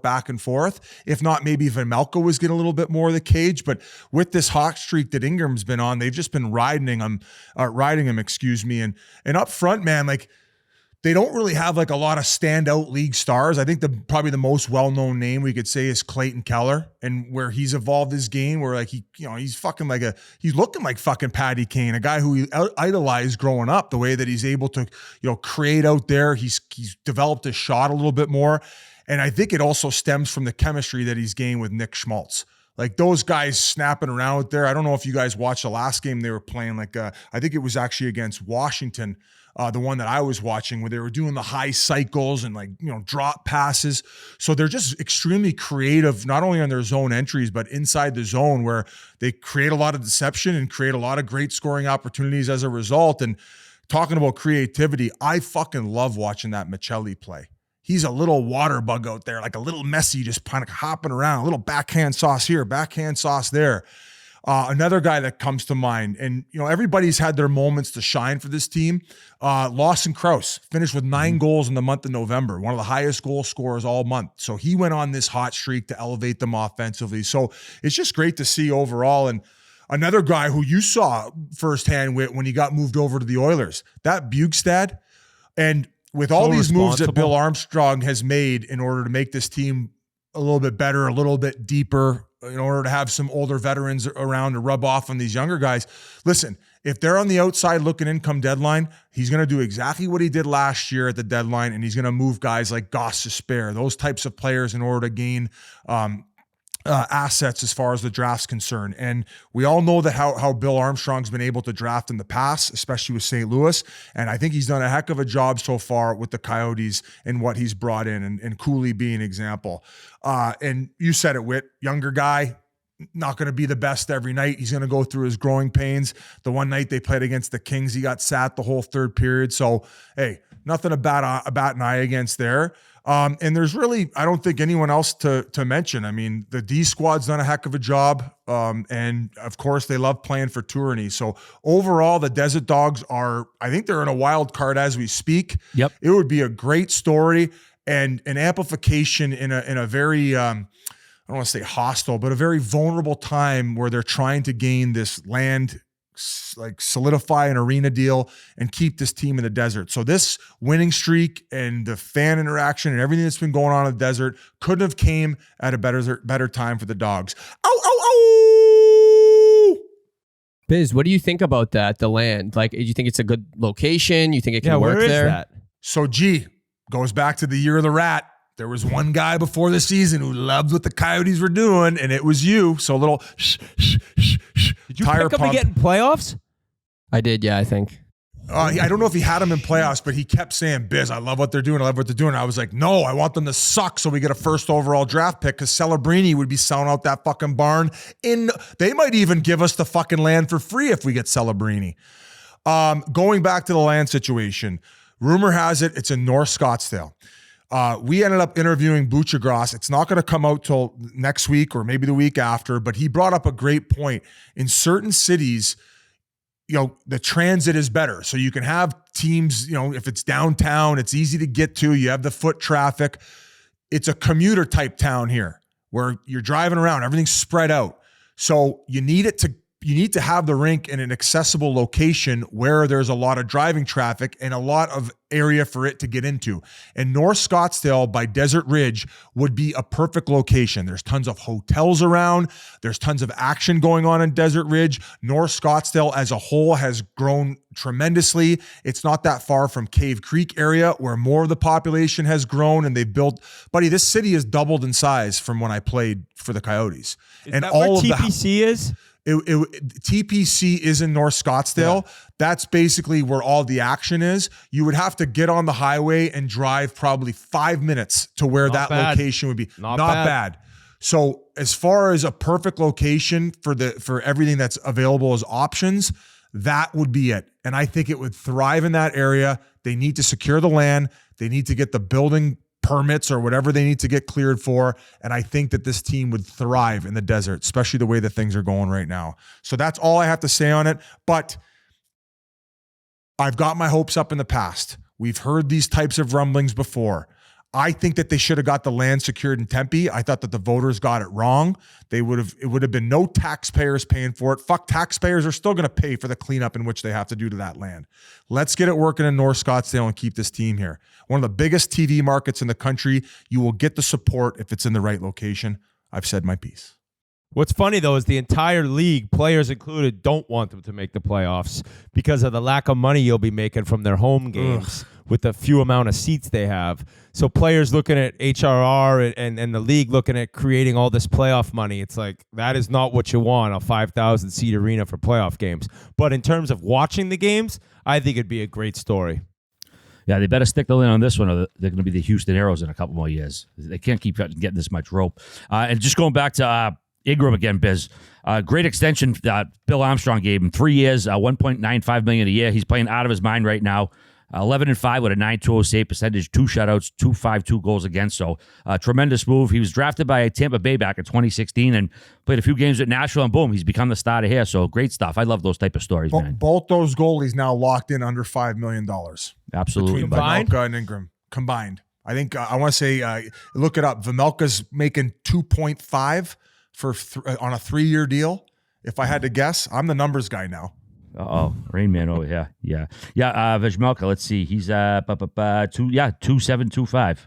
Okay. 2.7. So a little yeah. over. Little over. 4 points. Well, under 4.675 for the two of them. So, no, you had it right. I think you just shriveled yourself. You had it was under 5. No, I know. I said Vejmelka 3 years at 2.5. 2.725. 246. All right, boys. I'm a little hard on myself. We had some fan calls a little while back. We already dropped a few of them. They were very popular, so we got a few more for you. So, what do you say we fire those up? All right, before we get any further along here, here's a few words from our friends at Straight Talk. A new Straight Talk wireless offering is now available where you can get a Walmart Plus membership included on select Straight Talk wireless plans for free. Only Straight Talk Wireless gives you unlimited data, talk, and text, plus a Walmart Plus membership included on select plans for free. Once again, who can't beat that for the donut? Some of the perks of Walmart Plus through select Straight Talk wireless plans are free delivery from Walmart stores, free shipping, no order minimum, Paramount Plus membership, member prices on fuel. I mean, love to save money on gas. Of course, who doesn't want to do that? You want to go to Straight Talk Wireless. Is available at Walmart and Walmart.com. Go check it out. All right, guys, we got another call coming in from the 207 area code. What does that mean? What's the 207 area code? That means the caller knows that he's the one calling you, dummy. Now the caller knows that he's the one that he's telling's up because he's like, I'm the 207. Okay, all right, I get it. Okay. Caller, are you there? What's your name? Where you from? Is it me? It's you, buddy. It's you. Should I get off the pot? Oh, it is. 207, dog. I'm Cameron. Yeah, I'm Cameron. That's Maine, boys. Maine, okay. Maine. There we go. Nice. A Black Bear fan? Oh, yeah. No shit. Teams. Actually, no, I love the head coach. I was going to say you guys stink, but Benny Barr's the head coach. Great guy. What's your question? I mean, we had Jim Montgomery, too, so not too bad. But I was just wondering, what's it like when you get to the rink on the, for at least from your guys' perspective, what was it like when you walked into an NHL arena for, the first time? Biz and Whit, I guess. As in, showing up on the bus, you're going to start playing on the road type thing? On the... Yeah, you're getting in your first game for the first time. What is that feeling like? Well, mine was a little different because my first NHL game was a world premiere game, and we started off with a back-to-back at the Globe, and I got to go on the road on this Euro trip to Stockholm, Sweden, and we played against the Ottawa Senators. It was super cool because they had so many Swedes. Alfredsson was still on the team, and then Matt Sundin came out to drop the ceremonial face-off. So my experience was I was getting my first NHL game. I was shocked that I was even fucking getting a game because I was so indebted with the organization. I was in the Coast 2 years prior in that organization at a different position. So it was so cool. And then to see, I feel like it was like a 10-minute standing O for Matt Sundin dropping a ceremonial face-off with Danny Alfredsson taking it against, I think it was against Sid. So it was sick. It was surreal for me. That's my memory of my first NHL game. And as far as every time, I would pinch myself every time I walked in one of those stadiums because I was a borderline guy. I got to fucking hang around for 5.5 years. It was awesome. Right? I was just basically eating the fillets on the flight. DJing and collecting paychecks. It was this joke. is unbelievable. I'm 2 minutes a night. I'm living a current day content creator, YouTube star lifestyle, but I'm on an NHL team somehow. I was a bullpen catcher in the National Hockey League, and it was surreal. So I think that's a perfect description right there. I was excited, but I had no sort of backstory to the way Biz felt. I did have an assist. Yeah, I had an assist. 5-on-3. Mario was on the ice. Sid was on the ice. Mark Recchi was on the ice. Oh, wow. In Jersey. You know what the sad thing is? I don't even remember if we won or lost. That's so pathetic. Whit got his cookie. He didn't give a shit. That's so pathetic. I think we won. Can somebody look that up, G? All right. Well, thanks for calling, buddy. 207, dog. All right, boys. Next up, we got a caller from the 440. 440. What's your name? Where you calling from? And what do you want to talk to the boys about? Hey, boys. How's it going? Dave from Penn State. I just got a question for Biz. Biz, would you consider a second encounter with Shitty Cindy? No, I wouldn't do that. No, that would have been, if you said yes, I'd be like, no, you're fucked up. Yeah, no, it was a fun, awkward encounter. A funny story came about, and then we move on to Cleveland. Is that what Bill Belichick on to Cincinnati? On to Cincinnati. Yeah, there you go. All right, thanks, boys. Thank you. All right, guys. Next up, we got a caller from the 647. 647. What's your name? What are you calling about? And what do you got for the boys? Boys, what's up? I'm Alex from Toronto. I'm on Bluetooth in my car right now. Can you hear me? I got you loud and clear. Hey, how's it going, boys? First of all, goalies go. Let's start your Biz. And I also just wanted to say I'm a big Pardon My Take fan as well. And one of the things I really like about their podcast is, like, they got their boys on all the time. Whit, I know they said you're going on next week. You've been on 100 times. Homa, Kepka, like Russillo, they got those guys coming on like every other month basically, and it kind of builds that like their fan base loves them, and the banter between the boys is always really good. So I've always wondered why you guys don't have like guys like Andre Waugh, who's just like one of the funniest motherfuckers I've ever heard in my life, and Stapleton on more often. Biz, we talked about this last night. This is a good idea. We're trying to expand and try new things. I've been very adamant about it, getting on regulars. We just had Derek Stepp on for 30 minutes. We wanted him longer, but he booked a tea time 30 minutes after our interview started. So, but yeah, more weekly segments, more of the regulars, snap it around. It's more comfortable dialogue. Maybe their eyes are on a different conference or a different division more so than us. We can get more in-depth analysis, talk to them about like current events also that are going on in the game. So yeah, I would like to do that. I don't know, maybe doing like a bi-weekly show of getting the regulars back on to kind of catch up on the league. I don't know. Yeah, I'm down with the reoccurring guests. We got to put together a good list. Andre Waugh would be great. Oh, he's so funny. That guy is classic. Yeah, he was honestly one of the funniest. Like, I had no idea who he was before the interview, and after, like, I still watch it, like, to this day. Like, just going back some of that, I had, like, timestamped a few of the moments. It was just the funniest thing ever, and that's what I mean. Like, having guys like that on a little bit more often, just kind of letting the fans see those guys. You guys can talk to them whenever, but I can't hear from Bugsy or Andre Waugh often, so I think just having that a little bit more often that would be a great idea. But, yeah, other than that, just you guys are awesome, killing. I've been listening for, like, 5-6 years. You make my 9-to-5 shitty job go by a lot quicker, so I really appreciate it. Thanks so much, pal. Appreciate the tire pump. Thank you for listening. All right, guys. Next up, we got a caller from the 734. 734 caller. What's your name? Where you calling from? And what do you want to talk to Biz, Whit, and RA about? What's up, fellas? What's up? My name's Logan. I'm calling in from Detroit. Okay. Go and Wings. I just this one's for Whit here.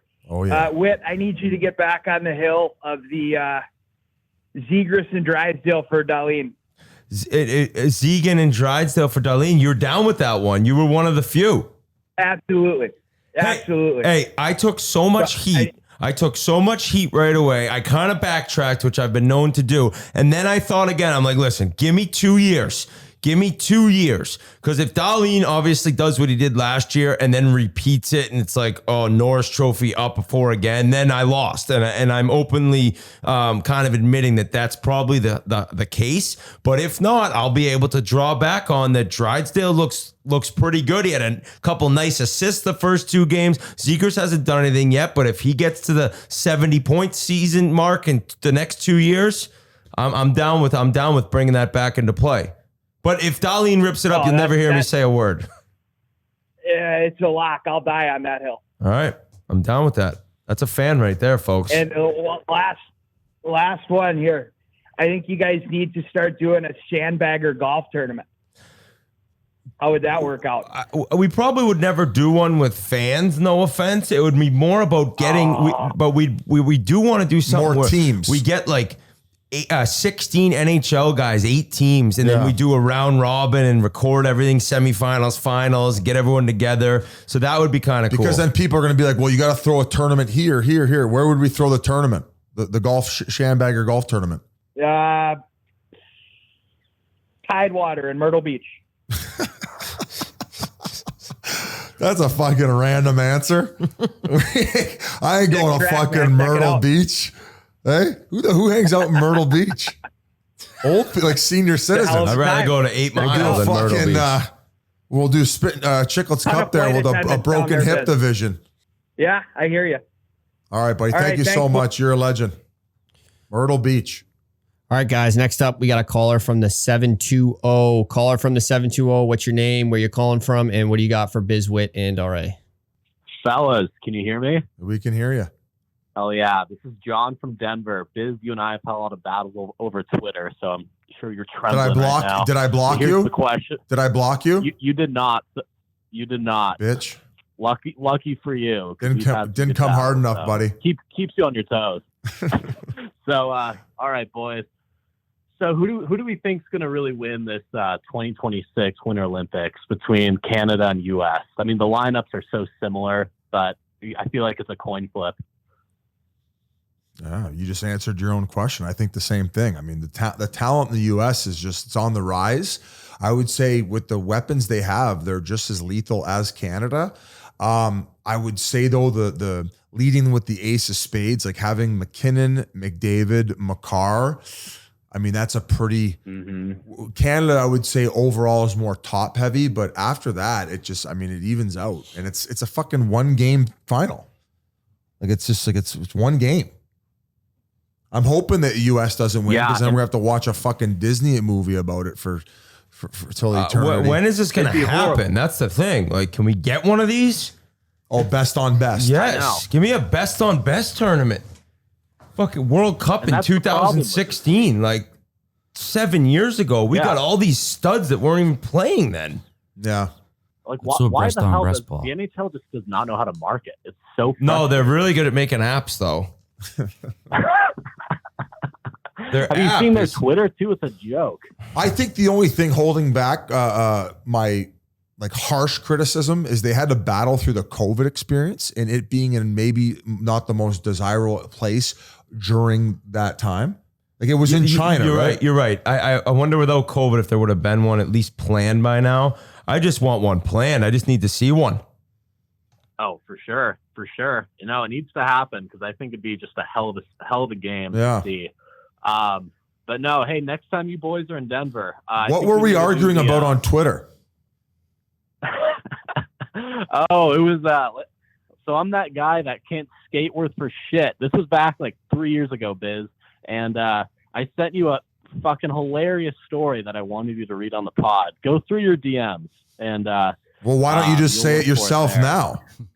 I don't have it up in front of me, boys. You don't remember it? You don't remember this?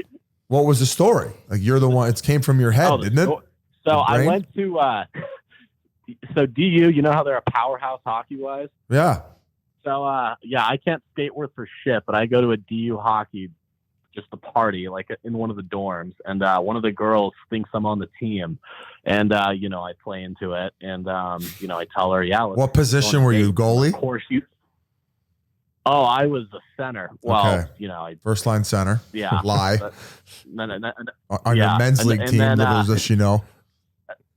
And of course, she wants to go ice skating on the first date. Oh no. So. Oh, you weren't just trying to get it done. You were gonna long play this. Like she would have found out. I didn't really think about this one, boys. I'm gonna be honest. You're a liabetic. You got caught in your own lie. So what happened? So how'd the date play out? So long story short, you know, the skates hadn't been sharpened in a while either. We got you know Evergreen Lake. You guys probably don't. It's in Colorado, obviously. It's freezes over the winter, so we go to Evergreen Lake and ice a little choppy, and I fall over 2 seconds right as the skates touch the ice, and of course she starts to skate as equally to me, and then she kind of sees where eventually realized I'm not on the team. So long story short, puck buddies are a real thing, even at the college level, boys. Hey, but you didn't cash in, though. Was that the last date? Didn't. Was that the last date? Yeah. All right. Should teach you a lesson not to lie. Square wheels. It's a damn shame. But Yeah. no, just real quick, boys. Next time you're in Denver, I think we need to do the. I'm glad I didn't read that on the podcast. It was better. It would have been the new sleep app. Fuck. Biz, Yeah. I'll see you on Twitter later. But I'm gonna just real fucking quick, block you boys. this time. Don't be sending me any more brutal stories like that. I'm gonna block your ass. Real quick, boys. I think we need to do the Sandbagger at Cherry Hills Country Club. So Against who? Just something. Against who? I think McKinnon in the car against Biz. They and don't Whit. want this fucking action. I don't care how good they are at hockey. We'd close them out. I think McCarr's pretty nasty. He's good at everything. He's probably got a huge he wrench is. on him too. Anyway, Yeah, hey buddy, thanks for probably calling in. We love you. Hey, fellas. Hey. Love the pod. Hey, love you too, Talk brother. soon. Okay. Deuces. Thank you. All right, boys. Next up, we got a caller from the 719. 719, where you're calling from, what's your name, and what do you want to talk to the boys about? Hey there, boys. How's everyone doing? Fantastic. Excellent. Sorry, I wasn't sure if my Bluetooth was going through there. Justin in Colorado Springs. Are you like moving right now? I had to duck out of work. Oh, no worries. Go ahead. Colorado Springs. What's that? Where'd you say you're from? Yeah, the place where we try to start an ECHL team, Colorado Springs. Yeah, let's do it. Colorado Springs. No, we they used to didn't. have the Gold Kings here back in the day. But The rink didn't want to listen to us. They have this board of governors for No? the rink in Colorado Springs. We tried to bring an ECHL team there. They wouldn't even hear us out. Not a presentation. They didn't give two shits. They cared only about what they had going on, and we could, So it fizzled out. No ECHL team in Colorado Springs. We were almost sports owners, Biz. We were, and it would have been the only franchise in all of hockey that would have had their AHL team, NHL team, and East Coast team along the same highway in the same state. Huh. And it would have been perfect. It would have been a well-oiled machine for Colorado. And I know. But the board of governors, I don't know. They didn't like us. that's brutal. I know. Maybe you should go to the city council what do meeting. you guys want to name the team? Hey, you should go. We're going to call them the Bighorns, the Colorado Bighorns. Yeah. Yeah. Yeah, that would've been sick. Hey, how about this? How about you go to like a board of governors meeting on our behalf in Colorado Springs, and if they will hear you out and you can somehow get inside, we can maybe get this back going again. But it seems like it's fizzling out. Absolutely. Okay. If he gets it back going again, Biz, you name him the first GM of the team. No, you're not going to be a GM. What do you think you would be good at, honestly, as far as running our ECHL team? What could you do? I think you should be our spokesperson if you can go to the city council. The Zamboni driver? Can you drive the boner? Yeah, I know some of all the crews that work the World Arena here. That's the arena. It's a beautiful state of the art arena. What is it? 7,000 seats? What's there? I believe so. I wonder if the hiccup was that that's still an Olympic sheet as opposed to an NHL sheet. No, I don't. You can change that easy. Okay, and even I think that they don't care in the ECHL if it's Olympic sheet. It's kind of like this. I don't know. They do a lot of the NHL like testing there, starting like different rules. Fair and shit. enough. And I think that we even talked about organizing to change the boards and pay for it, because it's like, well, what goes on there right now? I think a lot of the right sled now, hockey. this year, Colorado College used to play there for their home games, but then they built their own arena downtown here. So it's largely for like the Olympic Training Center folks. My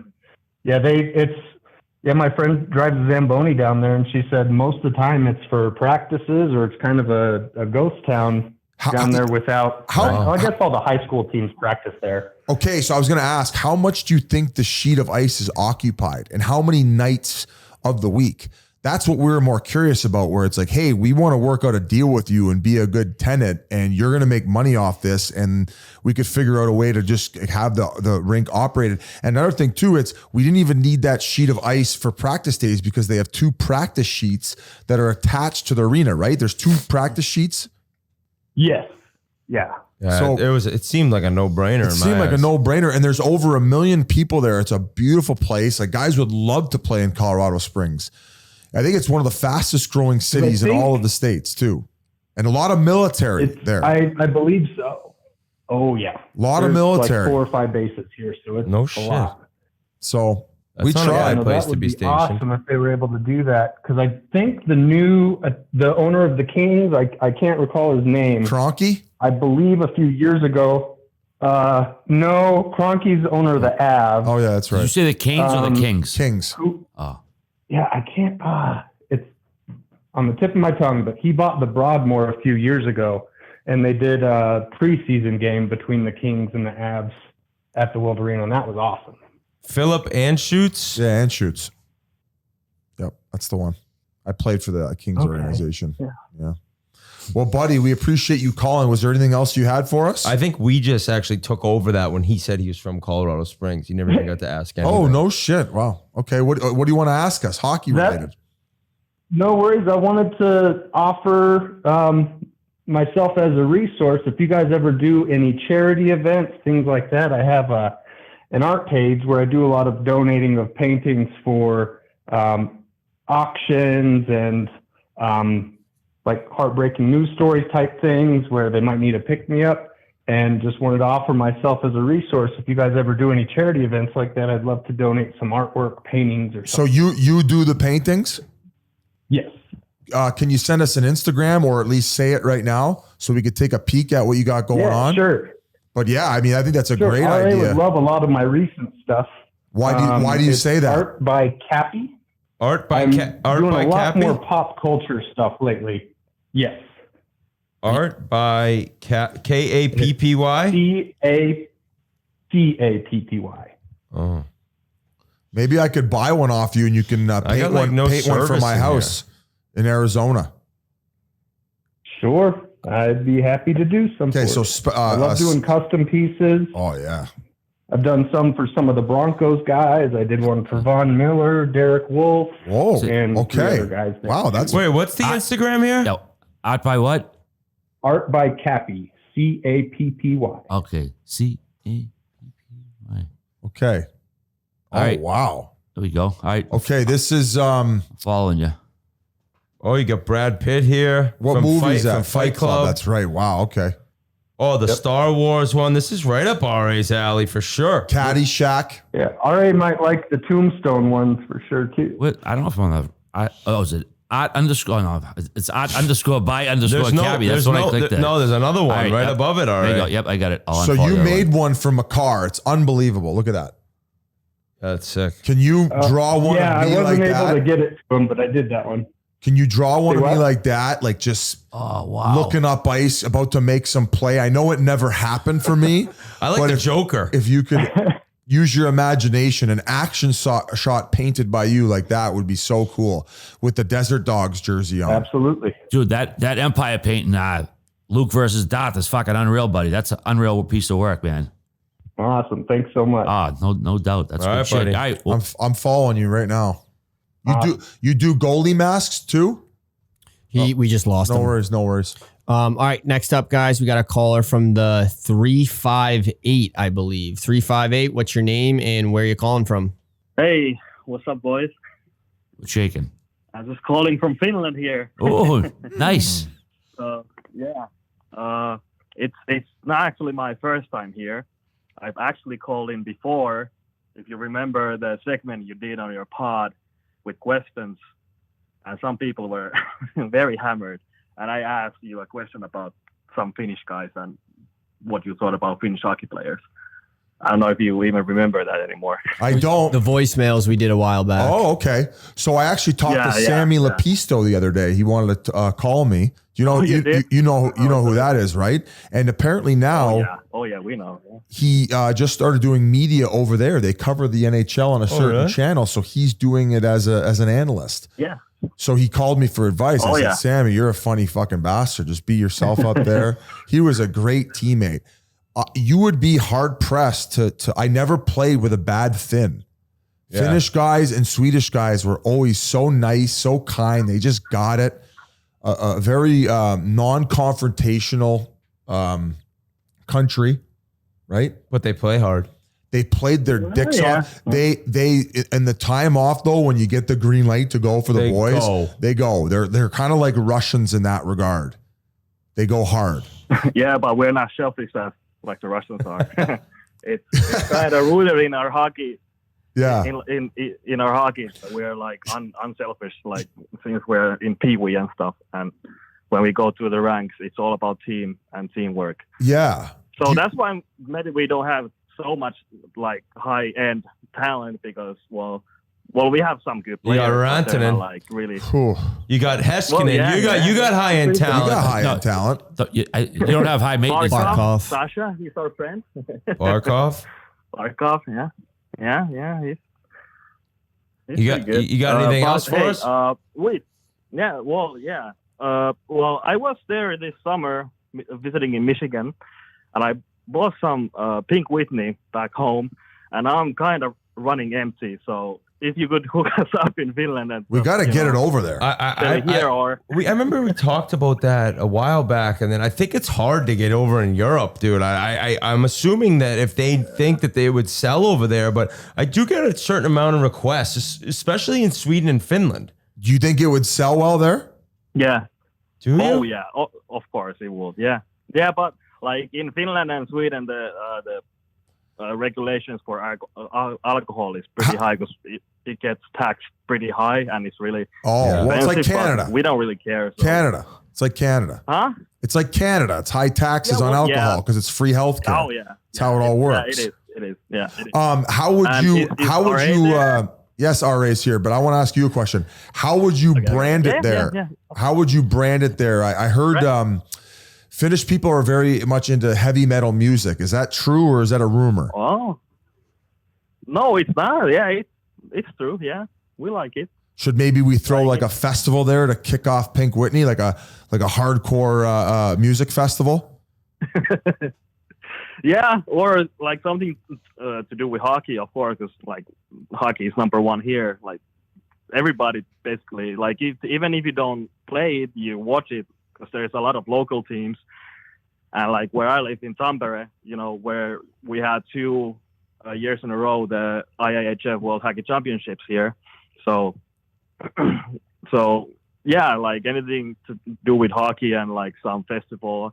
If it would come, I think that would work. Sammy Lepisto was calling partly to ask me if we could come to a pond hockey tournament over there in January, and I basically just nixed it. Yeah.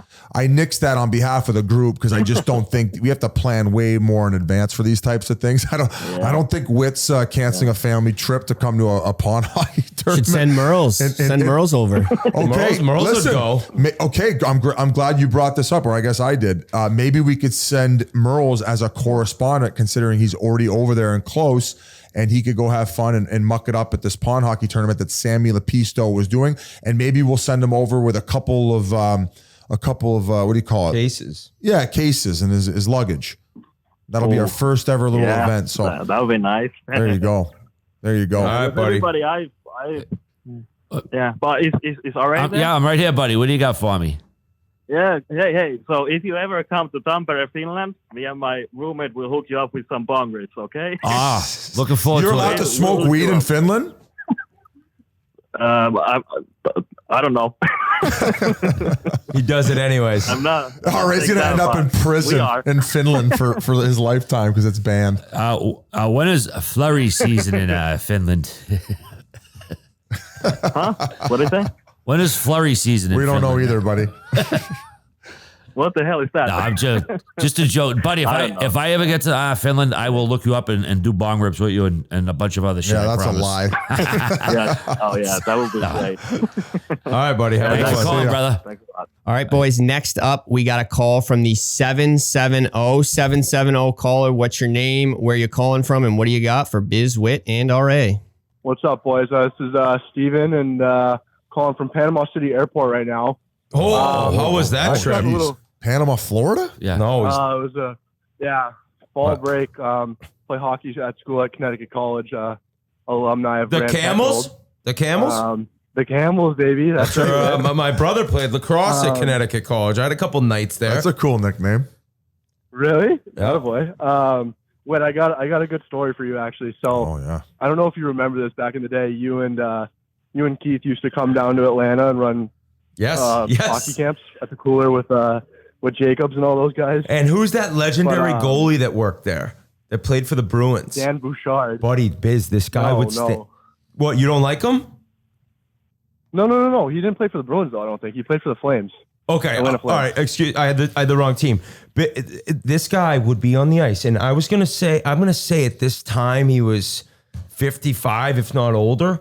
And Keith and I would go on the ice and rip it as hard as we could, and he would be standing there with his goalie stick upside down and save every single one with the knob. Ask Keith, no word of a lie. Yeah, I remember that. Brian Yandel was living down there at the time, and he was working. He was playing in the coast there, wasn't he? Yeah, but he was done at this point. He was running like all the hockey in Alpharetta, and so we had a great time down there. Oh no. So you and Keith, you guys would. So I grew up playing for Brian. He was my coach for like 8 years before I moved back up to Scituate or whatever.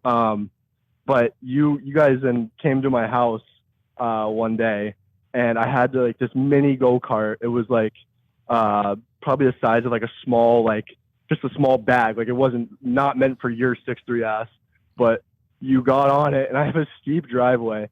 You went as fast as you could down my driveway and crashed into the curb across the street, broke my go-kart, and I was like crying for like 2 days about it. The next day at the hockey camp, I show up, I've got brand new gloves and a new stick waiting in my locker for me, signed by you and Keithy. I swear on my life. You don't remember this? I know. That's how weird I am. I don't even have a recollection of this. I have a Wait, what's your dad? No. What's your dad's name? Joe. Dude. I don't know if I should say his last name on the air. But. Buddy, I know. Your dad's the man. Yeah, your dad gave Brian an Xfinity enormous SUV for like $1. Your dad's a legend. Yes, we sold that car to him. No shit. Yeah, you gotta tell your dad. Hello. I actually have the most ridiculous picture of Keith, Brian, and I in your pool. This kid's house is sick, unbelievable backyard. I'm gonna pull this picture up right now. Can we throw a party there? Look at the gear. Yeah, you guys can come down whenever you want. Look at the gear Keith, Brian, and myself have on in this picture. Buddy, I saw this the other day. Oh my God. Brian with the Ed Hardy and the flip-flops. The checkered shorts. Oh my God. We might have to post this picture if we're this call's on YouTube or whatever. So the go-kart thing, it actually scares me that a lot of stuff in my life I have. How much you think the go-kart cost? Should Whit have to pay you back? No, he paid me back by the gloves. I used to wear these awful like golden gloves. They were like bright yellow, and I still have them in my room, but one pair signed by Keith, the other one signed by you. Oh, that's amazing. Hey, you gotta tell your dad hello. He's a great dude. So we appreciate the call, and I need to get this memory figured out. Appreciate it, boys. All right, later.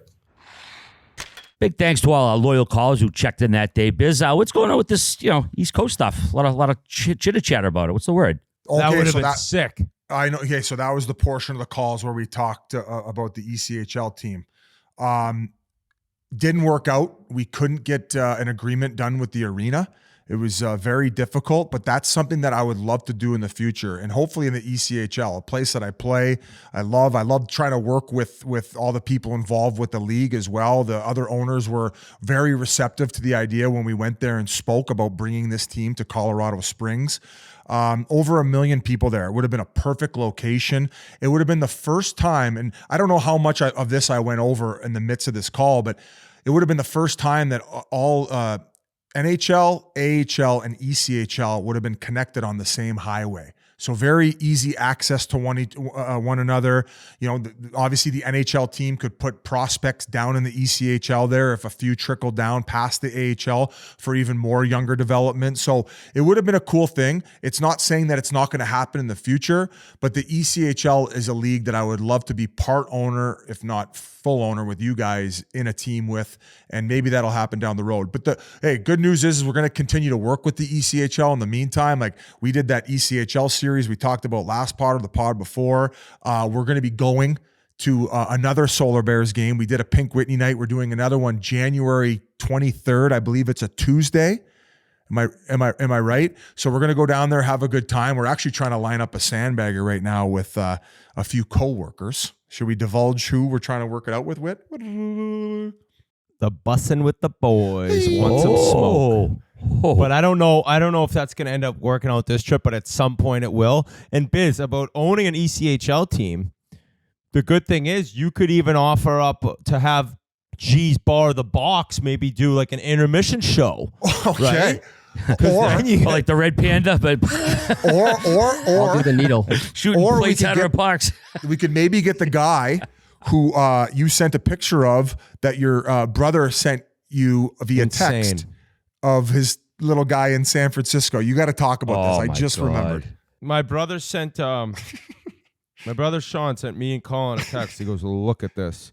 And it is a guy walking downtown San Francisco, butt naked, with an elastic band strapped around his beanbag with a full-on rocket of a heart on, just looking around, saying hello to everyone. I've never seen. I zoomed in because I thought it was like the sex people crime G was with at the box. Like, that's not real. I'm like, oh my God, no, that is the guy's legit hard cock sticking out, walking around the street. He should have been arrested. If I was walking with my kids, I would have sucker punched him, no problem. Like, I just would have poked Ryder's eye out. Watch your mouth right now. Sorry. Watch your fucking mouth. Please. Sorry. Speaking of cocks, though, the team name we were going to have, it was going to be the Colorado Bighorns. It's actually the state animal. Great name. Yeah. It would be a sick logo with the fucking the ram. The ram horns. Like basically like a ram head. And my idea was it for it to be the first ever, and I don't know, maybe I'm lying here, the first dual mascot team where it would have been a bighorn and then a hunter. Where around the game during, like for game ops, this hunter mascot would have been trying to shoot the bighorn, but would have never been successful. So you'd always have them on the Jumbotron, like, you know, he would be chasing them around, and it would be, I don't know, I thought it would have been fun. Am I out of my mind here? Or? Yeah, imagine the content. Give him an AR-15, chase the buffalo. Most people don't try to kill them. their mascots, but not a toy gun for fuck's sakes. Yeah, maybe that wouldn't have worked. But it's a big veteran town. So it would have been cool to implement, like, you know, former people in the Army or Navy. They could have came in if they wanted to be a part of the organization, maybe work, you know, whether it was like what are the people on the concourse, the ticketing agents. Ushers. Yeah, ushers. Like, you know, if they want to just feel part of a community and want to get involved. I just thought it would have been a great idea. We could have sold out the barn, rocking tunes, got our own booze in there, great game ops. You know, I don't know. Maybe I'm just talking. You know what, ass. Biz? What? The good thing is maybe somebody now, I think we said it on the call, maybe somebody now reaches out. We'd love you guys to be some part of the owners of a new East Coast Hockey League team. Where would we put the team, though? Somewhere warm, please. Ugh. Yeah, actually, as far as that mascot idea, Biz, it always reminds me of the Hartford Whalers. Like, their mascot was, you know, Pucky the whale. It was like this cute whale. But a whaler is a person who kills whales for a living. Like, it was always like kind of like a fucking oxymoron, you know? Like, yeah, a whaler kills whales. I mean, that could have been your grind my gears. Well, I mean, if it was the 1800s, maybe, but it would be cool to get in on that Lake Tahoe team they just announced. They just announced a new team coming to the league. Yeah, from Lake Tahoe. I think it's called the Night Monsters. That would be awesome. So when there's a team in Salt Lake.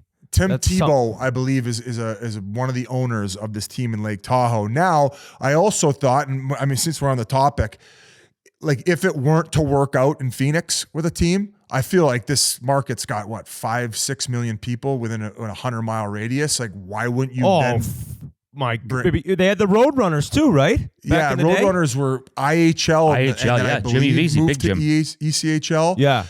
And I think that with, if you could work out a deal with ASU, if the team were to move, even if the team does stay and gets their new rink, you could have an ECHL team in that 5,500 seat arena, or I think it's maybe more of 5,000. So the door isn't closed. Options on the table. And now that we're talking about it, hopefully we get an offer, as you said, Whit.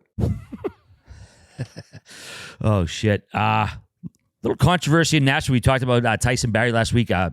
He was given permission to seek a trade, but Barry Trott's not too happy about it. It got out to the press. He said Tyson's game hasn't translated as well as we'd like as last year. He's having a tough time not being on the first power play. So the other night he was healthy scratch for the first time in his career.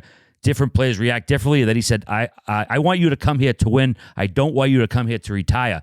A very pointed comment. I don't know that Tyson was going there to retire, but we never really heard Barry say stuff like this or have Tyson be on the receiving end of this type of stuff. Is kind of unusual, right? Okay, so he said this, he said some of the comments. I think that when they were written, they looked worse. They looked worse. Okay. But nonetheless, he did go on a local radio station and started spouting off a little bit. I don't know if he had a couple glasses of bourbon before he went on, but it's definitely different between being a head coach where you could maybe say this to the guys in the locker room and then maybe not being as connected and then weirdly going on this show and then saying that. I guess the weirdest part about all of it is things haven't been going like they were last year. I mean, last year, Yossi was out, right? So Tyson Barrie, when he came in, he had that PP1 position. He was snapping around. Everything was going good. Now he's not playing power play. When he's in the lineup some nights, he's playing 14 minutes. Well, he's in the midst of a contract year. So if things aren't going that great, maybe you reach out to the organization. You say, hey, if it's not going that well and you guys don't really have a use for him, maybe he could go somewhere else. Well, from my understanding, he was given permission. So they talked to a few other teams. Clearly nowadays, it's hard to keep any type of secrets tight-lipped. It gets out in the media that he is talking to other teams. And then Barry Trotz kind of got a little bit poopy pants over the fact that it got out. But it's like, who gives a fuck? If you gave him permission to go talk to other teams, what do you care that people know that he's talking to other teams? Clearly, it's evident that things aren't going the best in Nashville. Not saying they won't turn around, but if you don't have any use for him, maybe there's a team whose power play isn't playing well where he could go to. The problem being now is any of these teams that maybe in a playoff spot who are looking for that type of defenseman don't have any fucking cap space. So he's making $4 million. It's going to be hard to move him if in fact they can. And if so, maybe it's not a playoff team, but he's looking to go play somewhere and get significant minutes so he can end up locking in another contract. If you're playing and getting buried on a team and you're on a contract year, it's not an ideal situation. So this one went a little bit squirrely based on those public comments. I thought Trotz was probably a little bit, out of line as far as saying that, considering if he was okay that they were going to talk to other teams. Whit, you tell me. Once you give a player permission and a player and his agent to talk to other teams and try to work out something, that minute that happens, it's becoming public. Like it's becoming public. So I didn't understand. Now, I guess what you're saying is reading it looked way worse. That is true, but if you're Tyson Barrie, long career, been a really good player, well respected. That was a shriveling. Like to the line about we don't want guys to come here to retire. That's pretty aggressive, I thought. I haven't been in the room. I don't know how he's acting. I can't picture him being there and acting like he's just playing out the last year of his career and he doesn't give a shit. So I was very surprised to read it, especially coming from Trotz, who seems to be, what is the word? Tight to the, what is it, RA? Tight Keep it close to the vest? Close to the vest, right? And all of a sudden he's kind of dogging this player he has who they originally gave the permission to talk to other teams. So kind of a bizarre story, no doubt. He's like small horn, bad breath, guys hate him. Just gave him the fucking full Monty for crying out loud. But I would imagine there's probably some tummy sticks going on now because Trotz does have a big heart and maybe they could rekindle the flame. Yeah, it seemed like he was more pissed that it got out more than anything else. So that's probably why he said what he said. Am I at an arbitration hearing right now? Yeah, exactly. What the hell is going on? Jesus Christ. Not the only defenseman who's been granted permission to seek a trade. Edmonton's Philip Broberg, his camp has been granted permission. Sounds like there's a lot of interest on that front. Edmonton doesn't want to pick back. They're looking for a player. Biz, you got an opinion on this matter or what? Yeah, I do. Let's I got a trade proposal. Whit, how many do you think? Call 911. Broberg, straight up, for Puljujarvi. Bring him back. Bring him. Bisonhead. Bring him back. Bison King, I think. He could be the missing piece. Gentlemen, I have some breaking news. Oh my God, David Perron, 20 games. David Perron has been suspended 6 games for his cross-check on Artem Zub.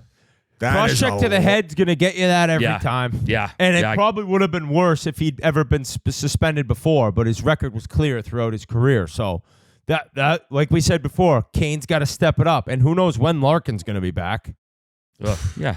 According to Chris Johnson, he will forfeit $148,437 in salary. Tough. Oh, that's Sounds so like much Teemu's dough. speeding ticket. They should make the money end up just being what you'll have to pay like after taxes. Do you know what I'm saying? Yeah.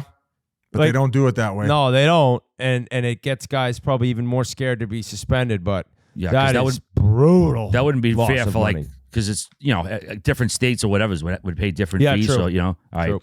Stupid idea. Toronto defenseman John Klingberg, he's having hip surgery at the end of the month. He's shut down for the season. The 31-year-old Swede was on a 1-year, $4.15 million deal. Including him, Murray and Muzzin, the Leafs have over $14 million in the long-term injury reserve salary pool, so they can make some moves if they want. Do we see John Klingberg again in this league, Whit, or no? I'm going to say no. And I got some serious questions about how this whole thing went down. He's made it clear that he's been battling this for a while. He signs a $4 million deal, plays horrible, and then all of a sudden is too hurt to ever play again? Like, is there not some sort of sketchiness here that we're maybe not catching on to? He's off to Robidas Island. Robidas Island is real and alive, but how can you sign a guy to that and then he just plays really bad? Nothing specific happens in a game injury-wise, although the league's very on top of this, I've been told, in terms of trying to figure out if people are really hiding guys on LTIR. It's just weird. Like, they didn't know about this or they did, and they still gave him $4 million. It's just a confusing situation. Do you think there's a lot of guys in the league who just have like various injuries and nicks and abrasions, whatever? If anytime they could be going LTIR, they might need surgery. They've just been putting it off. I mean, in a sense of like Klingberg, I mean, maybe he thought that, with the rest in the offseason that he could come back and get through it. Now, I think that if you're in his situation, you're just trying to secure any type of bag. So you're just trying to pass your physical. Just pass the physical, get the contract signed, because from what we've understood, and we've talked to a lot of people, and it seems like 95% are on board at the fact that he might have one of the biggest bag fumbles in National Hockey League history. Insane. From my understanding, he was offered in the 8x8 range with the Dallas Stars. And remember, this was at a time where offensive defensemen and points mattered, and although maybe his defensive game was never there, I don't think he was as much of a liability as he looked like in Toronto. And this isn't to shit on him, but when you're getting that type of money offered to you, like, just sign the fucking contract, man. Like, you're talking about a state with no state tax. So even if you go somewhere else and get 8x9, which, keep in mind, you couldn't have, because when you go to another team, you only have to get 7 years, right? Unless it's a sign and trade. Unless it's a sign and trade. But my God, that is just tough. If that's the case and he left that much money on the table, that is just so fucking sad. That is, if he's off to Robidas Island to never be seen from again, that is just as sad as it gets. How lucky is Dallas if he did get offered that? I hope that he does come back and play and at least makes another $20 million to make that bag fumble not as bad. But oh my God, yeah. I would like to say, because we're hard on him right now and it sucks what he's going through. And, yeah, it's brutal. But there was a time that guy walking the line, opening up the hips and getting every single pass through, along with toe dragging the guy that was coming up top of the umbrella or the diamond. It was a thing to be seen. It was beautiful. It made me harder than the guy in San Fran with the cock ring on. He was just there you go. Buzzing. 10-2. Puck to the net. Puck to the net. You take my lane away, fake you. Gone, got my lane back to the net. Toe drag. He has estimated career earnings for Klingberg a little over $38 million. So I mean, okay. I don't think we have to shed too many tears. But he won't be living in a cardboard box. He won't. Congratulations, Victor Hedman, Tampa Bay D, probably a future Hall of Famer, played in his 1,000th NHL game. We always like to give these guys a little shine when they do that. This guy, he probably plays 7-8 more years, you think, Whit? Like just the level he's at, his stamina. That's a lot. Okay. Just because he's still playing at such a high level. Five more years sounds very reasonable. Well, how old is he? It just when you say 7-8 years and he's been in the league as long as he has been, I'm just kind of taken aback. But I'm not exactly sure his exact age. It's also rare to see guys of his size have that type of longevity sometimes because the bigger guys break down, and some people might say, "You fucking idiot! Zdeno Chara played 2,500 games, you dummy." But doesn't count with his with his age and lack of major injury. I think that he could probably get to 1,500 games. I wouldn't be shocked if he got there. Easily 1,300 the way it's going right now. I mean, how many more years does he have left on his contract? He's got one more after this one. How many Stamkos have played? He could get to probably 1,400 the way he takes care of himself.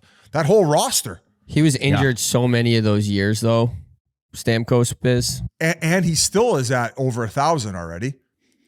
Yeah, Hedman, he'll be actually at 33 on next Monday, coming up December 18th. He'll be 33. So see what happens there. Would you guys say that with Stammer not signed as of right now that like he'll be going to free agency? I don't think he's back with the Tampa Bay Lightning. If it wasn't done by now, like I don't think they'd trade him, but I don't know. Like, I thought they'd trade him. Now, granted, he went to free agency just about the last time he signed, but this one is just way different. And there's got to be some serious resentment on his part to what's going on there. Especially with the cap going up. I know that a guy who came over from Detroit, or not Detroit, Chicago, when they made that trade. Hagel. So his money kicks in next year, right? But you're also getting the $4.5 million coming more on the cap, 4.7, whatever they ended up bumping it up. Who else is kicking in with a big contract? Why wouldn't they have the money to afford Steven Stamkos? Would they be giving it to a guy who's a potentially pending UFA other than him, or even a guy that's a restricted free agent who they have to pay? It doesn't seem like they could. No. So why would what else are you going to go out there and get that would probably take a hometown discount to come there and play? Why would you even run the risk? He fits in perfectly. How many points does he have right now? Is he not at a point per game? In 26 games this year. He's a point per game player, and you could probably get him at a what? Like a 5x5? You seem to think he's going to be making more than that, Whit, where it's like, I think if he wants... I think with anyone else, he maybe, but yeah, I have a hard time like saying what a guy should say yes or no to, because it's just so personal and he's done so much there. But it's just a bizarre scenario to see this season play out with him no contract next year. It's just kind of crazy. And the longer the year goes, the more it's going to get talked about. So it's a storyline for sure. I would guess no, though, to your question. He does not end up back with the Tampa Bay Lightning. We shall see. All right, boys. Which means he's back now if we both... breaking news. But yeah, bet it the other way. Favorite weekly segment, Grind My Gears. This is more of a, just like, I guess, a cringe is my gears, while they're grinding. And Twitter's been I've said, a cesspool lately. I've been going on Instagram a lot more fun animal videos, a lot more good shit. But listen, white girls on Instagram, between the lip syncing and the crying, they got to cut the shit. And the worst part is when you look at one, the algorithm keeps giving them to you, and it's like, don't look at another one, don't look at another one. All right, you're obsessed with watching white girls cry? No, I'm not. I mean, listen, I'm friends with BigDealBrewing.com/finder, supporting this crazy segment we do every week. It's so fucking cringe, dude. Now our friend Mackenzie, she murdered at lip syncing when she did our videos a couple years ago.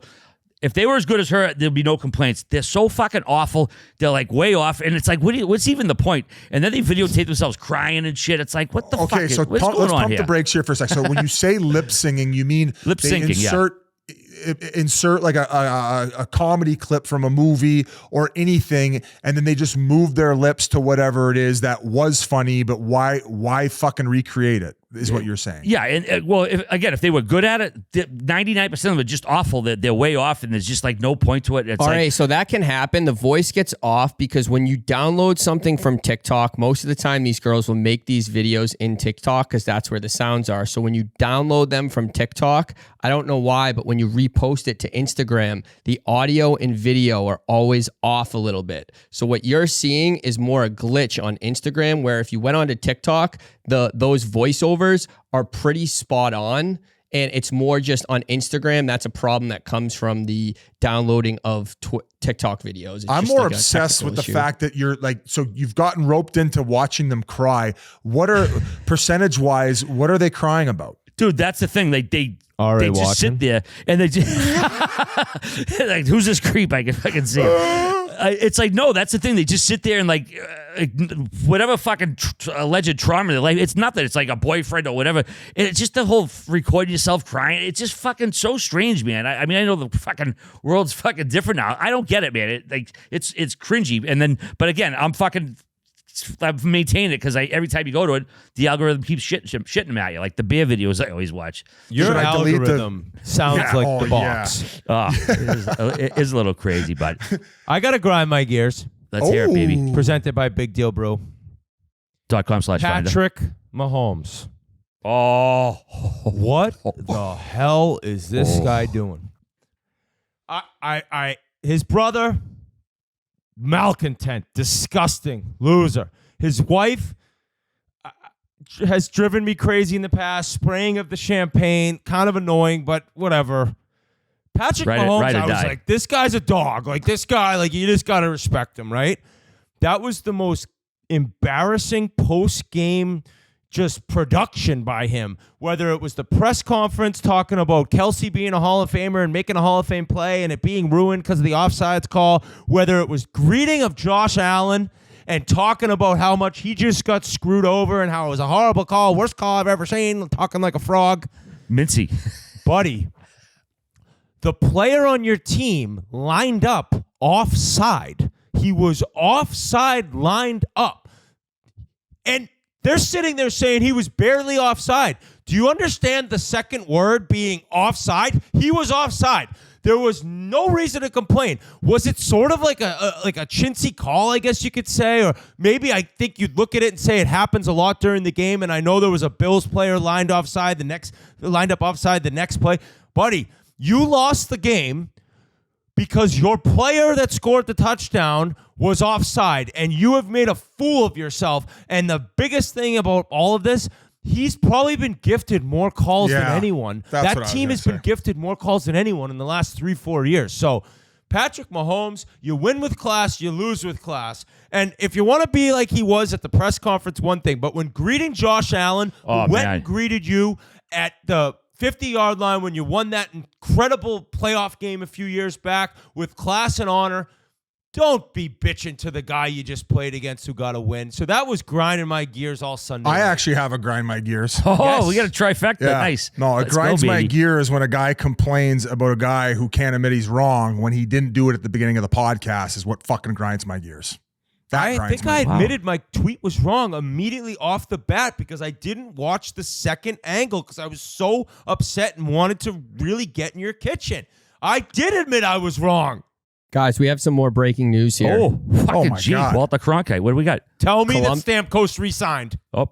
Columbus's Eric Gudbranson has been suspended for 1 game under Rule 46.2 for an altercation with Florida's Nick Cousins. I like that. That's a little pee-pee whack. And that's it's like, a league saying, you got hit from behind and we messed it up, so we're only going to give you a game. That's the league saying, you did the right thing there, buddy, but we got to do something here, basically, right? Yeah. All right. All right, boys. Hey, I got just a quick shout out. Shane McGowan of the Pogues. I don't know if you were a big fan or Irish band who would listen to growing up. He passed away last week. Just an Irish legend, like the poet laureate of Ireland, a tremendous fucking musician from the old sod. And family friend condolences to the family and friends of David Pichet. I just want to send those out. If you guys have any other final notes before we sign off here. Probably my best pod ever. Dummy and Whit. It felt fucking amazing. Thank you to all my supporters. You were due, fuck bro. You. Fuck. All right. I had a great quote before you go, Biz. I can't find it. Something about that Shane McGowan apparently like an all-time party boy. Oh, like, God, yeah. These Oh, yeah. quotes were the fact that he lived to be 30, let alone 65, was a miracle in itself. Yeah, absolutely. Yeah. Yeah. What kind of party stories? I think like the box on steroids, basically. Yeah, a lot of Guinness, a lot of whiskey, probably a few other substances as well. But Speaking of stories, we have a Sandbagger this Thursday, 6 p.m., where there are tons of stories, tons of hockey stories, drinking stories, Bruce Boudreau stories, everything. 6 p.m. Thursday, Spittin Chiclets YouTube. What, did you catch the funeral blog that I posted? Yeah, where they sang, is it Fairy Tale in New York? Dude, like, when's the last time you saw like a song like that? And people were dancing in the aisles of the church. It was awesome. Hey, no one celebrates the dearly departed like the Irish, like I said in the blog. That's a great Christmas song. Fucking right. All right, boys, what a show. All right, guys. That was a great show, boys. I love you guys. Great job. Yep. I was wrong. Piz was right. Oh, my God. What are you going to do? Print the shirts, G. Good night. Print the shirts. Love I'll you. be back. Deuces. I will be back. I promise you. Peace out. Love you all.